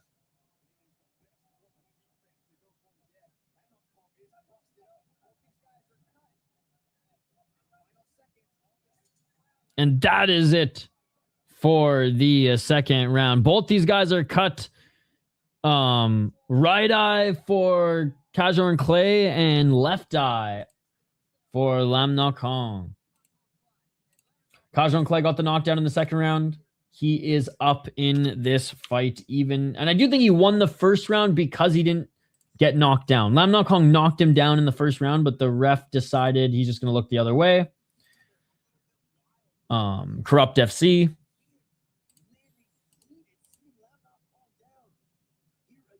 We'll see how dejected Lamnamkhong is coming into this one, especially that right eye damage. I will say, Kajornklai, the tougher of the two, is he's eaten the bigger shots a little bit better, but again, he is so lucky that the ref has money on him, or that Shotju's pointing a gun at the ref before this fight and said, whatever you do, Kajornklai is not getting knocked down. Round number 3. Corrupt FC, ladies and gentlemen. Corrupt FC. Oh, big right hand by Kajornklai. Left hand by Lamnamkhong, and they're not going to call that a knockdown either. Not going to call that a knockdown. It should be tied, but this is Corrupt FC, right? One of the most corrupt organizations on the planet. And as a result, they robbed Lamnamkhong of a knockdown in the first round. So Kajornklai is up in this fight. He won the first round 10-9 likely. He won the second round 10-8 due to getting a knockdown. And then he just kicked Lamnamkhong in the balls. What's your favorite carnival game? Hockey from home. The Silent Killer, Sugar. I don't even remember the last time I had Sugar Hockey from home.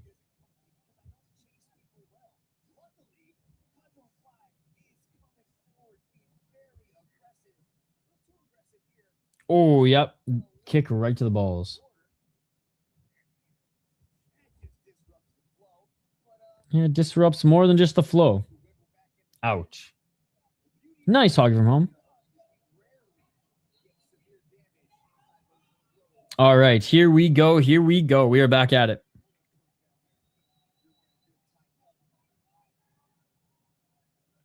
Walking forward. Body kick by Lamnamkhong. Back in the clinch. Oh, okay. 210. Body kick by Lamnamkhong. And they're back in the clinch. 2 minutes. Today, yes. More knees in the clinch by Kajornklai, and they go to the ground. Ref's going to stand him back up. 147. Lamnamkhong needs a knockdown. Honestly, he needs 2 knockdowns or finish to win this fight. Should be tied, but it is what it is. 133. Right hand by Kajornklai. And they're back into the clinch. Yeah, I don't put sugar in my coffee. Nor milk. Sometimes some cream if it's like some good farm fresh thick old cream, but generally just black coffee. 106. Ref separates them again. Good. I mean, Kajornklai doing what he needs to do in this third round, which is get into the clinch. Oh, nice counter left by Lamnamkhong and kill off the clock. No worries, talking from home. Glad you're hanging out here today. Don't forget to like. 47 seconds. Body kick by Kajornklai. What a sick fight, though, man. Despite my bitching about corrupt FC, this is such a sick fight. Lamnamkhong need to stop overextending, man. He's losing. Yep. 34 seconds. Body shots by Kajornklai. Not helping either, Chummy Boy. Which, by the way, shout out to Chummy Boy for being a member of the channel. Appreciate you, man.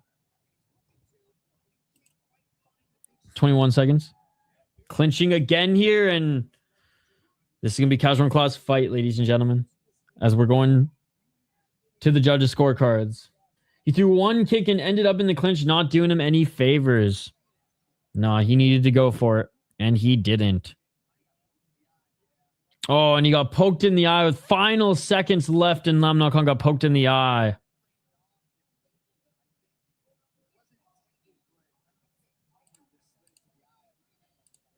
What an interesting fight. Non-intentional eye poke. The Burmese jab, ladies and gentlemen. The Burmese jab. Yes, hockey from home. Yeah, a little grazing of the eye, doing his best John Jones impression. Bro, you're from Thailand. You ain't from Burma. You ain't from Burma. Close them fists, bro. You ain't from Burma. The Burmese jab, ladies and gentlemen. This fight was brought to you by the Burmese jab.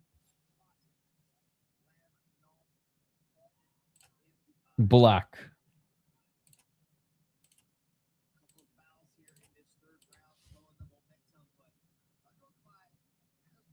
All right, doctor looking at the eye. There's literally like 6 seconds left in the fight, I'm pretty sure. Hell yeah, hockey from home. Oh, that was a hell of a Burmese jab, bro. Ouch. There wasn't even 6 seconds. There was 1 second left. This fight is over. Sick fight. Some fuckery and corrupt FC, but sick fight. Kajornklai is going to win.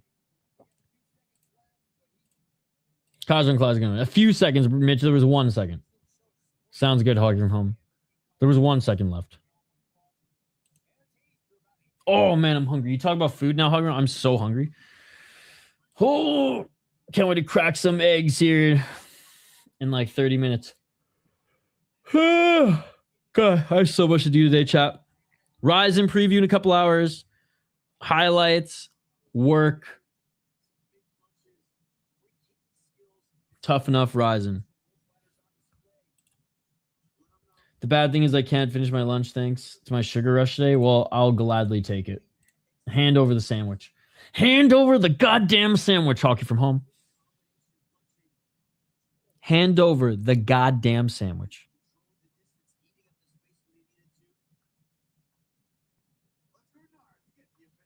All right, we're listening in for the official decision.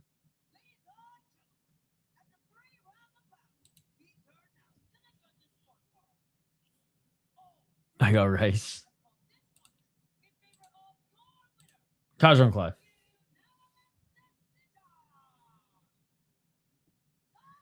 Yep, it would have been closer. It would have been closer if the ref counted his knockdown, but yeah, didn't have a good third round regardless. All right, co-main event. And speaking of Burma, we got a Myanmar Burmese fighter in the main event against Yodlekpet, so that should be a fucking fun one. But honestly, this one should be as well. A good display of respect. Good display of respect. This one should be a fun one as well. Whenever Xavier Gonzalez is in the ring, it's always a good fight. And Payak Surin is actually a fun fighter as well. Right? Hockey from Home, I think, like, survives on sugar. I think that's what. Kind of like the waste bucket thing in Back to the Future. I forget what it's called. God damn it. Hockey from Home can just like lives on the sugar like the DeLorean lives on garbage. All right, JP Power, ladies and gentlemen. He is 21 years of age, 3-1 in the promotion, came in on a 3-fight win streak. Decision, knockout, back-to-back knockouts against his fellow Thais, and he goes up against Rung Gruanlek and ends up losing a majority decision, but he's got 3 fights in the promotion, 2 knockouts, 1 decision. Xavier Gonzalez. He is 24 years of age on a 2-fight losing streak, but has a lot of fights under the One Championship banner. 5-6-1, 2 knockouts, 3 decisions, one of those being split. He's never been knocked out in the promotion. He's lost 3 unanimous decisions, 1 majority decision, and 2 split decisions. I'm not a fan of Xavier. Too easy to punish most of the time, but he's got a good heart. I'll give him that. Yeah, he's tough as nails, but I'm also going with Payak Surin, JP Power in this one. To be honest, food day would be easier for work, though. Agreed. I'm going to grab some more water, ladies and gentlemen. This will be the last break of the stream. Do not go anywhere. We will be back for the co-main event and main event here on the other side. Live play-by-play, commentary, reaction, and of course, live interaction with all you amazing folks in the live chat. Please, during this quick break, last break of the stream, we've kept it to only 3 this stream, all right? Let me know who you think is going to win this one. Let me know who you think is going to win this one. Back on the other side for the co-main and main. Do not go anywhere. More One Championship coverage next. Let's go.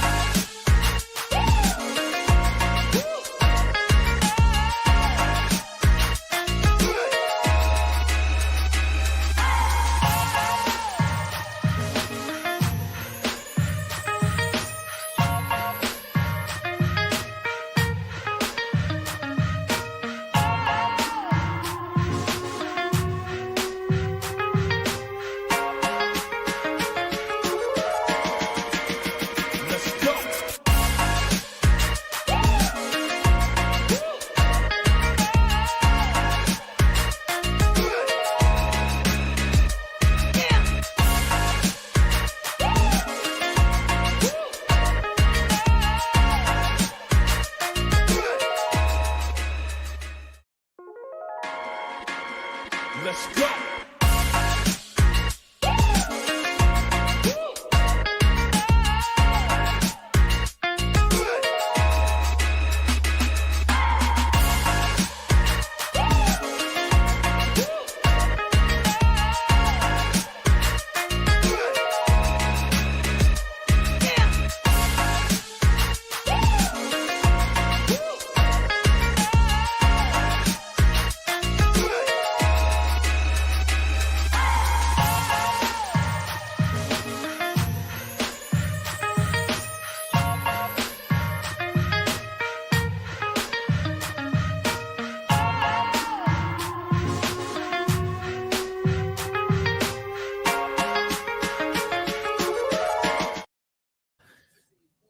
And we are back live here on the City Life Project YouTube channel for the co-main event of the morning, evening for some, morning for others.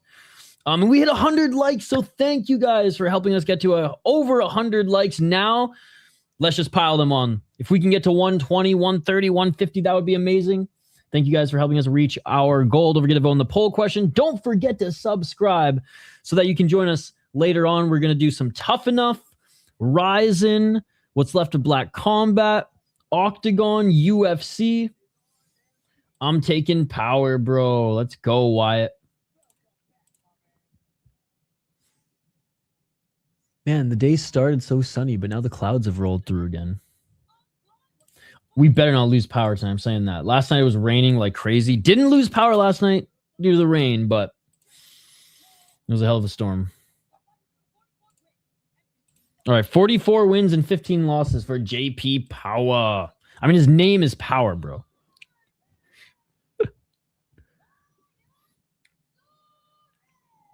All right, Payak Surin in the blue corner. Dude, this trainer with the do-rag is insane.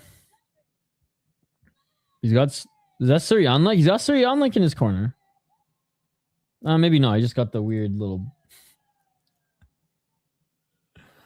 Oh, he's got the weird friggin' Mongolian beard.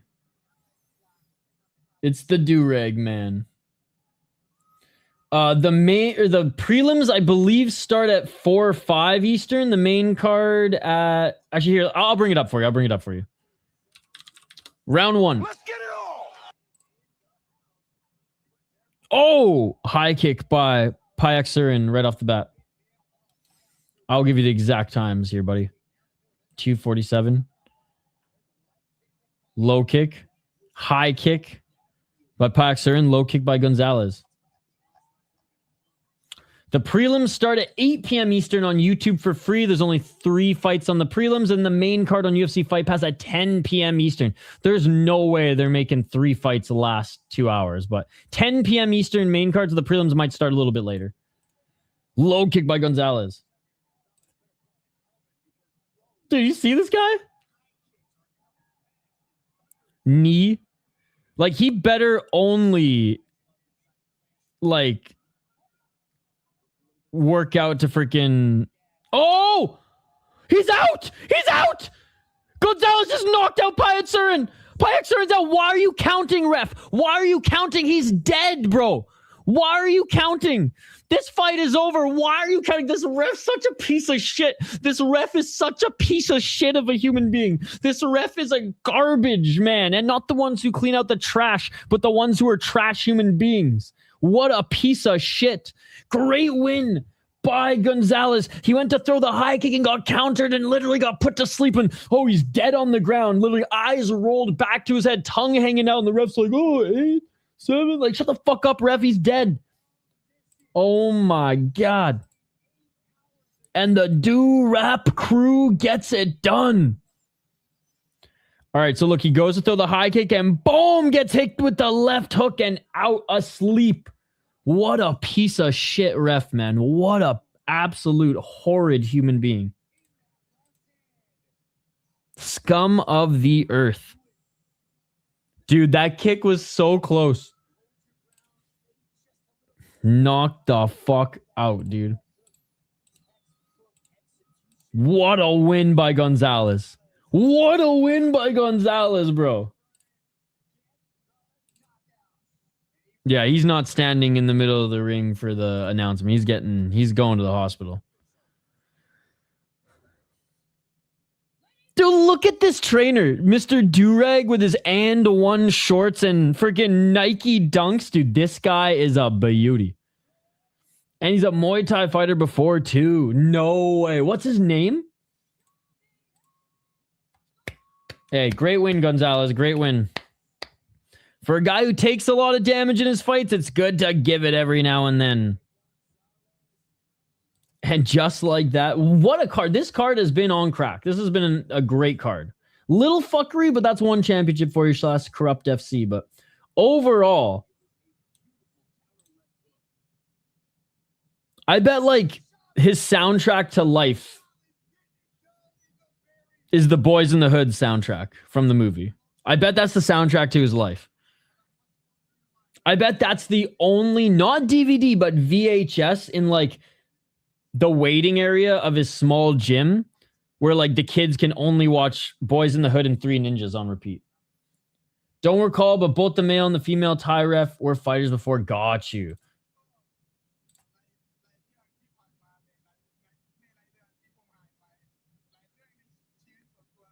But yeah, he's awful.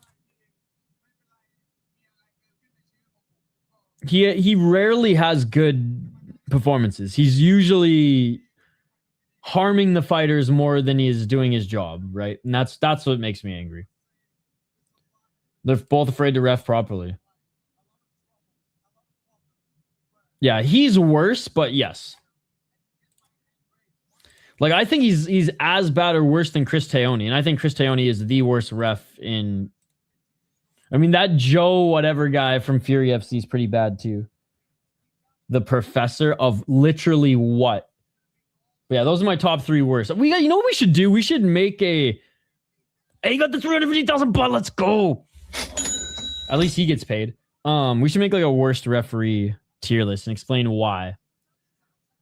Because like obviously every ref like will go. Their careers come in waves, right? None are going to be perfect. It's such a hard job. Even good old Herb Dean is crawled out of the depths of being a bad ref to now being like a solid ref again. Herzog, I mean shit. Herzog was about to be interviewed by the feds apparently, and he's now bounced back. I honestly think Herzog was overworked. He was in Ryzen so much, and I think the same with Herb. I think he was just traveling too much and comes back to the UFC for like 2 weekends in a row and you're just gassed. They don't call shit, and if you got them in kickboxing, just do whatever. They will go. You can't do that, but won't stop. Yeah, it's almost like they don't know how to ref kickboxing. Dude, where's Olivier? He's not here today.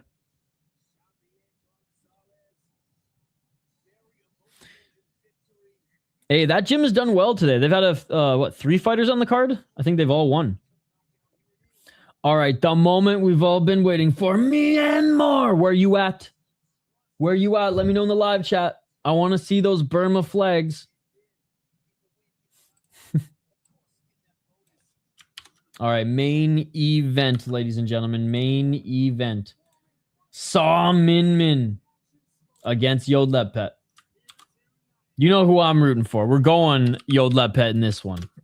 But I'm interested to see Saw Min Min. Saw Min Min 28, Yodlekpet 31. I mean, honestly, certified unk when it comes to Muay Thai. Yo, what's up, NDT? Technically Ryzen, a little bit of Black Combat, Octagon, and then UFC. And then Sunday, you guys decide, Samurai Fight House or UWC, but keep in mind, UWC has canceled the last 3 shows we tried to cover of theirs, so.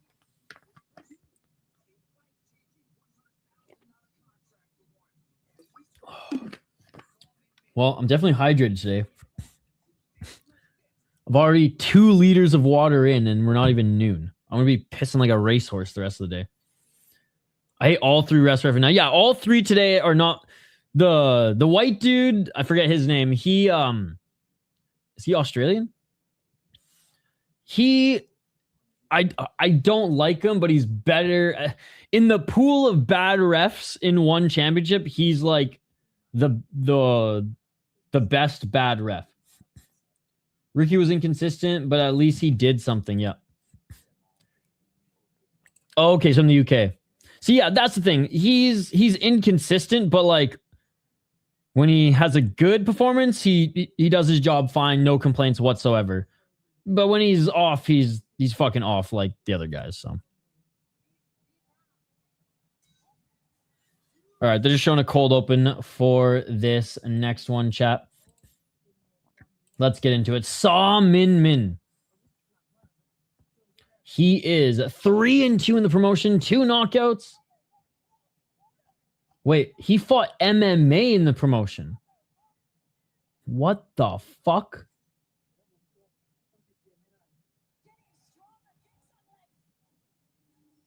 All right, so Salman Min was in the one Myanmar flyweight tournament championship, and he won both his fights via first round finish. So his first 2 fights in one championship were MMA against fellow Burmese fighters. He got a knockout in the first round, submission in the second round, whatever. And then jumps over to kickboxing, I think. Yeah, then jumps over to. Oh, no, he has 3 MMA fights. Sorry, chat. Sorry. Okay. First 2 wins in one championship MMA. Confusing as fuck. Knockout, submission, then loses a split decision. Okay, so 3 MMA fights, then into Muay Thai, gets a knockout against an Australian, and then gets a knocked out against a Thai. So he has 2 fights in the promotion that are Muay Thai, 1 knockout win, 1 knockout loss. He has 3 MMA fights, 2 wins, 1 via knockout, 1 via submission, and 1 loss via split decision. What the actual fuck are we doing here? Yodlekpet, he better fucking beat the MMA guy. 31 years of age. On a 2-fight win streak. 10-6 in the promotion. 6 knockouts. 4 decisions, 2 of those being split. It's hard to beat Yodlekpet, man. He's only been knocked out once, and his 5 losses have been via unanimous decision and split decision. Beat Gonzalez in his last fight, knocked him out in the 3rd round, and had a great win, unanimous decision victory against Anar Mamadov. Lost to Pompet, but before then beat him split decision, and Dong King he knocked out. Lost to Yoshinari, no shame in that. Lost to Jaosuayai when he was actually knocking people out. He's only really lost to good opponents. Like he lost to Zahir, Kongchai, Yoshinari, Jaosuayai, Pompet, and he's got really good wins over the likes of Dennis Pirich, and that was a couple of years ago too. So back when Pirich was really good. He beat Kamawut, and then obviously the Pompet win and the Gonzalez win were really good as well. Yeah, I mean I'm going Yodlekpet. Sam Min Ming, this ain't fucking MMA. You ain't getting no guillotine choke here, bud. The tall UK ref was great, Chris. Bachelor, but he's vanished from one, only seems to appear on BKFC UK now. He's getting paid a little bit more. The only one who knocked out Yodlekpet is Jaosuayai. Yep. Yod lost to Shimon, but I don't recall it was a kickboxing or Muay Thai. Here, let me check again. I think it was Muay Thai, and it was. Yes, it was Muay Thai, which is why I remember we watched that fight together. That was last year. And I remember being so impressed with Yoshinari. I've only seen one ZFN show, so it's hard to... Well, I've only seen one ZFN, like, big show. I saw their first show, which whatever. I would say I'm still more of a Black Combat fan because I like their rule set more. I don't like the unified rule set. I think the unified rule set is fake MMA. So Black Combat gets the edge. I love their tournament and I love their rules, but ZFN is a fun league. 135 is so stacked right now. All right, Yodlekpet making his walkout. And the crowd is going crazy.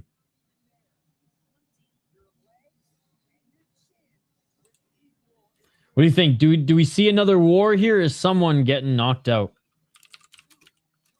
But yeah, Black Combat is like in my top 3 leagues because of the rule set. Don't get me wrong, I do a lot of other great things right, but like the rule set is what makes it so great. I'd be a fan even if they didn't have the superior rule set and there was just all the other things going on that they do well, but the superior rule set gives it the edge. Real MMA, ladies and gentlemen, real MMA. What about you, buddy? Black Combat, ZFN, Road FC, Ryzen, Deep. Which one's your favorite?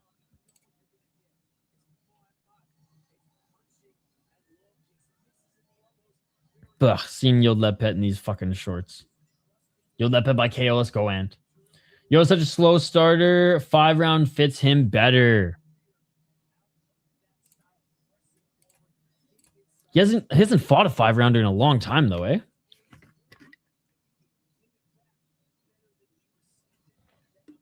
I mean, if he gets a win here, he might fight one soon for a title.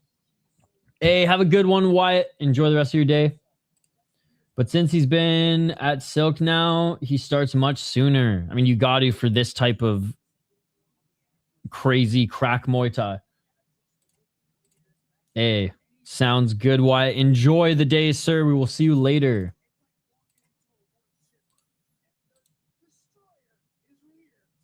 The Destroyer, Yodlekpet, man. What a fucking sick nickname. Sexen still is the best. The man who yields to no one. All right, walk crew time. Let's see who shows more respect.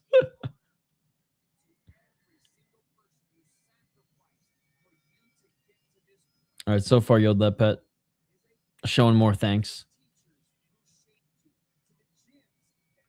Some and me. He's just here so he don't get fined.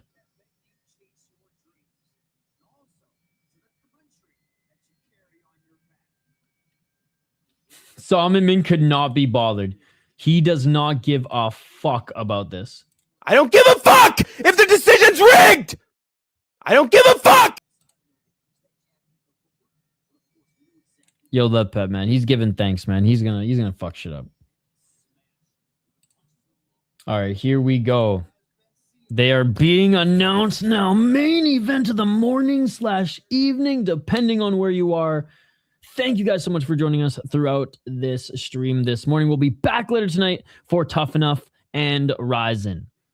So keep your eye out for those streams. And I'll be live again in like an hour or two. I'm just going to eat some breakfast, take a shower, shave, and then I'll be back for a Ryzen preview show. We'll get some UFC prospect highlights out.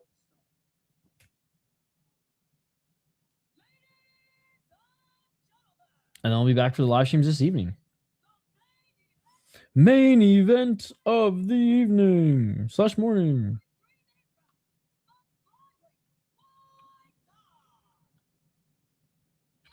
Surprisingly fun card today. Yep, there wasn't a lot of big names on paper, but it really turned out to be a great card. So I hope the same thing happens with Ryzen, Chummy Boy. I hope, because Ryzen only has, like, the co-main and main are the only two, like, legit fights in Ryzen today. Let's be honest. But hopefully we just see a lot of knockouts and finishes in the other fights. And then when the high-level fights occur, you know, we can watch some higher-level shit. Oh, Laramie versus Motoya. Those already broken heart. Rooting for my boy Laramie, as always. Even he got bit by a fucking Rottweiler in camp. That's just crazy. But, I mean, Uncle Motoya, the king of deep, is one of my favorite fighters. 94-39 for Yodlekpet. Will he get to 100, ladies and gentlemen? Will he get to 100? It won't be in this fight, but 95. If you can get 100 wins before 35, that would be sick. I have friends over. I'll see if I can sneak out to watch. I want to see Petch fight. Right, the Rise is tonight as well. All right, here we go, ladies and gentlemen. Here we go. Smash that like button if you haven't already and subscribe. Round one, the last fight. Here we go. Let's get it all! 254. Low kick by Yodlekpet. Salmon Min missing with the left hand. Salmon Min a little bit taller. Longer torso. Low kick by Yodlekpet. Yodlekpet with those fucking massive legs, you know, all he does is eat, spar, and lift.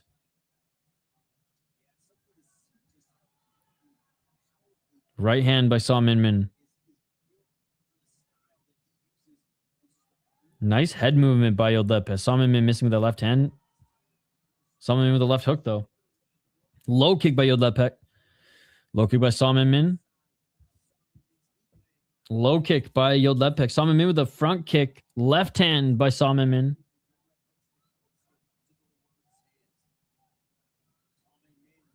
.203. Right hand by Yodlekpet. Yodlekpet with a low kick. Salmon Min getting in the pocket by Yodlekpet. Doing a great job employing the high guard. Oh, left hand by Yodlekpet. Right hand by Salmon Min. Low kick by Yodlekpet. Yodlekpet hard to knock out too, guys.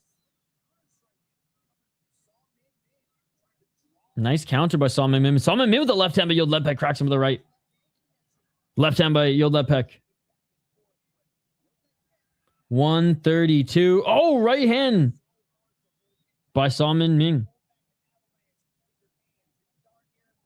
Left to the body by Yodlekpet. Salman Ming with the left hand. Or right hand, sorry.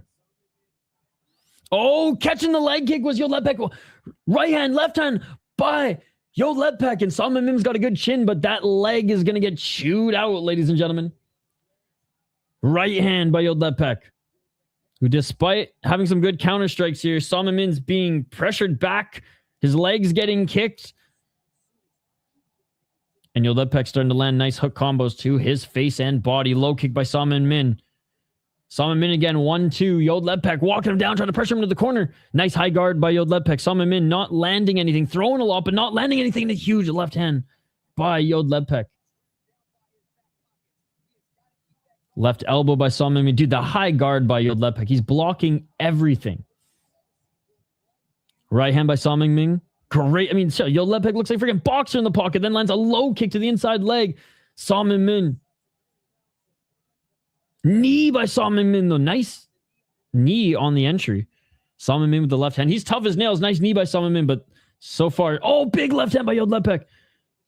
Yodlekpet has hit him way more, man. Salman Ming has been throwing a lot, but Yodlekpet, very good high guard, even with these fucking small gloves. And he's small and compact, so it's hard to attack the torso even with his guard high, and that will do it for the first round. Salman Ming definitely in this fight, but that is a clear Yodlekpet round. No corrupt FC shenanigans needed for this one.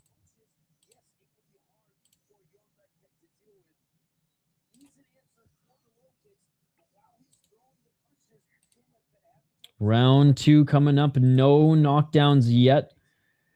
The lead legs of Salman Ming are getting chewed up. Yodlekpet, good combos. Great high guard. Salman Ming has landed some decent shots, but for the most part, it's been all Yodlekpet. Yodlekpet's just high guard is so good for the small gloves Muay Thai.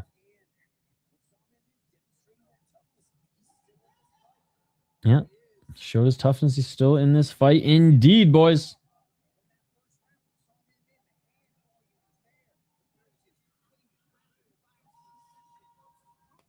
In round number 2. Let's get it all. All right, even the commentary is saying this is where we see the destroyer. Yodlekpet switch gears and turn it up. And he's already looking for that kill shot. Already pressuring Salman Ming into the corner and throwing some big left hands with Yodlekpet. Left by Salman Ming. Oh, knee attempt by Salman Ming. He doesn't look like he can move like that, but he's got some decent flying knees. Yodlekpet missing with the left hand. Counter right by Salman Ming, who's turned up the heat in this second round. Left to the body by Yodlekpet. Yodlekpet blocking those shots by Salman Ming. Left hand by Yodlekpet. Left jab by Salman Ming, but Yodlekpet with a nice 1-2. Yodlekpet with the left. Salman Ming with a right elbow. Left elbow by Salman Ming. Salman Ming with another left jab. Salman Ming's striking is fucking quick, man. You got to give credit where credit is due. His boxing is quick, but Yodlekpet eating a right hand on the entry. Yodlekpet with the left to the body. Salman Ming starting to get through the guard of Yodlekpet. Right hand by Salman Ming. Salman Ming starting to tee off a little bit. Hey, clear headbutt. Clear headbutt. This ain't no fucking left way, bro. Burmese ass, jab ass, headbutt ass motherfucker. Get the fuck out of here. Real fight starts now. That was dirty as fuck. Min Min is tough as fuck. Dirty as fuck, too. Clear Zinedine Zidane, dude. Right uppercut by Yodlekpet. Yodlekpet with the left. Oh! Yodlekpet cracks Salman Ming. Salman Ming with the knee to the body. Couple shots to the body by Yodlekpet. There, I was just praising Salman Ming, and he fucking has to go full headbutt. 123. Left to the body by Yodlekpet. But oh, Salman Ming again with some hooks. High kick by Salman Ming that's blocked by Yodlekpet. Yodlekpet catching the low kick. Left to the body. Salman Ming trying to go for the body, but Yodlekpet with a good guard. Missing with the left elbow was Salman Ming, but the right elbow lands. Yodlekpet throws one of his own. They're each throwing elbows here, but Salman Ming lands another right elbow on Yodlekpet. Yodlekpet with the counter right hand, but these elbows by Salman Ming are landing. I would say this is a pick'em round if Yodlekpet didn't block all the shots that he did. He blocked a ton of shots in the first 2 minutes.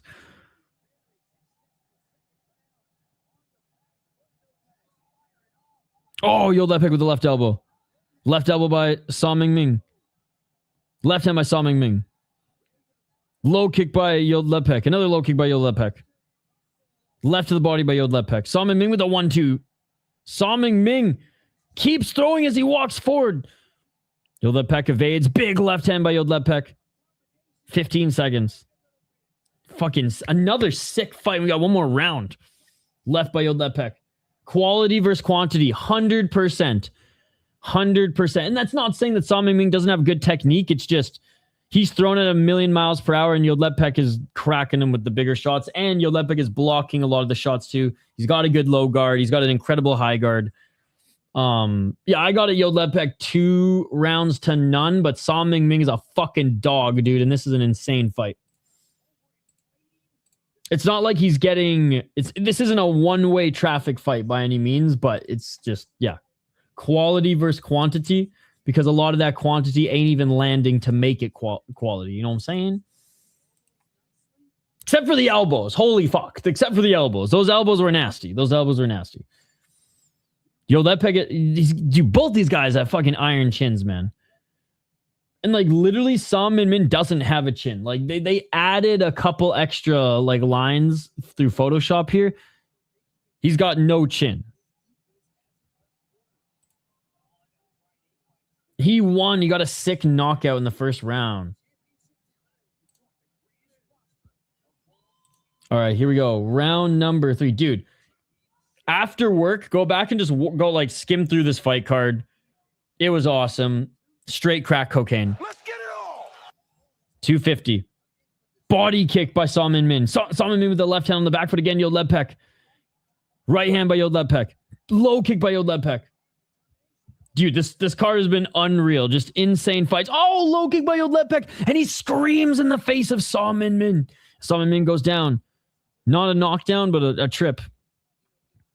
228. Left hand by Yodlekpet. Yodlekpet with the right. Yodlekpet with the left. Sa Ming Ming missing with the left elbow. Crowd's going crazy. Nice knee by Sa Ming Ming. Oh my God, front kick by Sa Ming Ming. Yodlekpet just ate that. Walks forward, lands a shot to the body. Sa Ming Ming still in the back foot, but his counter game's good. Couple shots to the body by Yodlekpet. Sa Ming Ming missing with his counter left. Yodlekpet with the left elbow. Sa Ming Ming throws 2 shots, but blocked by Yodlekpet. Yodlekpet with 2 shots to the body that land. Sa Ming Ming again. Oh, nice right hook by Sa Ming Ming. Left to the body by Sa Ming Ming. But Yodlekpet tees off on Sa Ming Ming. That 4 huge hooks to the face. Another one by Yodlekpet. Sa Ming Ming missing with the left elbow. 144. Dude, I don't even know what fight of the night is. There's 3 fight of the night candidates. All 3 of them have been bangers. Left to the body by Yodlekpet. I'm still giving it to the young guns, I think. But my God. Left to the body by Yodlekpet. And the women did outstanding as well. Left by Yodlekpet. Sa Ming Ming starting to slow down. Yodlekpet 2 shots to the body. 123. Right elbow by Sa Ming Ming. That clipped the top of Yodlekpet. He might be cut there, but we'll see. Left uppercut by Yodlekpet. Smoking Joe versus Ali type fight. 108. Finally, they haven't clinched much either. They finally clinched. Their front kick by Sa Ming Ming. A knee by Sa Ming Ming. How the fuck do you eat that shit? Yodlekpet just ate that knee. Insane. 54 seconds. Left to the body by Yodlekpet. Counter left by Sa Ming Ming. Dude, both these guys are going to need an ice bath right after this fight. This is so fucking insane. 45 seconds. And again, Yodlekpet, I still is going to win all 3 rounds, but like Sa Ming Ming, man, oh my God, what a dog. I cannot wait to watch him fight again. 35 seconds. If either of these guys have fights a guy with a chin tonight, or fights a guy without a chin tonight, both of them knocked out. Big right hand by Yodlekpet. Holy motherfucker. Like, how do you not get knocked out by that? Body kick by Yodlekpet. 15 seconds left. Sa Ming Ming huffing and puffing. Yodlekpet is still just in his face, man. Yodlekpet is a fucking insane fighter. 33 years young, man. Holy shit. Yeah, Ming Ming with the high kick again. Yodlekpet with a couple shots to the body. Yodlekpet with the left hand. Sa Ming Ming with the left. Yodlekpet continues to walk forward, and that is it. We got another straight. What a fight. What a fight. What a fight. That's the 3rd standing O of the stream, ladies and gentlemen. Unbelievable. This should be Yodlekpet unanimous decision. This should be Yodlekpet unanimous decision, but what a fucking fight, man.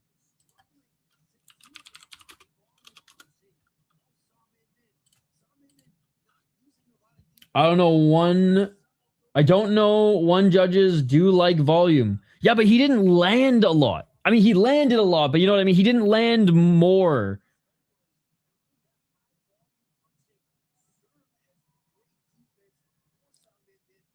I mean, it's going to be interesting to see if the judges give it to Salman Min, but I think Yodlekpet should get this one. Yo, Blomdog, you have to go back and watch this card. Straight crack. I think Yodlekpet won every single round.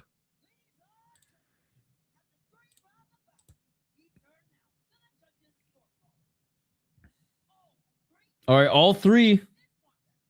Yeah, one of the best cards of the year so far. Just straight crack entertainment. Yodlekpet wins unanimous decision. They didn't rob him. This ain't Corrupt FC. Well, it's still Corrupt FC, but it's not as much Corrupt FC. Twist my arm, why don't you? This wasn't a robbery by any means. He deserved to win this fight. Whew. Great fight. NDT, go back and watch the card as well, man. Just straight violence the whole time. Unbelievable. Unbelievable. All right, one last plug, ladies and gentlemen. One last plug for what we got coming up today, and then I'm going to get some breakfast because I'm starving. All right. We will be covering, barring like anything with work coming up, like a work emergency or something I have to like push late here before the weekend. We're planning to do Tough Enough. If there's one that we skip this weekend, it would be this one if I have to get some work stuff done, but I'm planning on doing it regardless. It's on at 9 p.m. Eastern. I'm hoping to have all my shit done by then. Then after that, we're going to hop over to Ryzen. Then we'll watch what's left of Black Combat, Octagon, UFC. Then I'll post a poll question today. You guys can vote what we cover on Sunday. If you guys are new to the channel, we cover 30 plus hours of combat sports every single weekend, as you can see here. A little bit of everything. We do a membership stream once every 2 weeks as well. Yes, I know. I got to get the next one up. Certain segments of our membership stream, the crazy stories of mixed martial arts, I do post on the channel, as well as prospect highlights here, the supercut of the Road to UFC ones. You can also see that we went ham last week. Look at all this shit that we posted. So many prospect highlights last week on Road to UFC, and then other crazy stories in the world of mixed martial arts. Go check them out. And that is it. Brazilian fights, a nice, absolutely. Hey, thank you for hanging out, Tone. Thank you so much for being a member as well. Probably won't be watching Octagon card tomorrow. Have you looked at the Aris or FFC cards tomorrow? Yeah, there's FFC tomorrow and there's Aris, but Octagon is definitely the best card of the weekend on paper. So tuning in over Aris. If it was KSW, then that's like my default. But yeah, Octagon's a sick card. I'm going to weather the pacing and suffer through with you guys, but it should be a good one. It should be a good one. All right, guys, I'm signing off. I got to eat. We'll see you later for the marathon of fights as the weekend of fights starts here on the channel. Back in 2 hours also for the Ryzen preview show. If you can't watch it live, I'll have timestamps. And then slowly but surely, I think there's only like 4 or 5 highlights I have to post on the channel. So those will come out as the day rolls on as well. You all are amazing. I appreciate you all. Smash that like button and subscribe. And we will see you on the next one. Peace. I don't give a fuck if the decision's rigged! Yeah.